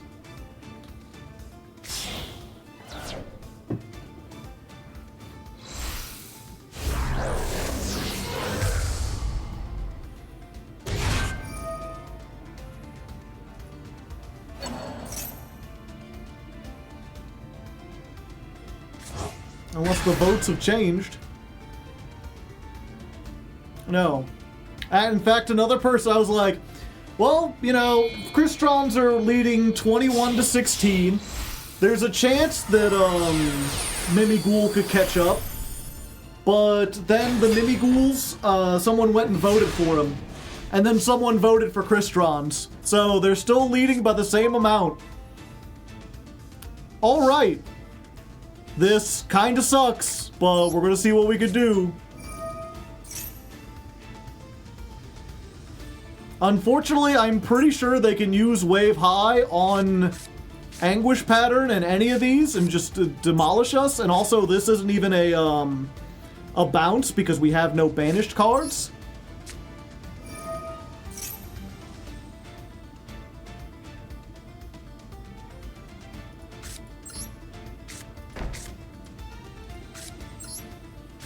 Well, maybe if we can bait both of these out with this, then that's 10. We'll get up to like 1,000,000 billion points. And start counting right now. That's one.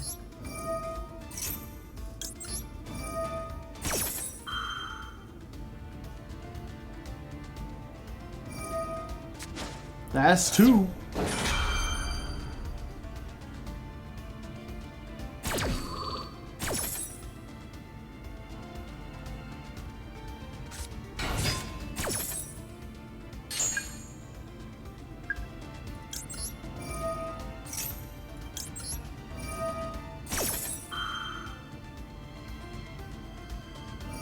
That's three!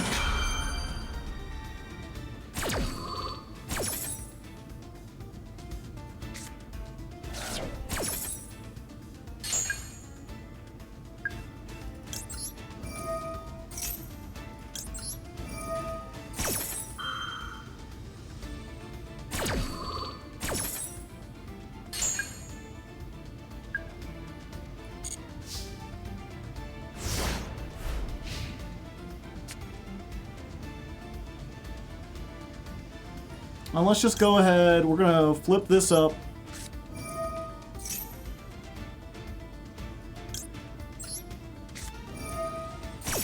No secrets. You will know exactly what I have.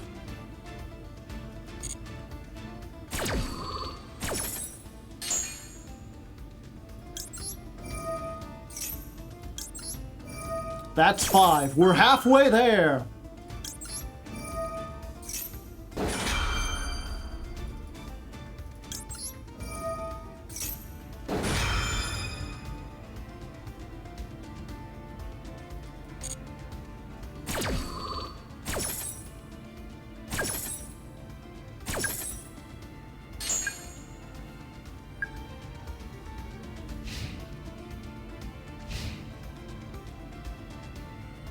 You know what? Maybe they won't negate it.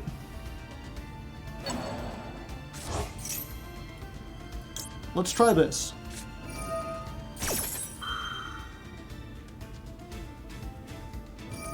They will negate it.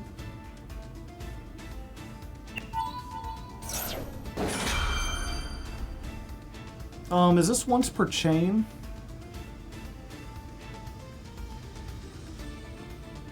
No.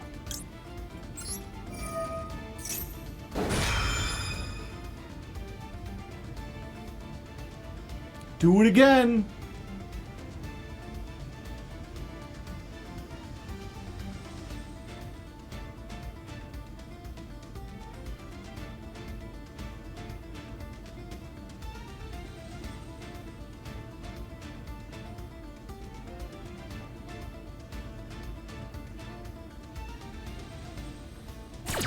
No, they're allowing it.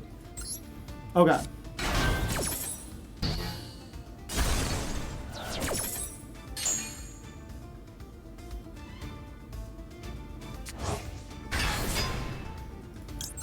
All the counters, all the counters.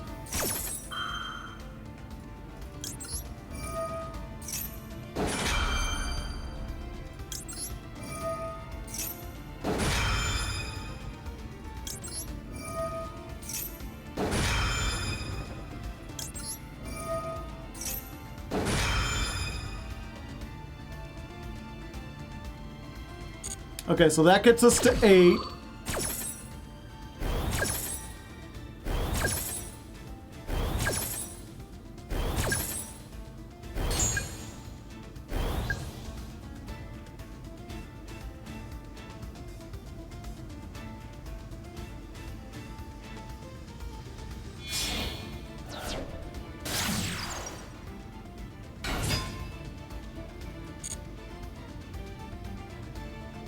Should have summoned an attack. We're going to be losing that attack soon.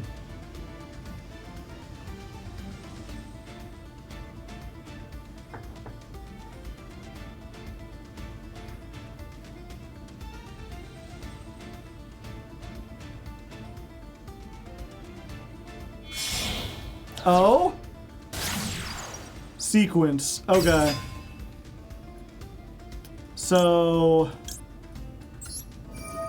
try to summon Capone.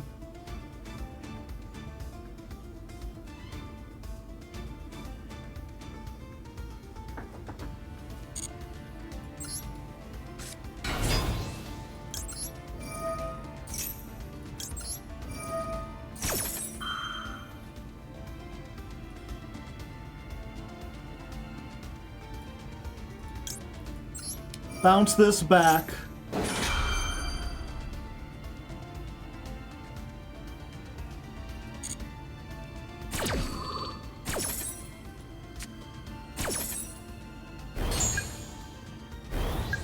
That's 10!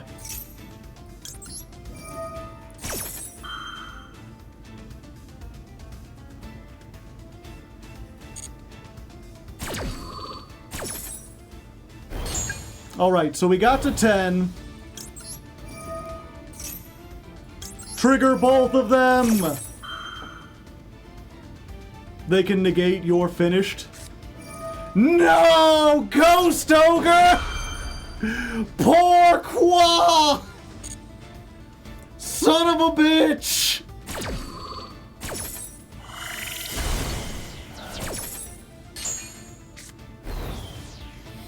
I was like, we can get Apophis and you're finished.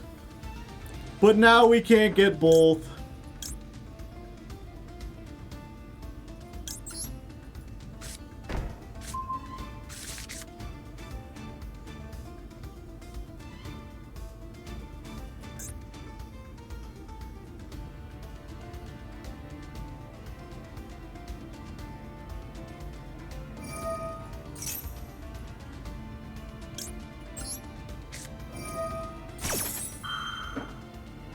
Yep, and now I was really hoping we could negate the High King Caesar.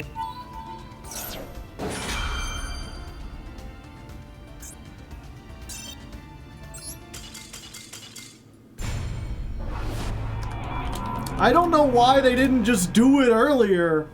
Why let me count all those?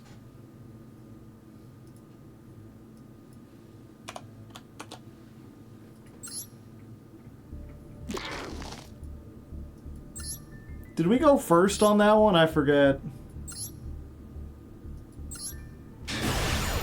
No, we drolled them. Now I remember.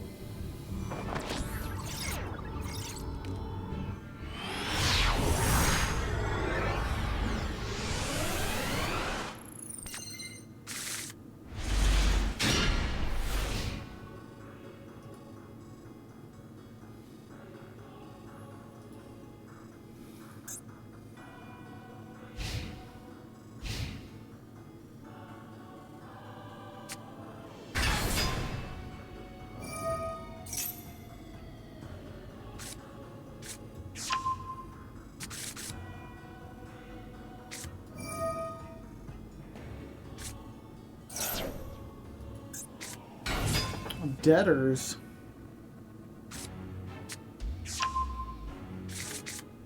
Huh.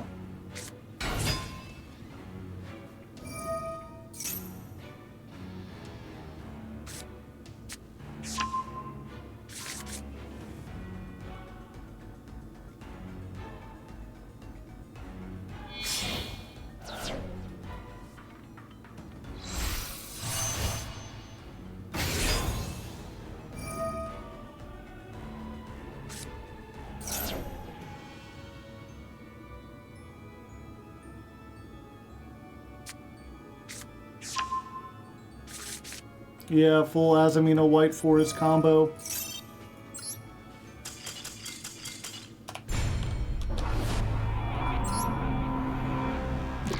And I drew no hand traps. I can't believe we crafted those two Max C and then have not drawn them once. Oh wait, no, we drew them once. Well, someone else is having a worse day than us. And we get to go first. I'd really like to show a duel in Diamond where we go second and win, but I don't think that's happened since we've gotten here. We just gotta get lucky with our coin tosses, that's all there is to it. Terror! Top! We get the cards and it's probably not enough. Maybe. Hello. Taka.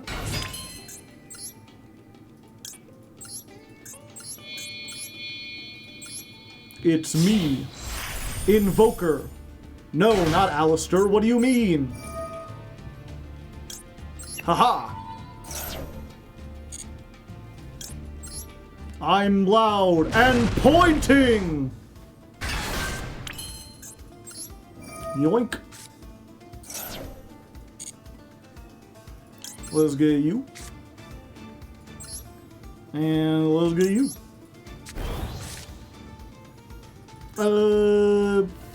Yeah, we get rid of the Nibiru. I don't need it at this point. I don't need it. I don't need it. I definitely don't need it.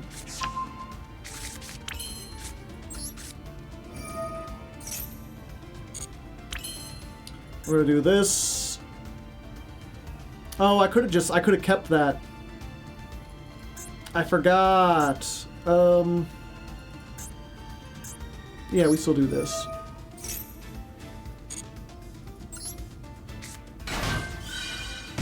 $500.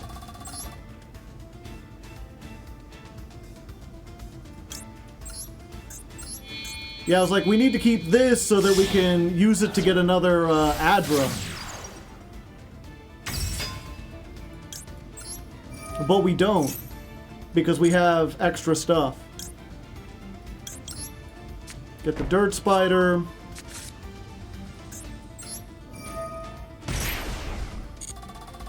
Add back Lightning. I guess we just keep this in hand. No, we get another Adra, right? Yeah. We can pitch Adra if need be. Or we can keep it. Normal summon, no. Okay. Well, we win anyway.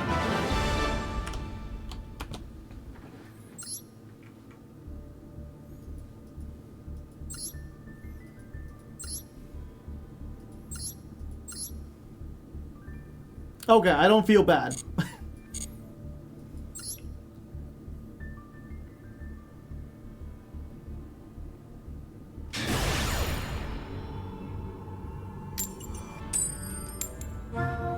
And our win streak of coin tosses is over.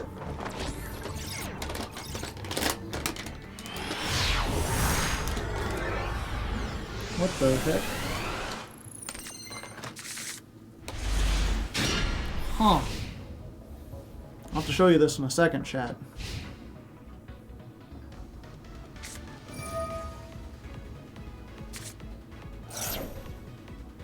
No. I don't want to do that.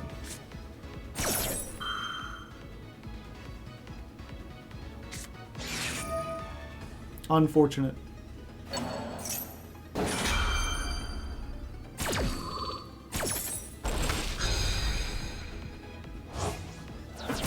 Yeah, and the sad thing about this is that, like, I'm SETI, if you get that, it's like, well, they don't care about Droll now.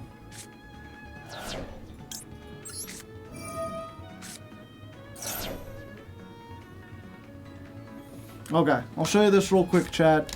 So, I got these M&M's Megas. They're like the opposite of the mini M&M's in that they're really big. You could see, here's what one looks like normally. You could see it's like football shaped. It's still got the M on it. It's just bigger.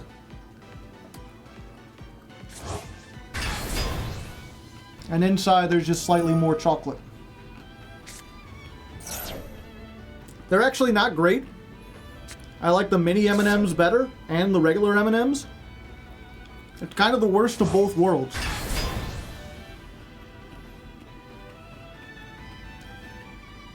But I got one, and it kind of looks like a regular one. Here, you know, while they're comboing off. Zombie vampire. Fun shit. They're playing the subversion. What did I get? Okay. But here on one side, it's crafted open. And that brown part isn't chocolate, chat. It's hard shell. There is a different colored M&M trapped inside my Mega M&M. They stamped it and everything, and then they covered it with red, or they tried to. But their crimes couldn't be covered up by mere candy shell.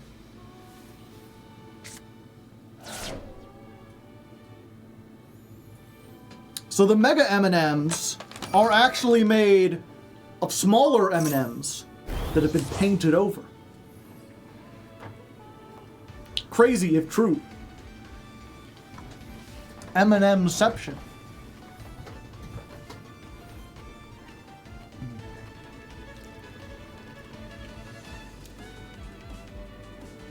Yeah, this one, it's an M&M. Because it's an M&M inside an M&M. I guess that would make it an M&M and M&M. Illuminati confirmed? Probably. Shit, what do I know?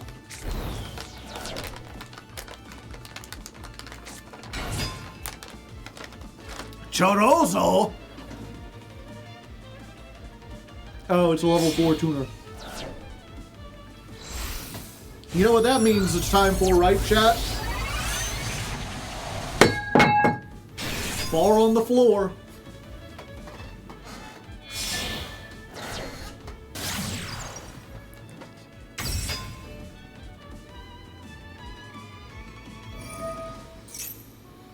Ban zombie vampire.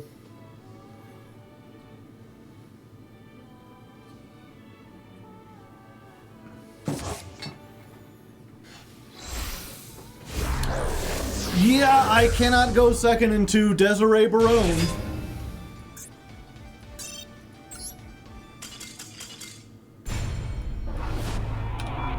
We just racking up those losses.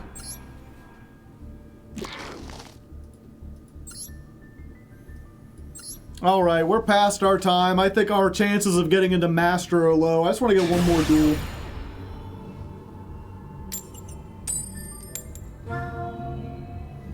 One more nice duel.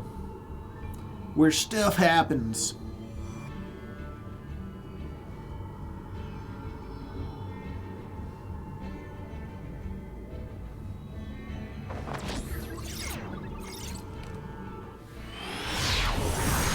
Bar on the floor. Bar on the floor. Bar on the floor. That's very loud. Well, this is like the best go second kind of hand you would expect. I got answers for everything.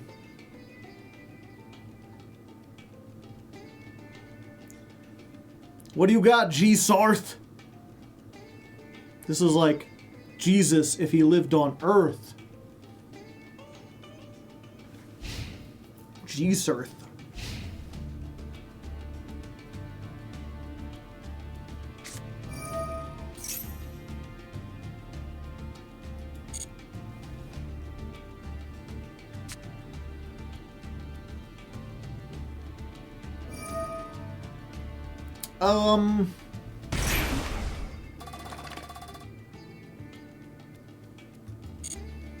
I think we droll this one. No, wait, we always Fualos, and then if they called by this, then we droll.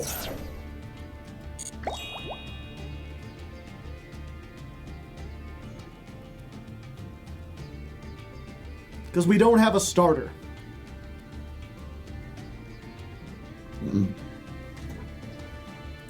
Ooh, baby, do you know what that's worth? Oh, heaven is a place on earth.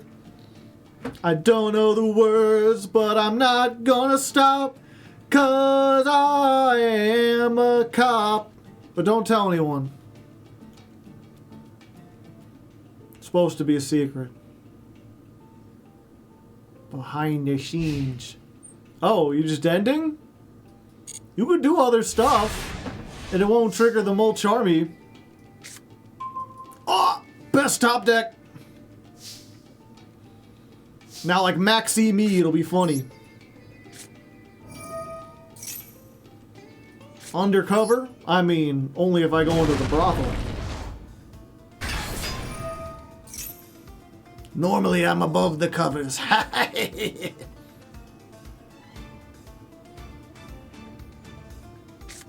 No, come on! Valor! What are the chances they'd have Valor?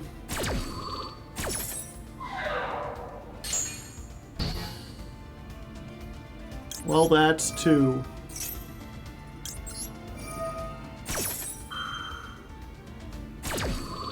We win. I mean, we would win if we got to everything. 50-50. Either they had it or they didn't. True. True facts. Can't even get over this. Yep, we just do it. That's 3. It's fine. That's 10. The Dirt Spider, Imperm, and Droll will save us.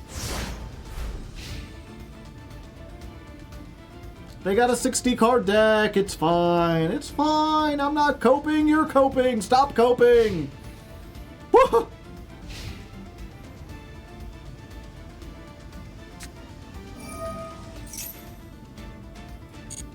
That's 4.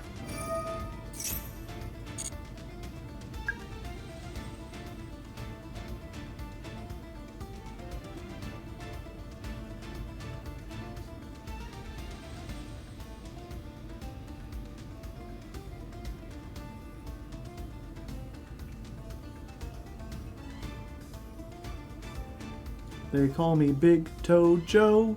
Why, I don't know. I don't even have feet, much less toes.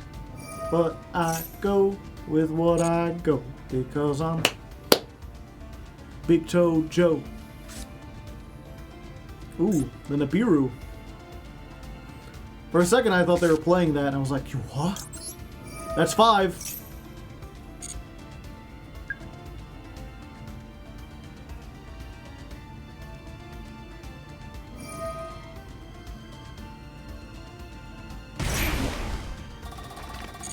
That's 6.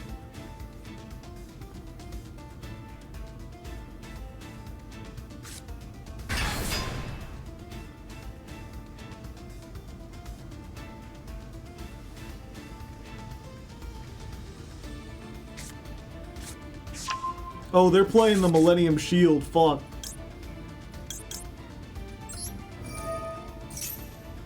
Yeah, we discarding this. We can't let them get to the Exodia.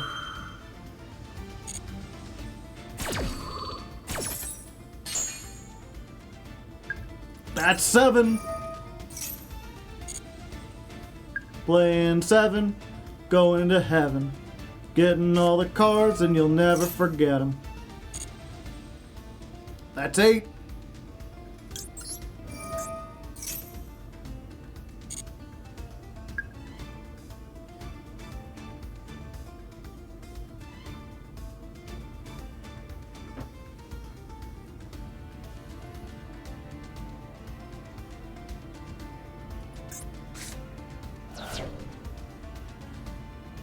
That's an inherent summon, and so it does not increase the number.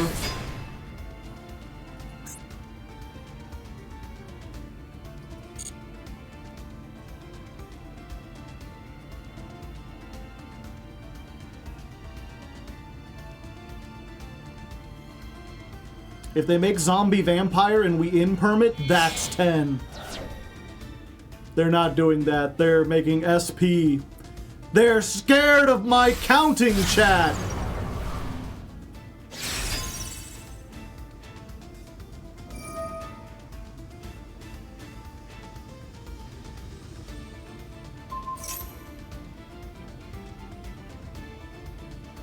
I gotta let it go. If I do this, they just tag out and wait till next turn. Well, they can't attack me.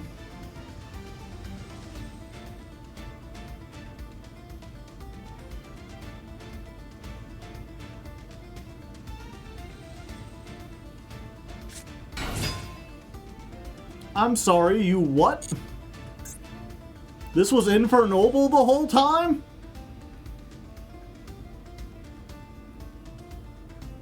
It's gonna make Charles? No.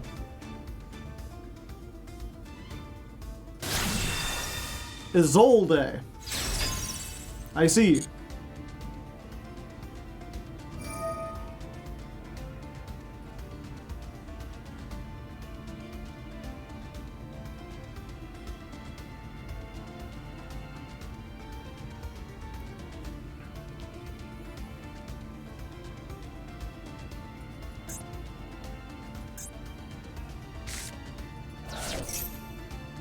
I mean, no, I ain't gonna let you do that.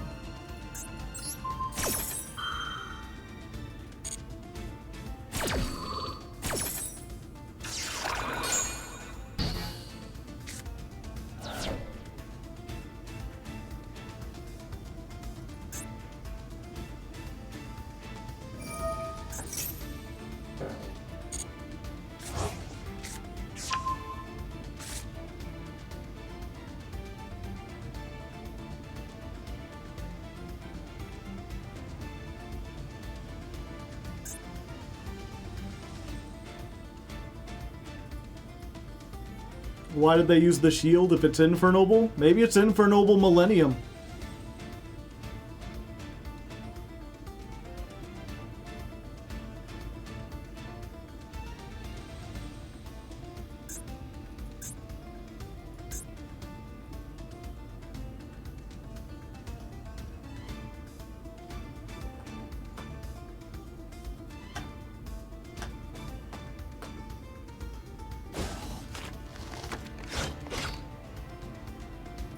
Bro's thinking.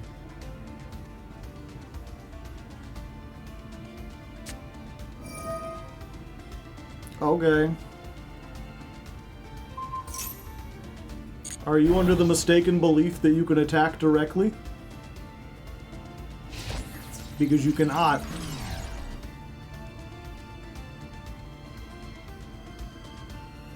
You made Kagari get it. You made Rei get into her special suit for nothing. Now she just has to put it away again.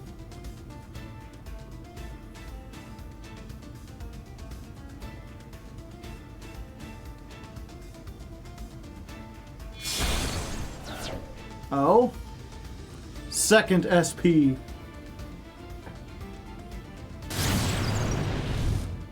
Promethean Princess. Okay.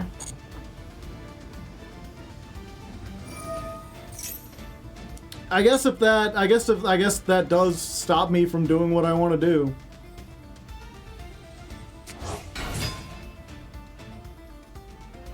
This hard counters Adra.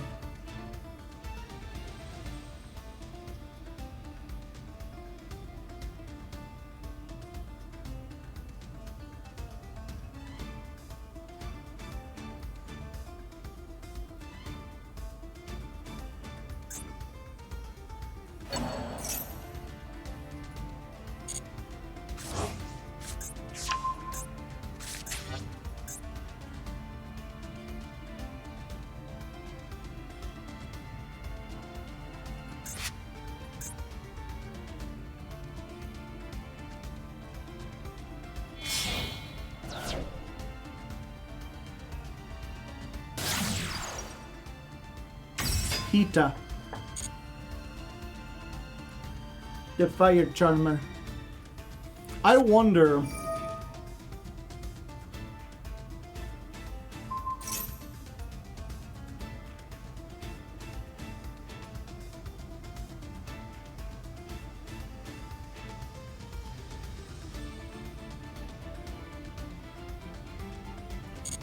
Okay, 1 second. Oh, I can't activate in response.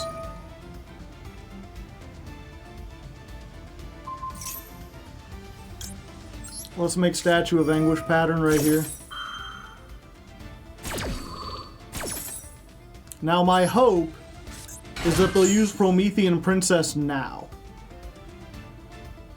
And be like, I'll destroy this and then I can search anything I want. Oh, okay. I didn't think it would actually work. They're scared of the dirt spider. So now they don't get to search because they're still under Droll, and they don't have anything to stop the Adra if I top deck it. Masterfully played, me. Now just draw the Adra. That ain't the Adra, chat.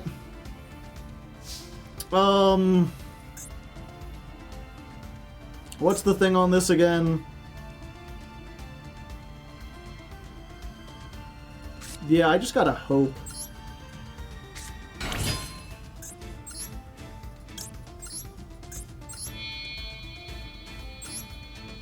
Hello. It's me.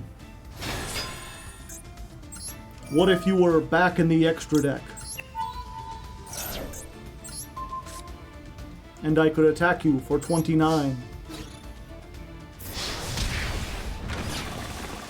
Now I just gotta hope they don't top deck anything.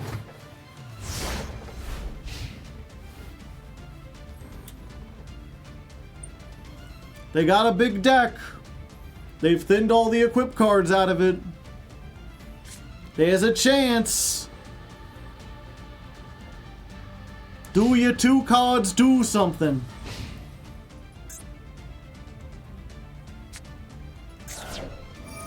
Noble Arms Museum. You can pay $1,200 to add a Noble Arms card. But if you look carefully and inspect the life points, you will see that they have slightly less than 1,200 life points. Stupid costs. You made me look bad.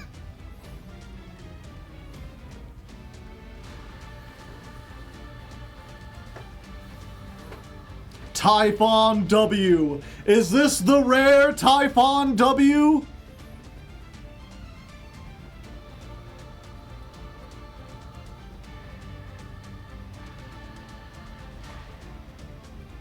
Yeah. Well, we didn't get to use any of the Argostars cards.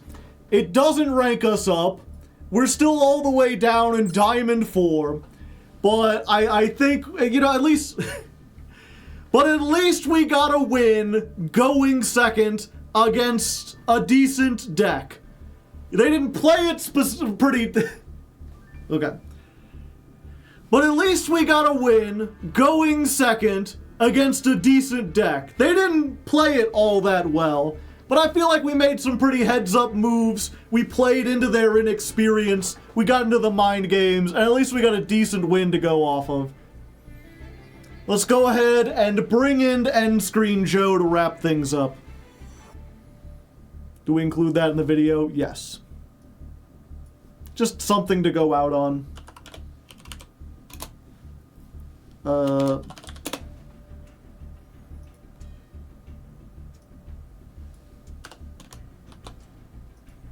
And what duel number was that?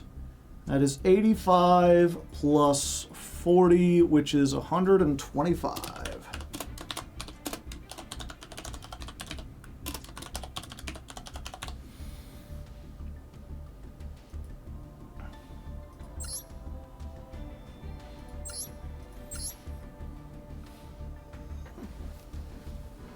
Yep, just Infernoble with stuff. Just throwing a bunch of stuff in there. Argostars better than goblins.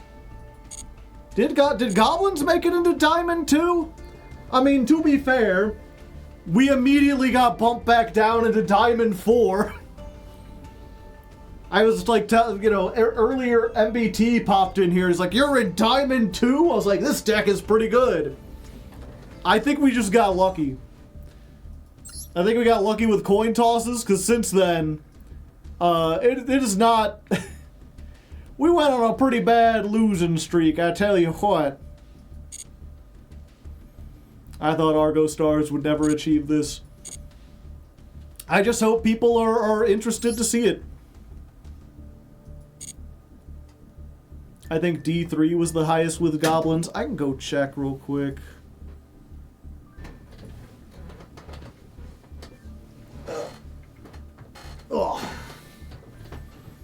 Let's see. We're Yu-Gi-Oh! Yeah. Ladder climb. Goblin intro, outro. I wrote it down.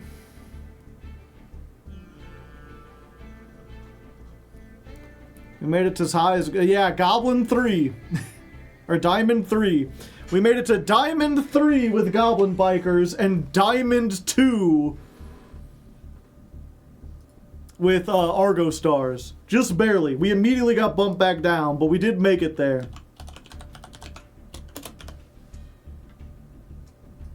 No life points? Thank you, Freddy. If you're in the Discord, remember I do have a thing for short suggestions. Almost everyone who suggested one so far has made it onto the YouTube channel.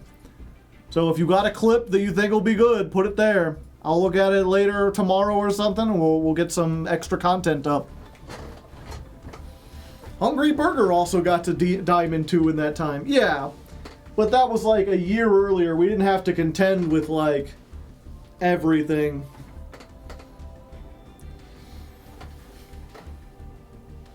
Can I change the link name?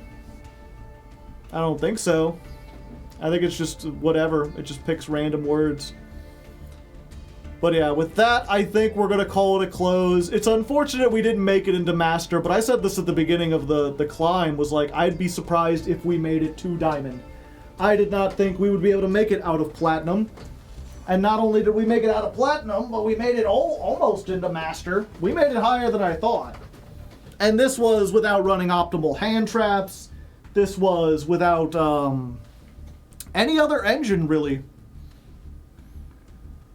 How well have your shorts been doing compared to your longer form videos? Not as well, but it's the thing about the shorts, right, is that the shorts only take me like 10 minutes to edit. And even if they don't get me like any money, they do lift the watch time of the channel entirely, like the views, and they bring in new subs. They get more people to come to the streams. So I think you kind of have to do some short form content, as long as it isn't terrible. And mine isn't terrible. It's got like 7,000, 9,000 views. It does better than like that time I tried to do content on like writing short stories. It does almost as good as a Let's Learn.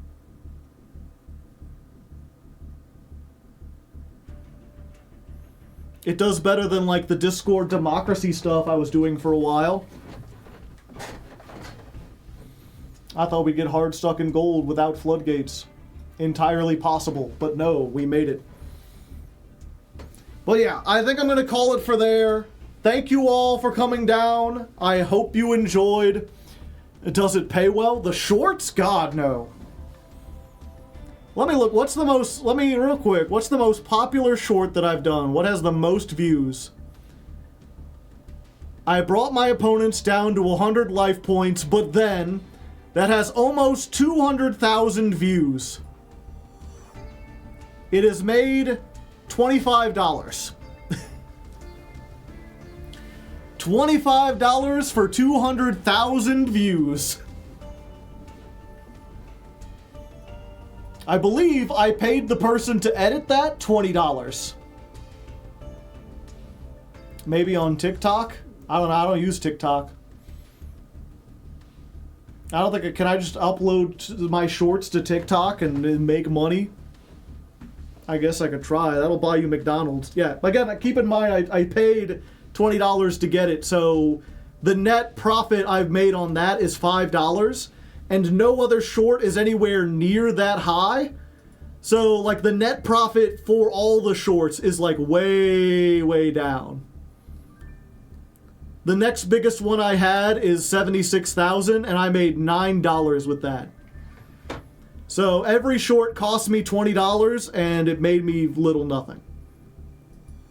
The stream shorts I edit myself because I just, like, don't add any editing jokes or anything to it.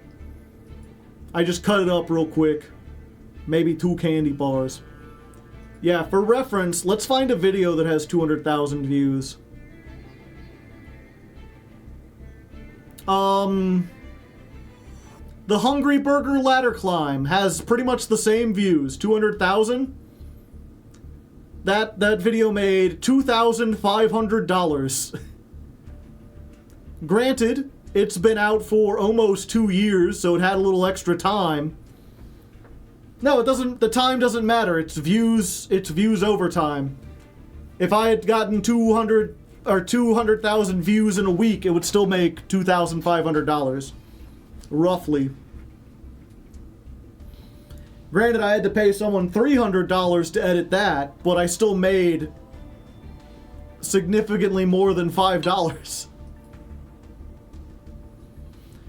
So yeah, I don't know how you make, unless you're pumping out like a dozen shorts a day, or the TikTok ad revenue is just like extremely high, I have no idea how you make money with shorts. I think TikTok gives you more. Just a quick Google search. TikTok ad revenue, how much for 200k views?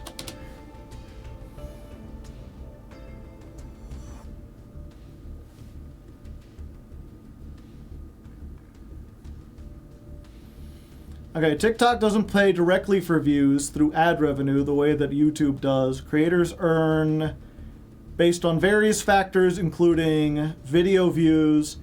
Generally, it pays between 2 cents and 4 cents for every 100,000 views, which translates to $20 to $40 for a million views. 200,000 views would likely result between $4 and $8.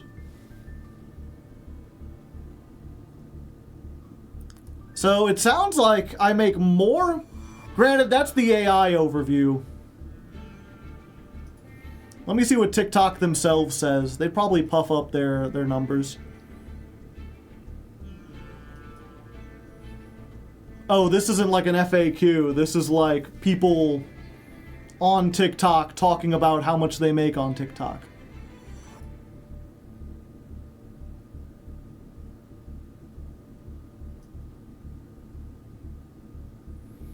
A post on Reddit 2 years ago saying they pay $20 for a million views.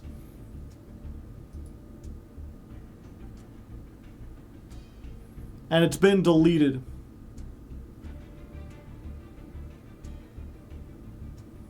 The money is mostly... Yeah, I don't know if the ad revenue changed.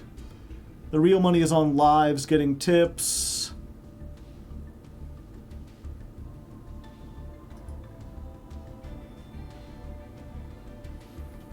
Here's someone, they got 1 million views and they estimated $1,700. Oh no, that's 2 million views. You could probably do the math. Either way, it doesn't look like it's like extremely higher. Try it anyway, I guess. I just don't want to have to keep up with like another platform.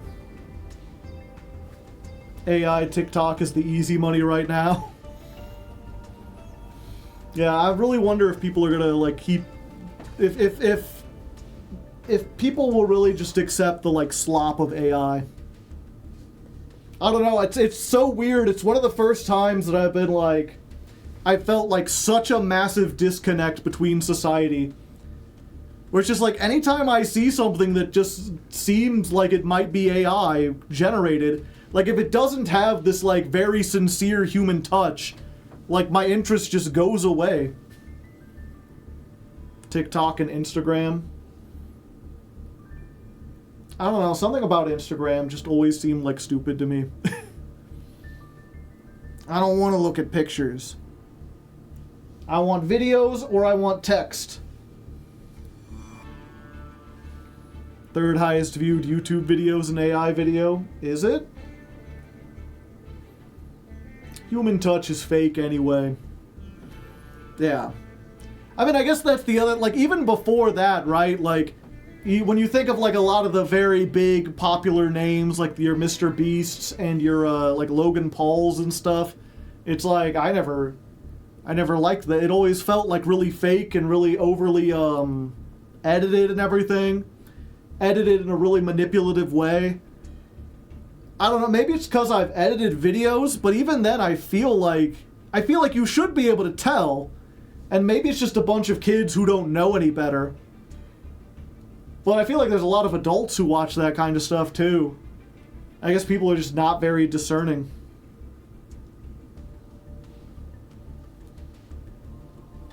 Good AIs are really insanely hard to tell if they're fake. I mean, like, when you're talking about art, like, individual pictures, especially at, like, a glance, like, yeah, I can't tell. If someone sends an email, I can't necessarily tell if it's, like, AI. But once you get to, like, a video, it has the same sense of, like, someone making a top 10 video, right? Where it's like, if I see a top 10 video, almost all of them, I'd say 99%, is not someone who cares about the topic.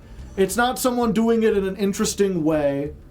It's just someone, like, trying to make money by putting out slop. Just, like, background noise that isn't meant to be insightful or interesting. Mr. Beast is getting sued by the Mexican government.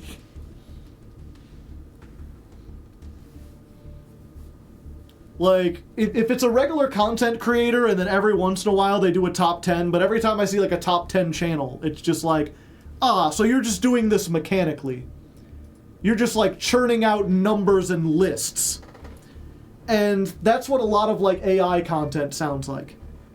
Like, I can just tell that like you're not invested in any kind of like human interaction or in telling a story or in giving some kind of insight or education. It is just like filling time with stuff. Like Watch Mojo, yeah.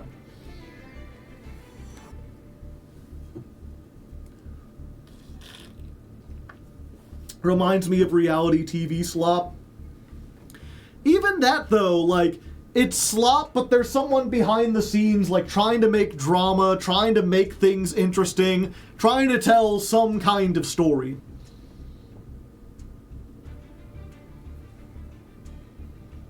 But again, that's the other thing. Like, I never got into reality TV because it was very shallow and very obvious past, like, the first round that everyone was just kind of riding a trend. There are people who use AI to do interesting things, like NeuralViz. I'm not familiar with them. The one thing I know, like, what's his name? Glorb? Glorb uses AI for cool stuff. There's that, AI video that makes, or there's that channel that makes, like, interesting AI stuff with, like, Critical and Queso and a bunch of people. And they have, like, some kind of storyline going in the background. Like, there's definitely ways, like, I guess I should be clear, like, there's definitely ways you can use generative AI along with stuff. Like, I remember seeing, it was some horror story, some analog horror thing, and they'd used AI to generate some scary pictures, and people were giving them shit, and it's like, they told, like, a whole ass story. It's not like the story was written by AI. It was too creative and interesting to do that. They just needed some horrific imagery, and they didn't know how to draw or Photoshop it very well. And they wanted to do something better than, frickin', what's it called? The Mandela catalogs, where it's just like, what if we had a black and white photo and we made the eyes bigger?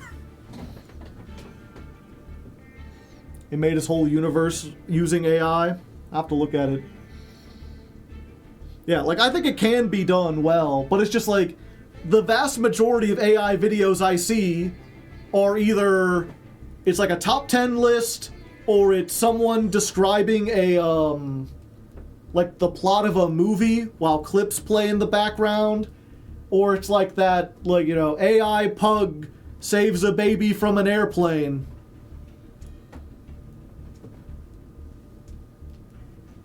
I remember the Mandela catalog. It tries so hard. I mean, some of it's successful. There's a lot of stuff that's really good in the Mandela catalog. I just remember people being really spooked out by the visuals, and it was like baby's first Photoshop. Very silly stuff.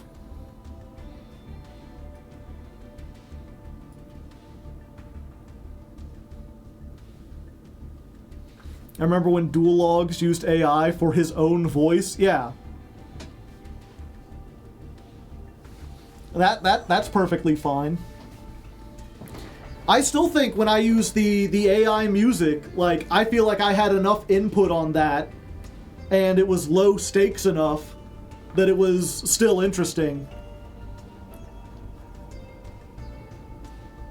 Yes, does our bot comments no? I don't know what you mean by that.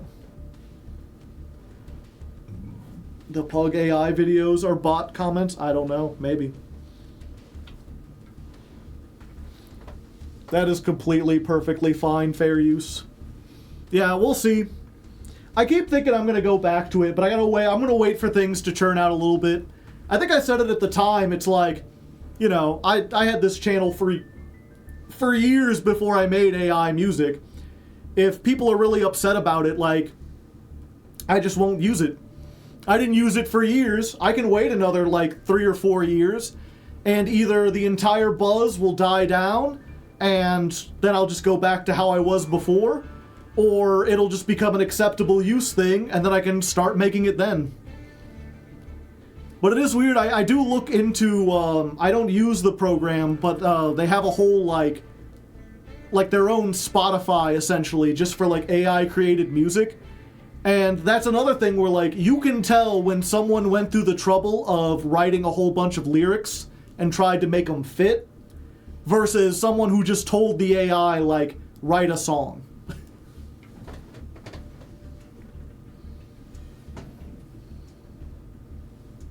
This channel is only AI, but it's pretty fun. Nostalgia. 36,000. Yeah, I guess I'll check it out. Why not? Also, if you've got that neural viz or whatever, link me that. It's life, yeah. It's just, it's one of those things, right? Like with almost anything. Where it's like, do I like it? No. But how much is not liking it gonna do? Is it really gonna accomplish anything? Like, obviously, when you're talking about, like, stuff that actually, like, benefits people and makes their lives better.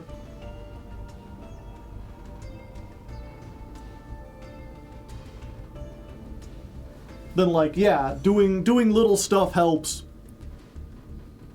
But it's like, is watching AI content or using it to make songs, is that going to have, like, a big impact on stuff? I don't know. People crack coconuts with machetes.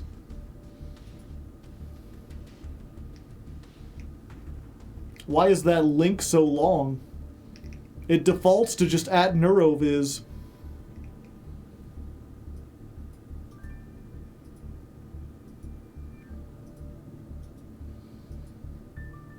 Yeah, maybe I'll check out a little bit of this, and then I can come back and be like, is this stupid or not? We can have a whole big discussion. For now, though, I'm going to get headed out. Thank you all, as always, for coming. If you do like the content I make, the youtube.com/hardleggaming, you can watch my edited videos. If you just like the streams and you don't like watching the VODs on Twitch, I do have a VOD channel. It's called Raw Hardleg. That's where you can get the raw, unedited videos. I think you could just type that into Google. Yeah. But here you go. Enjoy. We'll be back here tomorrow. I'll be playing Mirror Masters, which is a new format I've been working on. If you're a patron, there is a thing on the patrons Discord for that. You can check it out. I'll be testing it. I'll need patrons to help me test. So build the decks. They're mostly NR. They should be easy, especially if you've been playing Master Duel for a while. And then we can test off against each other. We're gonna try to get like, two of the decks are already almost good. We'll give them like 1 through test. And then we just gotta get the other 3 in like working order. I think if I can get 5 of them, that'll be enough to start the show. And then hopefully get some unique people in here. For now, we're gonna go raid someone. We are the #1 Master Duel streamer. I didn't think we would be. We lost quite a few people there at the end, yapping. Most people are here just for the Yu-Gi-Oh! And when I stop Yu-Gi-Oh!ing, they just leave. But I appreciate the rest of you that stayed around. It is late, I guess that's another thing.